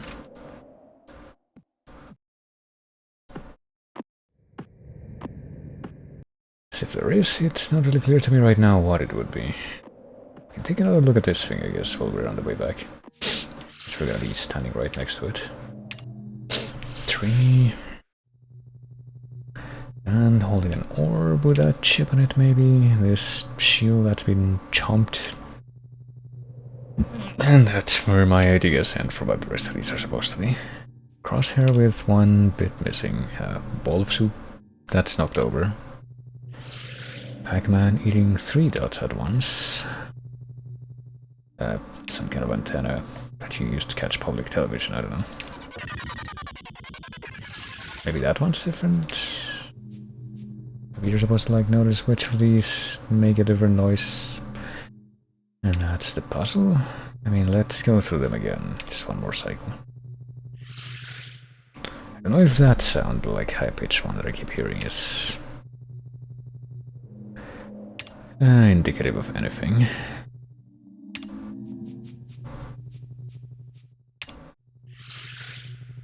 So I've heard it, let's see. This time I've heard it when switching over to the bowl. But if I don't press anything, will that sound come by itself if I don't press anything? I've seen the bowl, the Pac-Man. There's this thing, which is like 2 basic geometric shapes joined together by a line, and... well, this time it's not the same shape again, it's like a staff that's like bent and goes into a spiral. And then it goes into this like very skinny elephant, I don't know what to call it.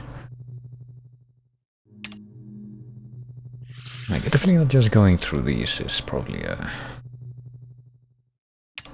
supposed to give us some kind of information, but it's not very clear to me what.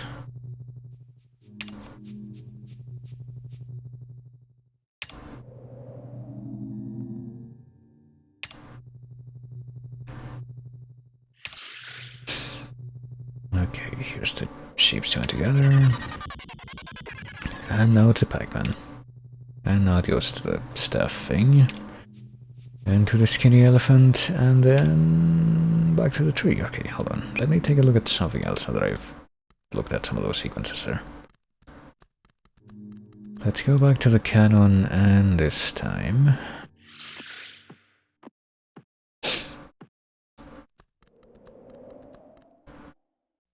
we already know what one of these sets of symbols is. I didn't really pay enough attention last time to check the other one, though. Okay, I don't think that these symbols, the horizontal symbols, actually correspond to the thing that we saw on the wall just now is the thing, so I really don't know what it is they actually refer to. And it seems to me, like, hold on. 1, 2, 3, 4, 5, 6, 7, 8, 9, 10, 11, 12. There are 12 symbols. With 3 locations, so I get the feeling that's just 12 symbols on 3 locations, and multiply each one by a different power of 12. 12 cubed, maybe. Yeah, 12 cubed would have to be the total amount of combinations that we can do this, or that we can produce with this if we just do that, but crap, how do I even do this? Come on.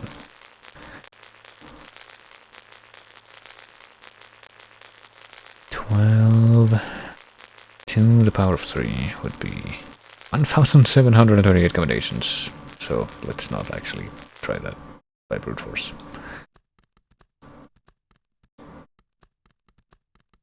Let's instead take another look at the game world, and I hear that noise again. I have to assume that it's coming from the game, because I can't imagine what else it could possibly be coming from. But I still don't know what it means. Let's get out of here at any rate. We also got these two things, like the... Maybe we should take more note of these symbols. We got the door that has like the two triangles. Let me quickly take another step back. I wonder if I can... Okay, maybe not. Take another step back and take a look at the controls once again. Take a look at the controls once again. Is it just like when you turn here specifically? No. Probably just the noise that that screen makes, 'cause it feels like I always hear that noise when I'm in the vicinity of that thing. So we've confirmed that none of the symbols on the matching set of symbols here, or the remaining set of symbols here, matches the stuff on the wall. And I guess we also don't have the symbols that, any symbols that match the stuff that's on top of the passageway. What about if we just try to fire again, actually? Surely that cannot go wrong. Let me, save before I do that, just in case.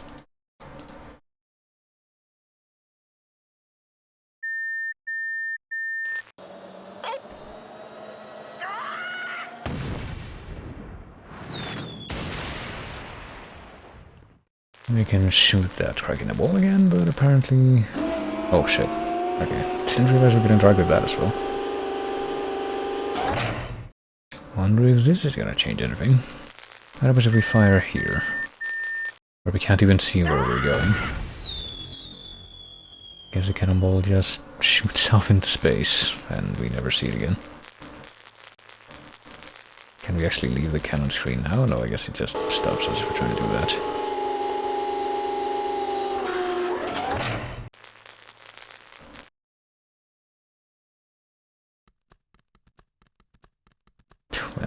See that dancing Kermit only when I hover over it, because I kind of have the... For personal reasons, I have the animations on the Twitch emotes turned off by default. Which for some reason, I don't know. The Twitch emotes that are actually native to Twitch channels.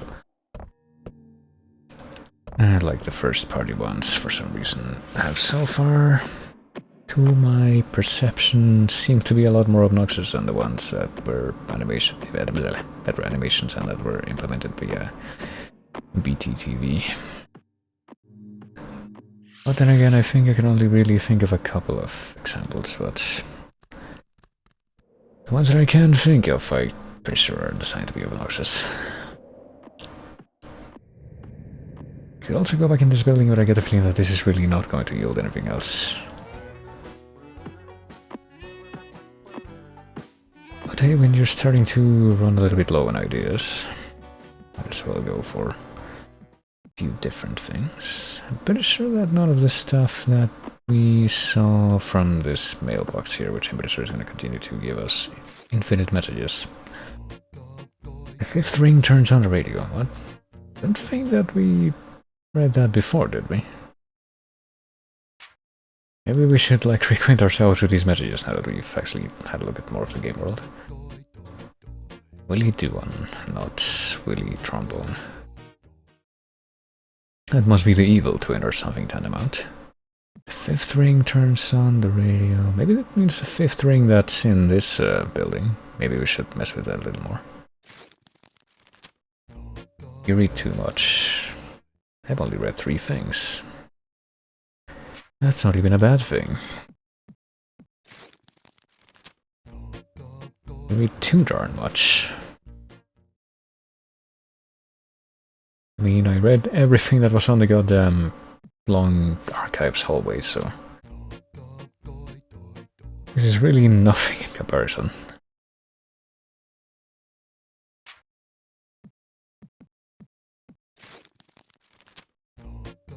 Still no mail. Seems to me that the edge of the screen that you gotta click there in order to actually get this thing to click off is more finicky than it ought to be.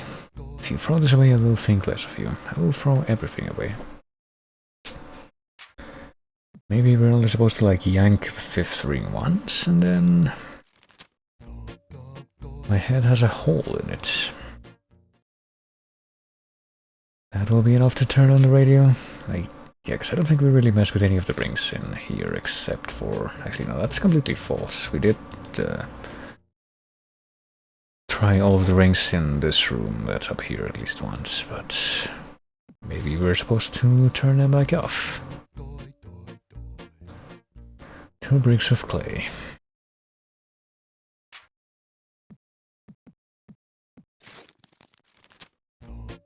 How do you spell Holborg? Okay, so yeah, these things actually are relevant, because we know now that Holborg is an actual character. Okay. I guess the radio thing might have been a bit of a hint, but other than that, it seems like the rest of these stuff is just flavor text. Doesn't really contain any information. It said, if I recall, which I might not even be recalling properly, as my my short-term memory is famously terrible. The 5th ring turns on the radio, so let's try to mess with the 5th ring. Let me try this theory. Let me do that once. Because we can't, like, force the plant to let go of the ring now, can we? Oh, no, we can, never mind. So maybe what we should do is keep the ring held down. Just a little bit more, and then this.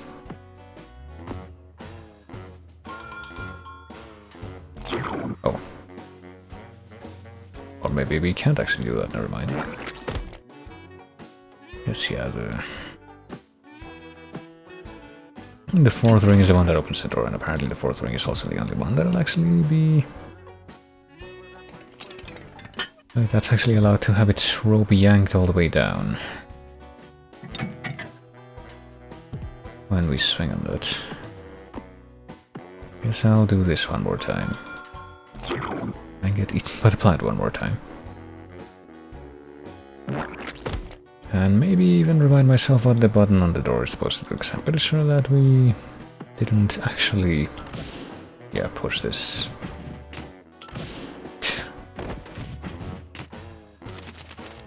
I'm not quite sure we that played twice just now, but I guess it's not a big deal.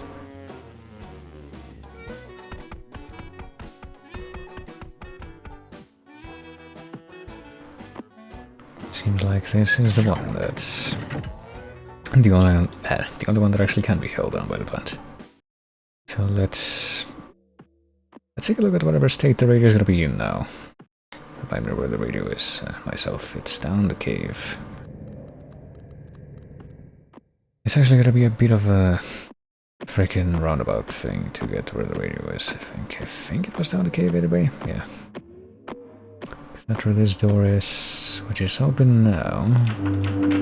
Because we have to interact with these things again whenever we want to get the door open again.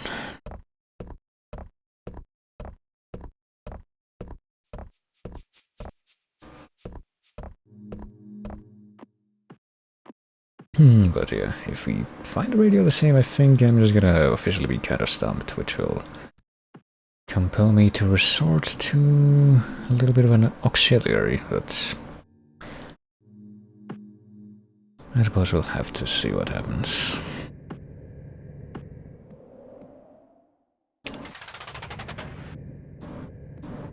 We make the bridge, we have to walk back over there. I kinda wish that you could skip some of these walking animations, but I guess not every game can be like The Longest Journey, where we can just spam one key and skip parts of the walking animations.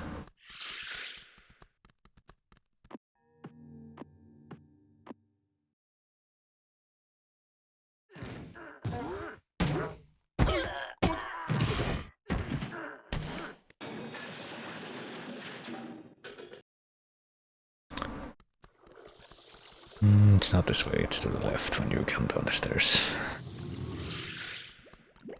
It's in this room, and if this room looks identical to how I left it when I was last in here, which it looks like it is, yeah.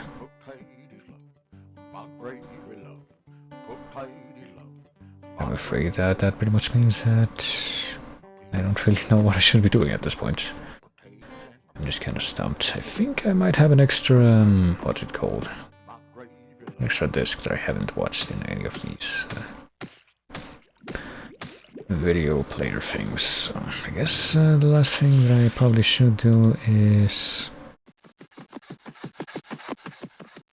quickly go to one of those places and try to check it out. What am I doing? Oh, we need to walk this way a little bit first. Still don't know what that display on the left is for. Since it's apparently not for the cannon itself, I am forced to assume.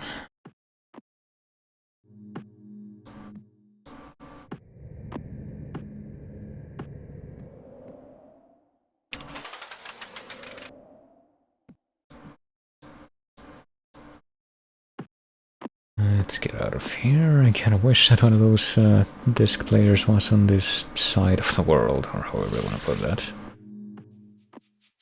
I suppose there isn't.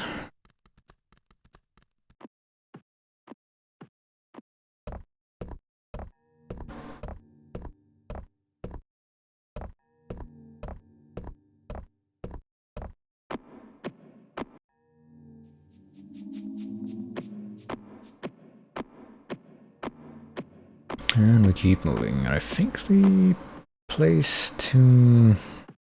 Well, there's a couple of different buildings here that we can play this thing at. And I want to believe that the least complicated one where we can actually reach one of these players would be this one and not the museum place, but I think it's about the same, really. Doesn't matter all that much.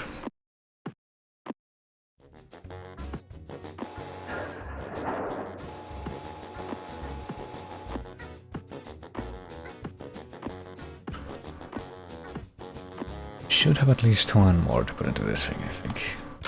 But if we got multiple. Well, we just got one more. What's it gonna be? It's gonna be one of these ones. I get the feeling. Which one? Let's just watch all the 4 of these.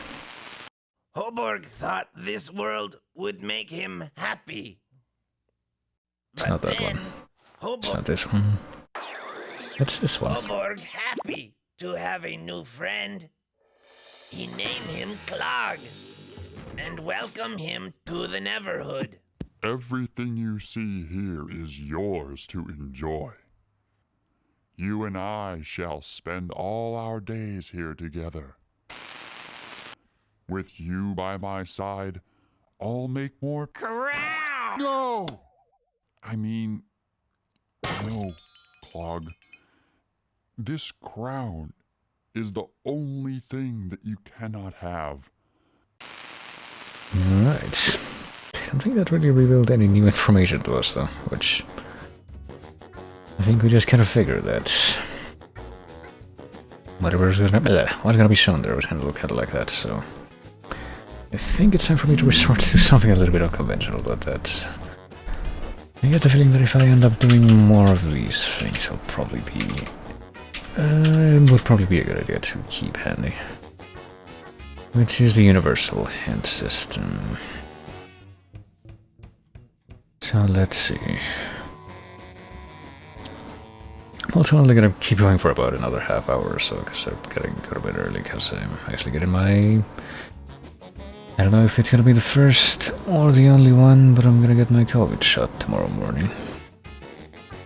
Finally, so... probably a good idea.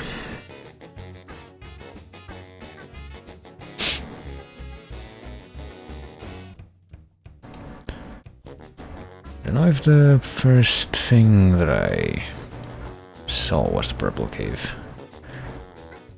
And it had a dynamite man inside.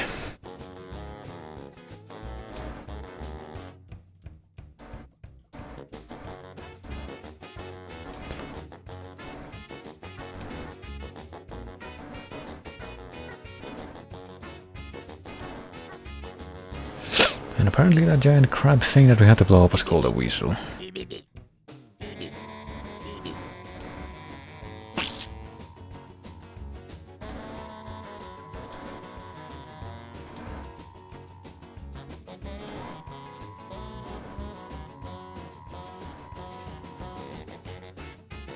Alright.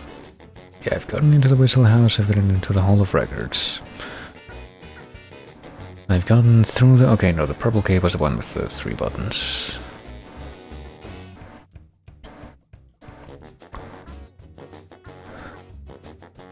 Gun can be used twice, the first time is easy, the second shot is harder to aim.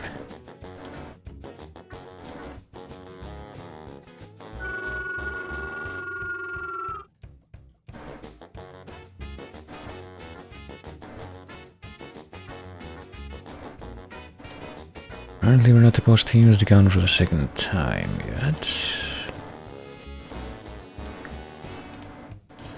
I have gotten down to a lake bed, a riverbed, whatever. Drain kills you. Yeah, I was able to actually confirm that. I have gotten into the radio house.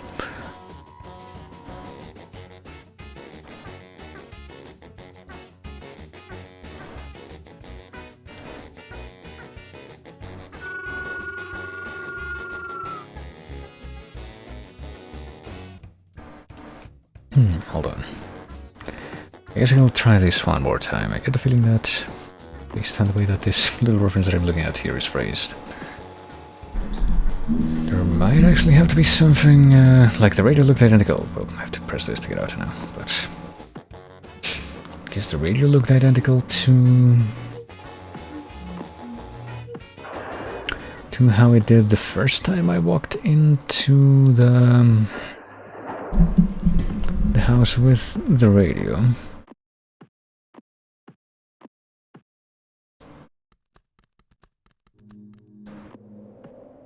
So maybe if I go back into this place and I pull the 5th ring one more time.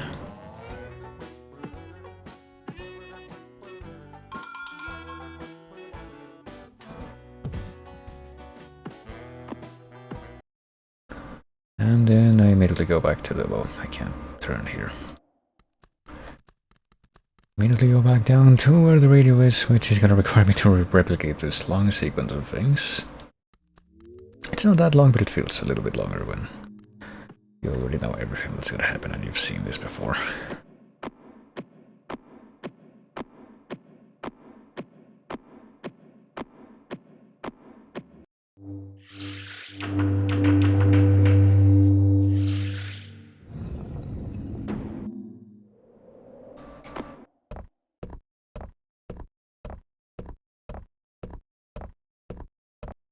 You know, I feel like this bridge that turns into the staircase doesn't really look like a sequence of blocks from what little we can see of it during that walk across sequence, but maybe could afford to look like it just a little bit more, so it was a little bit clearer to like what exactly this puzzle did, but I don't know.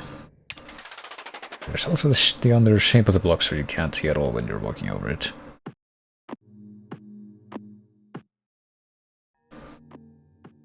But hey, here we go again. Time to go back into the house with the radio, and I guess, based on the little consultation that I've made, if I don't actually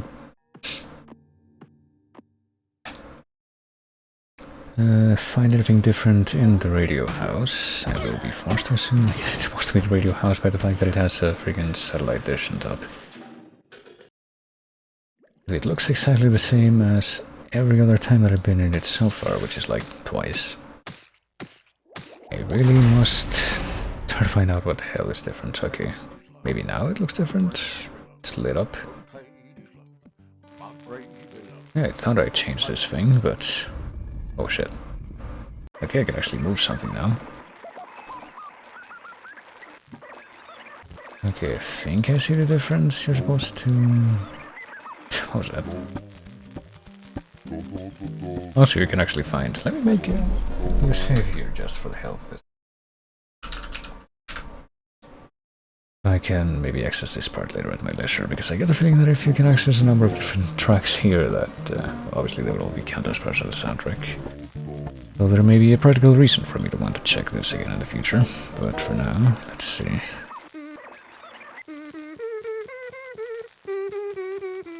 Just freaking Twinkle Twinkle Little Star.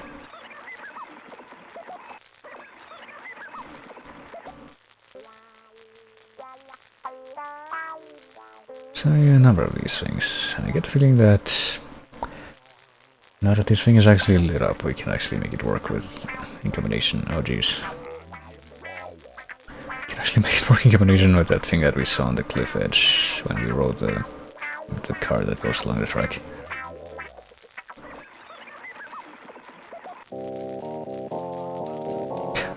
Sure is a number of these though.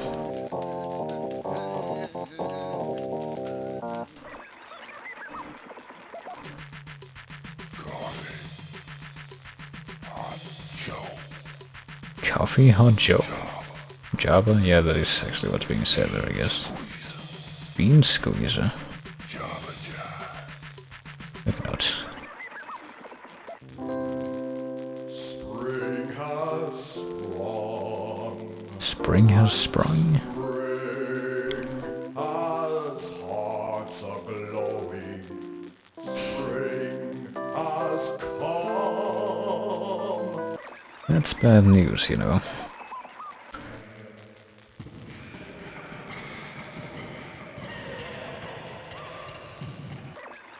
I mean, we can probably just leave any of these songs playing and walk away. But I guess we're supposed to find one specific one. Right now I'm just kind of trying to figure out what all of them are. God, we got a freaking gurgling song here. I don't know what I find more weird in this game. Stuff like this, or stuff that actually has words that you can understand. I mean, I guess some of the characters actually do speak to you, so it shouldn't be as weird as it seems to me.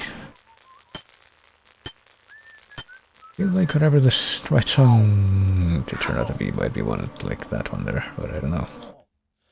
Oh shoot, can we actually not get out of the house again now that we've changed the station? I'm pretty sure we know exactly what the... Oh, whoops. Hold on. Oh, we messed with the radio again. Can we try to go to this side of the room again? I guess we can, but it's... Yeah, we can't leave the house again until the track is the correct track it's playing.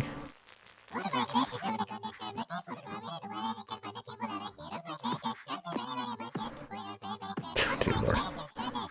Of course, I don't really know if we're gonna have to like interact with this part of the screen again once the correct song is highlighted. Sound effects record number 32. Yeah, this sounds like a winner. Man reading. Man relaxing. Like, Woman in outer space. not part of outer space. Man watching television with volume at 0. There's a lot of scratching Man noises. watching silent movie. Maybe they're masked by the static. Freeway sound from 20 miles away. That would still be something, though. Lunch at the recording studio. Man In what getting room? a Right idea. That would probably still be something. Woman handling a situation with kid gloves. A mime and his audience. I mean, the audience would probably be insulting him. Tree falling in the forest. Dead insect. Are there other dead insects? Swarm of dead insects. Or not dead insects? I think I'm just gonna move it along. The joke is very obvious there. I'm going to assume that we probably will see something different as soon as the correct thing is highlighted. Sound effects record number 33. Which one is this? Man facing backwards taking a shower. Oh. This one actually has sound effects.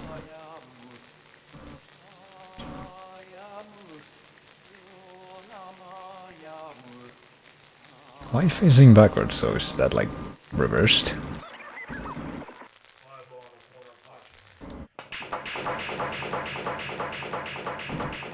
Like a very echoey billiard sound effect.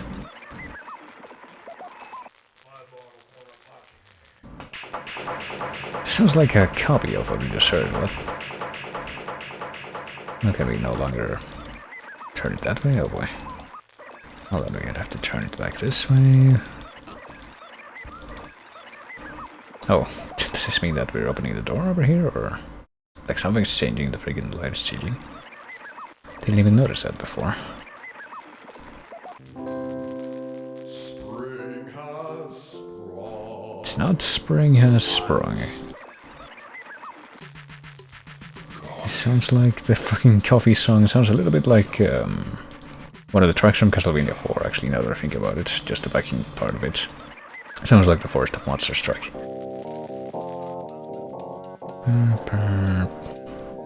This one sounds kind of okay.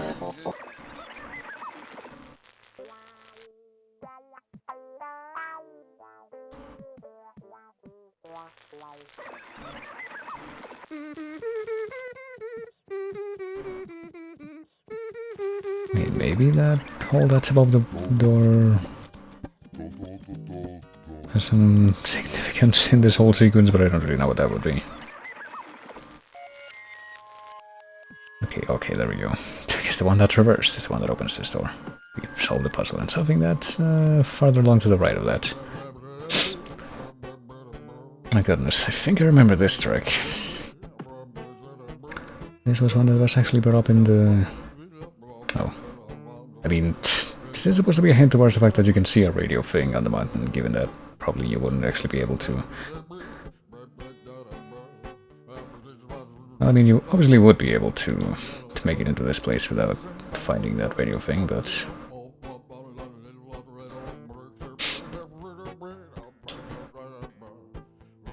Maybe that's just supposed to taunt you with the knowledge that, hey, there was actually a hint for this and you just did it all by trial and error, you idiot, or something like that.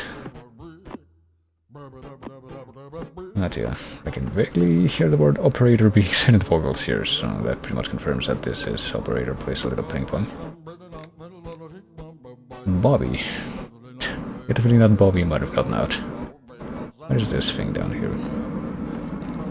This thing was glowing when the lights were off. Are we supposed to like turn the lights back off to look at it properly? Now let's not go back over there. Hold on. Turn the lights back off. Maybe, possibly. Can you come over here again? Okay, again. Okay, now can you look at this thing? Will this catch our attention now, or is it still not worthy? It's apparently still not worthy. Kind of hard to question what the deal is with this. I guess we can get into Bobby's place. Ooh.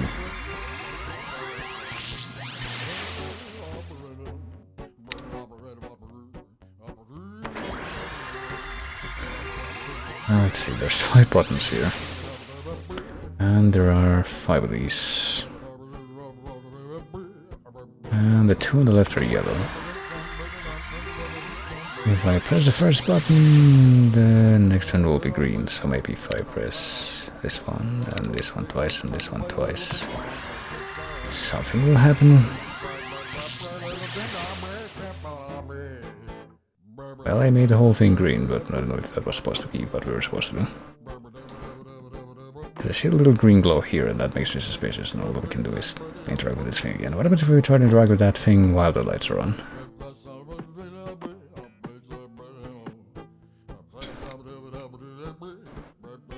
Oh, maybe Bobby is literally the fucking hint. Yeah, I get the feeling we're not really gonna be able to see the colors that clearly now, or we literally just can't see the colors at all because there's not enough... I guess if the lights are on, there's not enough power going to the laser thingy, so it can't operate at all.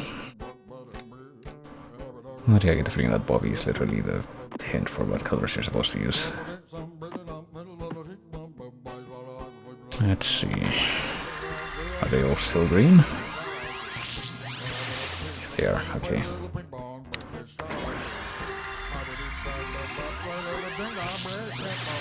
Okay, so... let's try 2 presses for that one.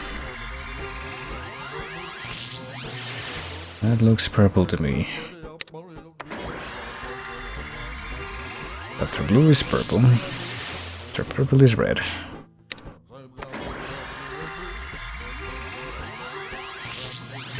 After red is hopefully orange. Yeah, I guess if the previous one was red, this one has to be orange, so... let's see, that one is green, to blue, to purple, to red, to orange, to yellow, maybe?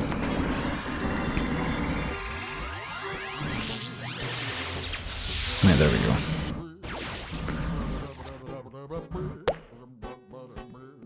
And now we're small. Can we maybe hit inside this thing while we're small, or inside that thing over there? Or at least check out this thing. Oh yeah, there we go. I wasn't sure if this was actually something we had to check out, but... we got a... he also says they play a little ping pong part. I'll take a picture of this, just so we can make sure that the wavy symbols are up there. Or remember that the wavy symbols are there. I don't know if they're very significant, but yeah, this song is also kind of distracting, I gotta tell you. We can change the... oh, I see. Supposed to make green stuff.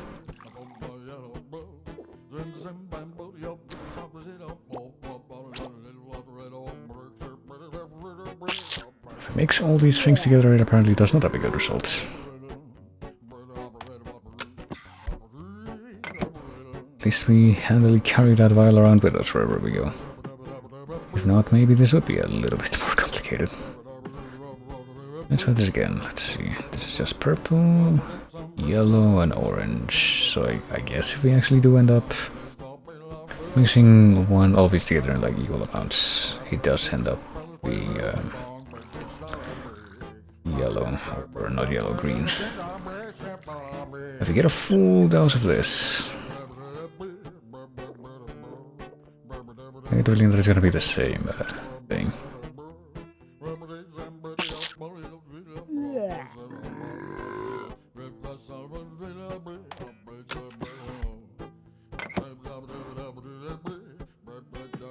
Shall we try this again? Maybe different proportions. Let's try like 1 of these, 2 of these, and 3 of these. Which will give us... well, apparently the color doesn't matter.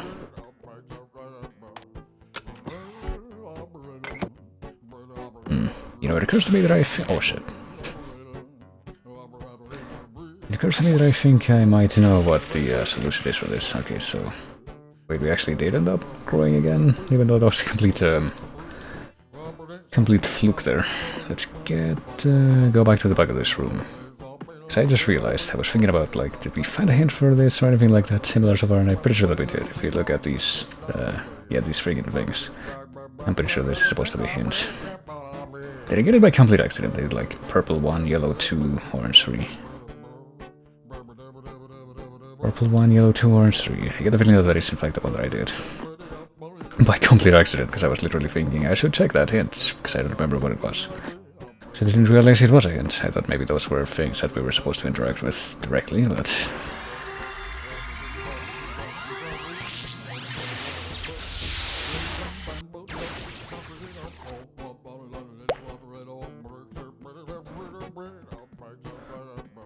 was that what I did? Let's see. Purple, yeah, I'm pretty sure that's, that is actually exactly what I did by complete accident. Oh well, now we know. But I get the feeling that while we're little, we're supposed to check out what's in here. Maybe. Oh. Possibly. I can't really see what I'm doing here, but... maybe we can exit this place, actually. Oh shit. Oh, we go into a completely different place. Can we pick this thing up, or are we too small? I guess we're too small. Oh shoot. Hold on, there's another symbol engraved on the wall there, so I'm gonna go ahead and take a screenshot here too, so let's see. I get the feeling that the real puzzle is this part where we're supposed to like translate that into this. the combination of colors that you saw before into this. Maybe. What was it, like purple 1? Ooh. Purple 1, yellow 2.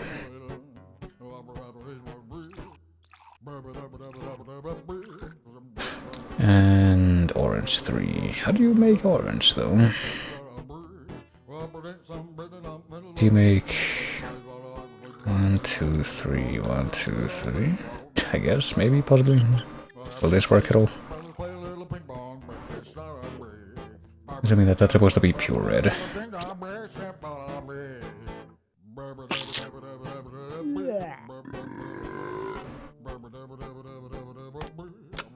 No, I guess that didn't work that time. But I get the feeling that, yeah, that's why you were able to like do 6 of each or something like that. 6, yeah, but the 6 of each can be... Well, we just did the blue one, obviously it's not gonna do anything this time, but... Like, my horrible, terrible, not very good short-term memory isn't striking again here, is it? It's supposed to be orange 3. Yellow 2. And purple 1.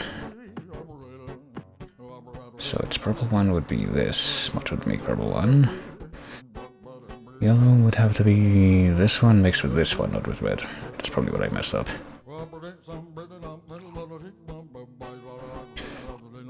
And then 1, 2, and then 1, 2, 3, 2.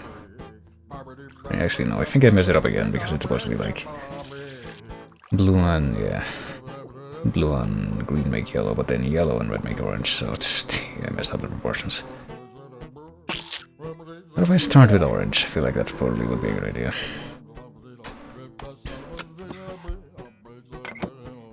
Let's try it that way.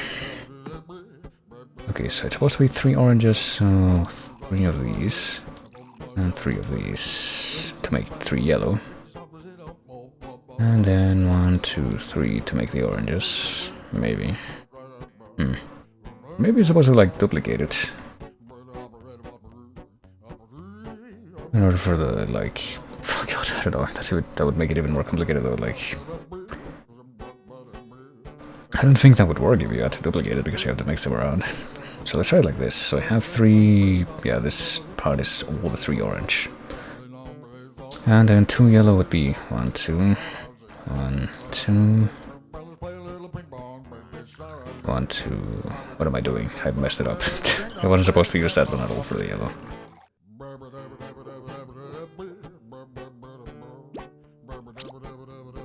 3 orange, 2 yellow, and 1 purple. So I think it can work if you do it without trying to match the lines.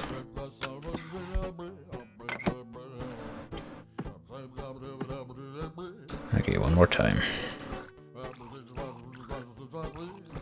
Okay, this is just the orange. Yellow would be 1, 2, 1, 2, and then finally the purple would be 1, 1. Let's see if this works.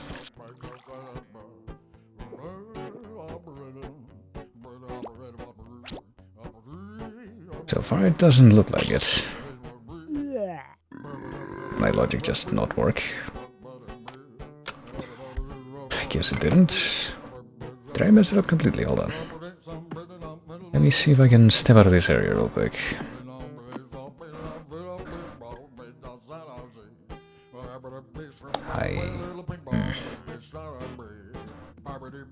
Let me head back over here. I guess let's head back down to this thing again. It's a little bit difficult to navigate like this part of the foreground. Yeah, you can see 3 orange, 2 yellow, 1 purple. That's exactly what I did, and it, well, it's not exactly what I did, I guess. But it can't be replicated. You can't replicate that part exactly with the ones in the other room, or else it just doesn't work, I don't think. Because you don't have enough room.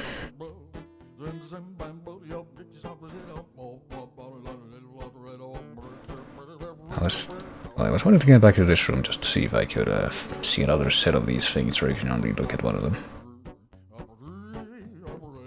Let's get back over here. Let's try this one more time. I guess I'm gonna do at least one attempt of trying to get it to match the proportions as well.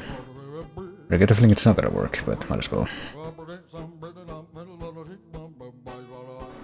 Let's yeah, the only way to make orange is to mix yellow and red, and the only way to get yellow from this thing is to get this, so you'd have to like make this just to fucking make orange. You'd have to fill up all of these completely if you wanted like 3 full doses.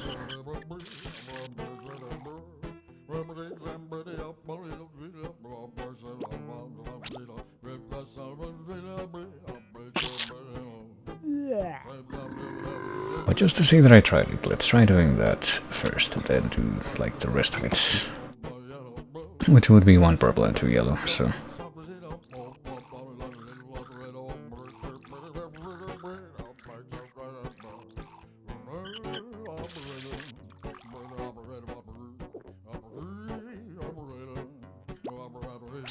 Okay, I get a feeling it's just gonna be a complete dot, so... So with that in mind... Let me check this thing.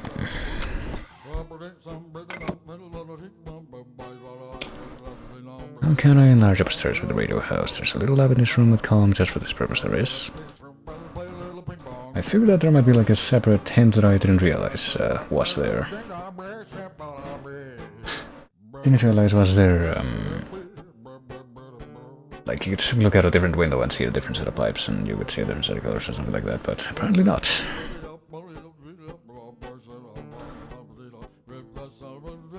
Well, hold on a moment. Oh god. I get a feeling that, based on what I'm saying here, the solution is actually, well, I'll do it just for the sake of being thorough, but it probably will be the last thing I do since it's midnight and I need to, like I said, go to bed before too long, but... Well, we'll do this. I'll have to enlarge again with this thing. Or we actually do another solution here, but I didn't record this stuff that I saw in the other place, but I didn't realize that I would have to do that.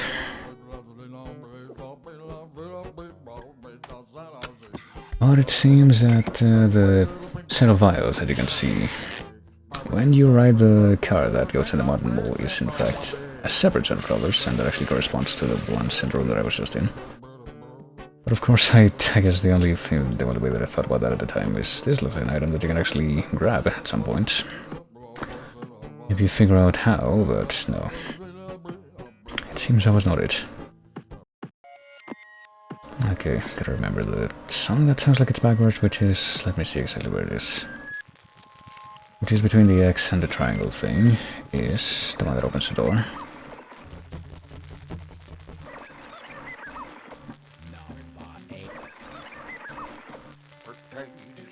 And the one that's all the way over here is the potato song that opens this door. But just for the sake of being thorough, we're gonna ride the car in the mountain one more time. And pay attention to that, because I want to say that at least I remember what the... what path you need to follow to get to that thing.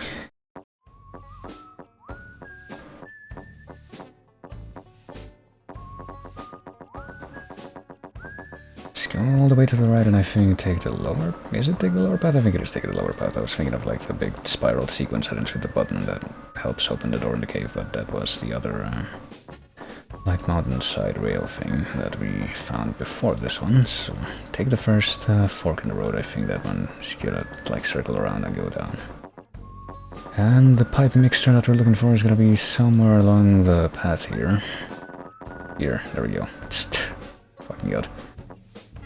Well, I did not realize it was a different set of colors, but I will take a screenshot of that. And just to see... just to make sure, let me see what's at the end of this path, because I don't remember, even though I should just be dashing back to the lab now, so I can finish that sequence. God. I hope that I didn't have to, like, observe anything from the room that's on the top of the path. Okay, this is literally a dead end. That's all that's on here. And if it does turn out that you need to observe something from that that empty dead end as well, I'm probably gonna be kinda cross. I find that out later on, but we'll see. This is the thing that bothered me though, because... god damn it. I saw this a while ago and I didn't think to actually note it as like a pattern or anything, because I thought it was just like a puzzle or a room that I was gonna be able to access later on, but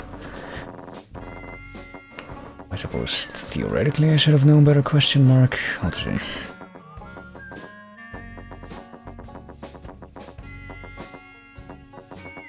Probably would have been a good idea to know better, but yeah, let's get the fuck out of this thing and get back inside the radio house.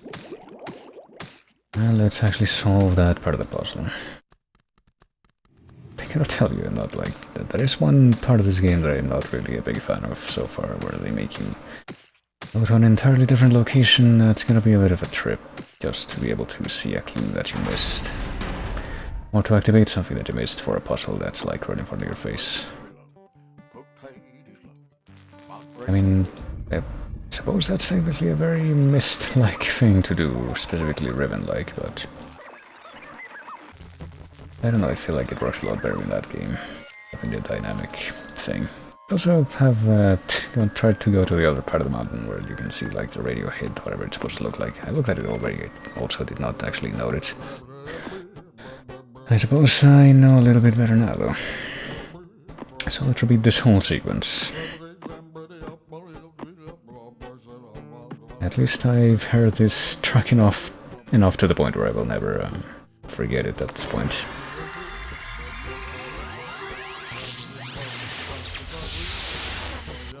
That wasn't necessarily a problem before, but you know.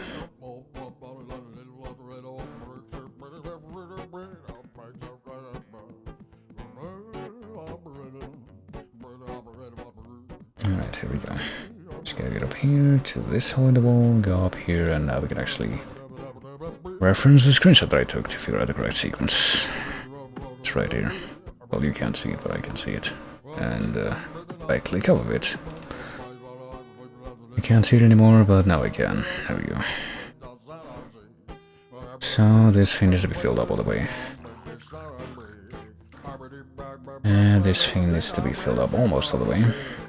That much. And this thing needs to be filled up only to that point. And hopefully this freaking time will work.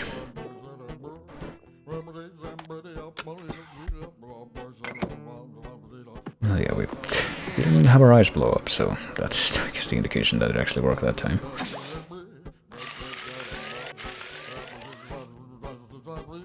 And that is a good sentence to use as a reference, you can quote me on that.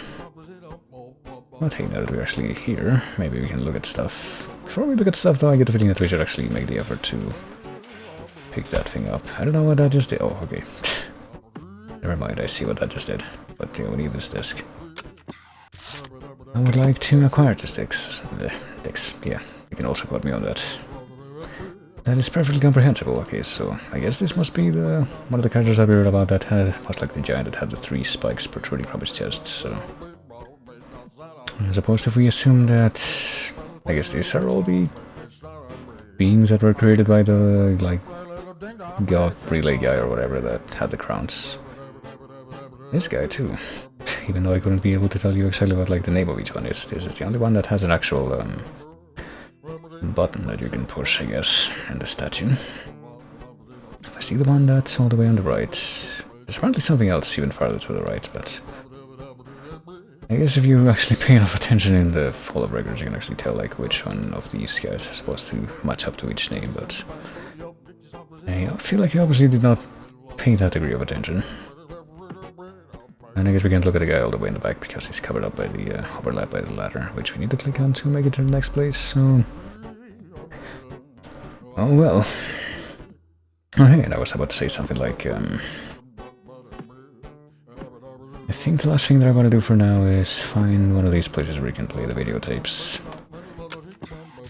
Well, since I'm in this room just for the hell of it, let me see what happens if I try to grab this ring. Oh goodness.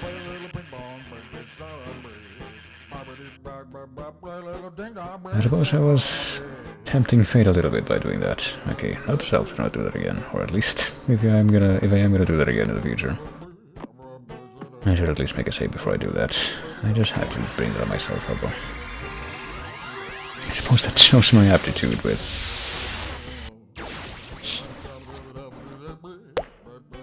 My applications of what I do in the game versus my expectations of it at this point. It's not really congruent. But at least that also dispels my doubt of should I do anything else in that room or try to do anything else, period. Before I call it quits. And the answer is no. Okay, at least I remember what the sequence is here. It's quite easy to remember.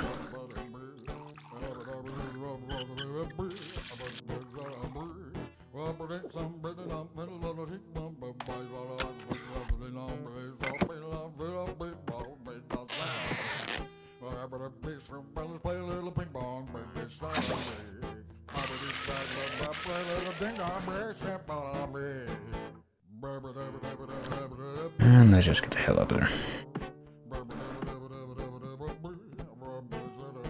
And since there isn't anything else that looks inviting in this room up here, well, once I actually see it, I will be able to confirm that.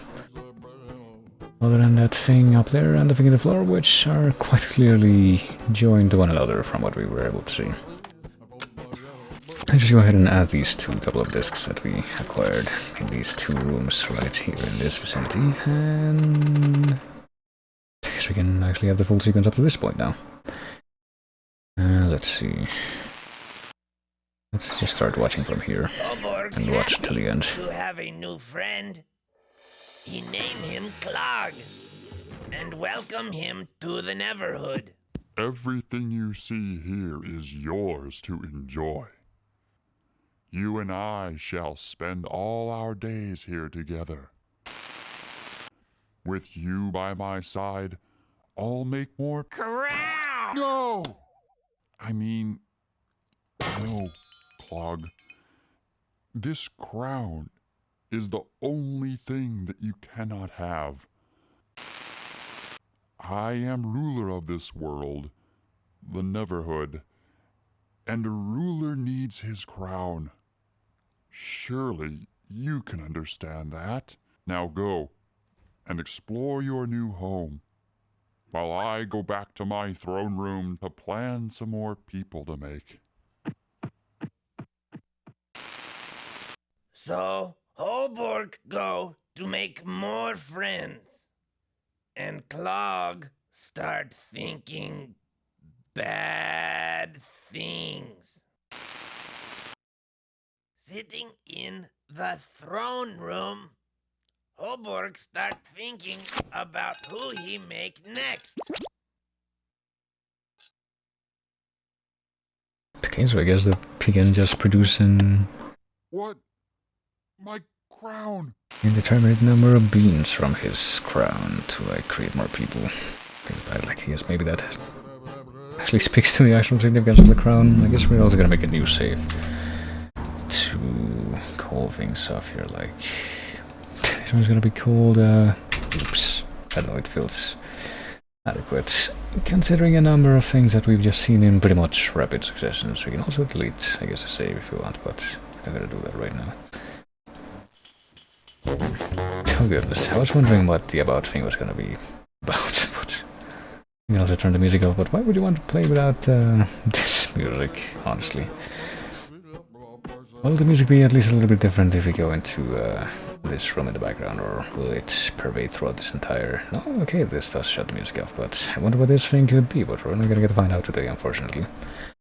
Because I think I'm about done, and I think that if I click that button, yeah, it just closes the entire ScumVM engine, but that's alright. So I get the feeling that that was about to happen. That's what was about to happen anyway. I mean, I have two options when I do that, basically. It's either just quit through the in-game proprietary thing, or just X out the window, or just like go back to the launcher, the ScumVM launcher, and just use a click to quit from there. Those are two separate words, which is literally the same thing, just with a little bit more process behind it, so... oh wow, there's at least a couple of different songs left on the playlist, even after that long sequence of things that we had to listen to. Let me turn this back down a little bit. I get the feeling that keeping this, well, maybe not too far down. That'll suffice me, thanks.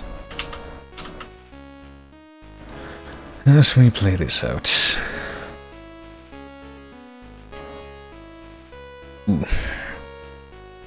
But yeah, that's gonna bring things to an end for today, even though, like I have said,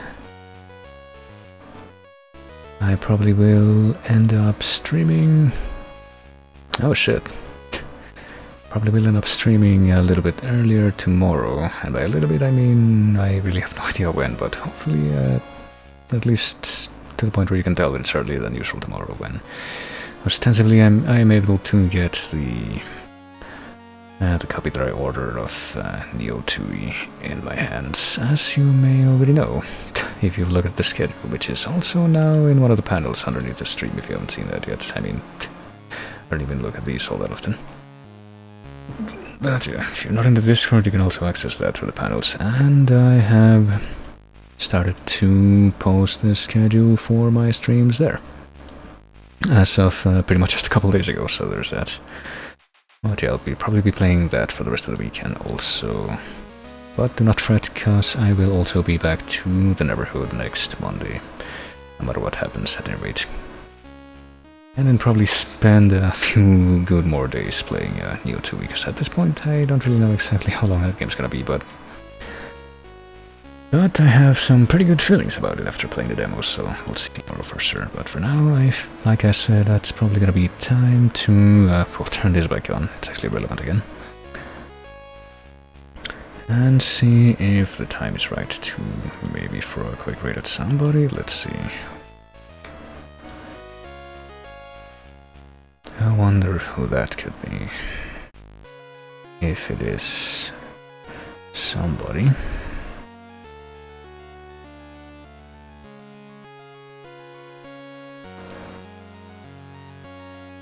And I also made an ooh sound earlier because I'm pretty sure that I looked at the other thing that I bought that pretty much came out, well, today, if you consider today to have begun about 19 minutes ago. Which is the Steam version of the freaking Daigakuten Saiban games, Great Ace Attorney Chronicles. Apparently you can start downloading that now, but I have no idea if it's gonna be playable, like as soon as it finishes downloading at this point. But yeah, that's something that I'm probably gonna end up having to replay the first part of by myself, because I already streamed that one, but I wanna like get reacclimated to it as like with the official translation, I suppose. And when I get done with that, I probably will stream the second part, because I have never played that one. And I want to. Because it's very, very obviously supposed to be a cliffhanger's fucking type story. I guess they took their cue from the fucking... what are they called? Those things when they cry. I guess, even though I've only played like 1/8 of one of those things. But it's basically just stuff gets set up in the second half and then resolutions happen. No, stuff gets set up in the first half. That's how it works, and then resolutions happen in the second half, I guess. But yeah, also not really sure who I can raid right now. Let me take a look here. I feel like I'm being a little picky too, which might not be great.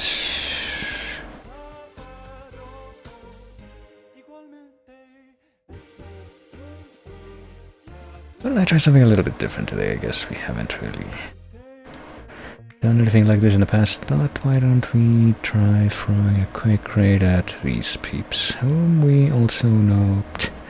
I say whom we also know from the Chase video, but I don't know, like, exactly to what degree that is really intermingled with this stream of mine. I feel like it's increasingly so, but not terribly much so in the grand scheme of things quite at this point. But let me try throwing a quick raid at... let me see if I can spell this right. GTT Radio, which is a Twitch thing, which I think tries to play VGM all day, and sometimes they have some different segments where you can do like little quiz things on there. And the people who run it are cool people.